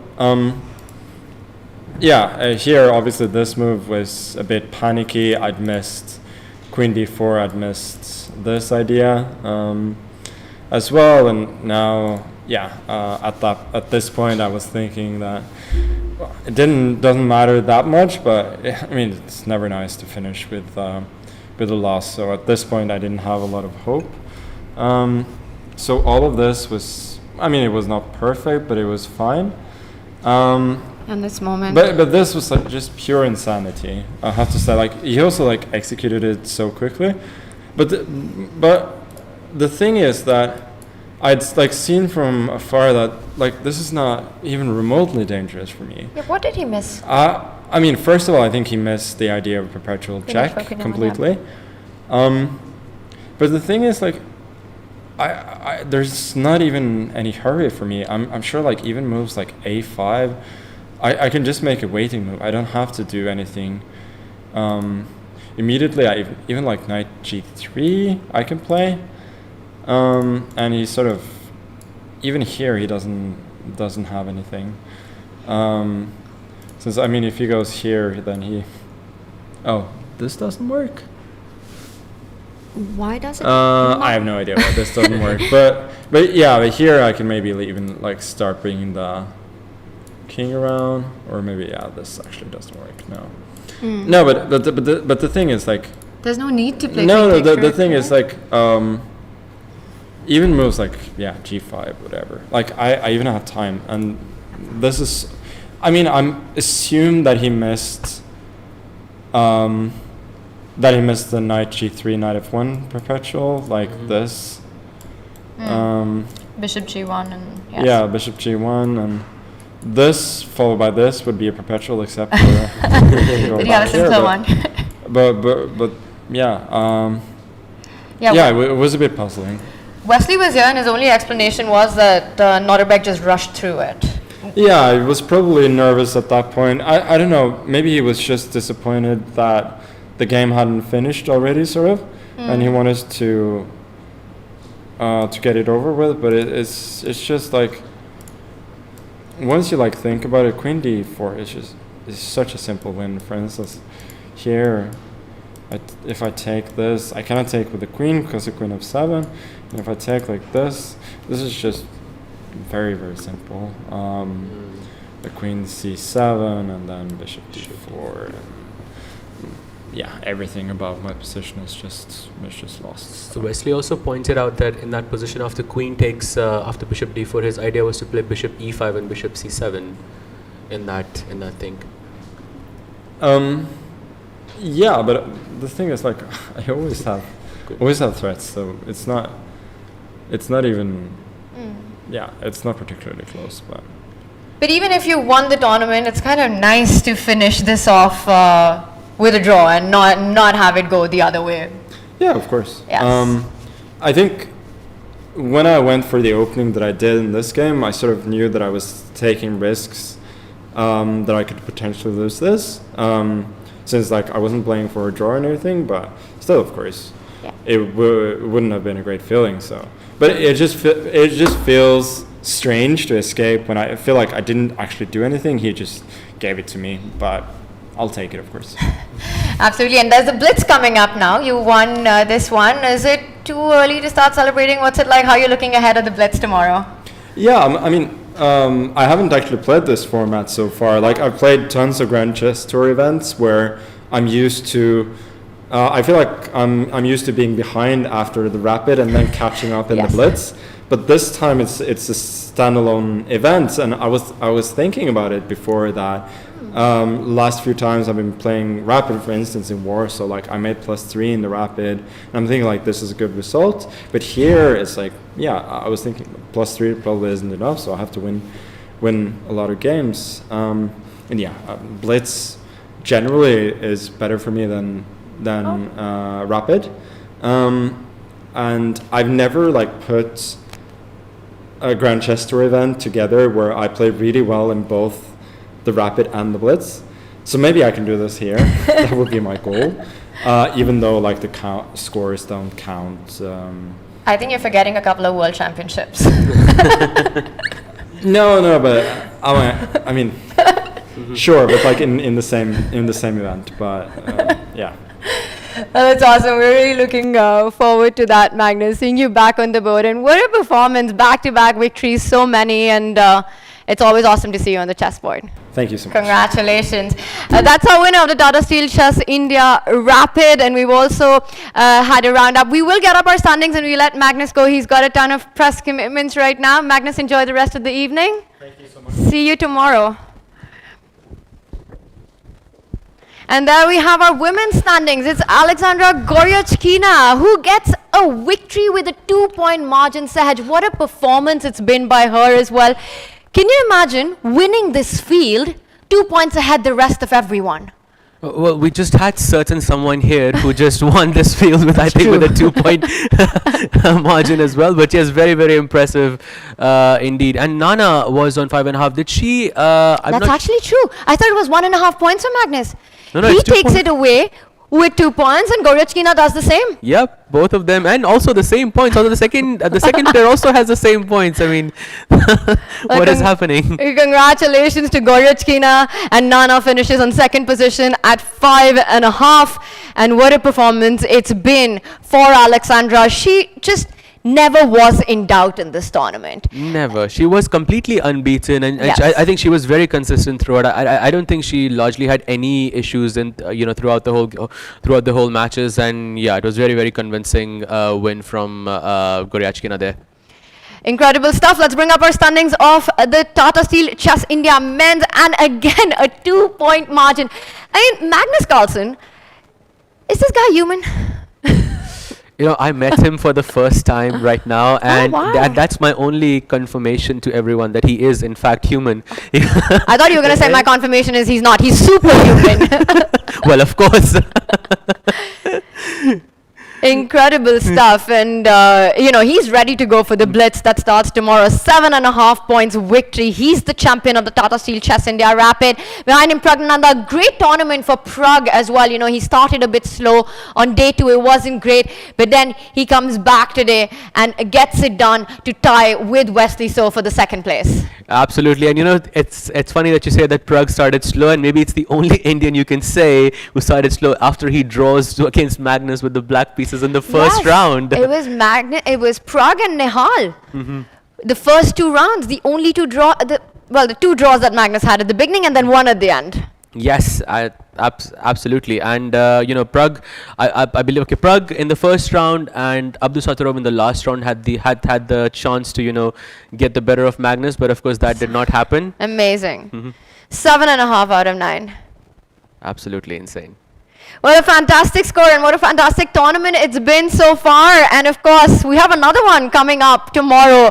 The winner of Tata Steel Chess India Rapid, he will be back. The world #1 will be looking at his blitz victory here in Kolkata, and we'll be bringing you all the action. If you are here, get yourself to the Dhono Dhanyo Auditorium. You're missing out on the best players fighting it out. We will see you tomorrow for the blitz.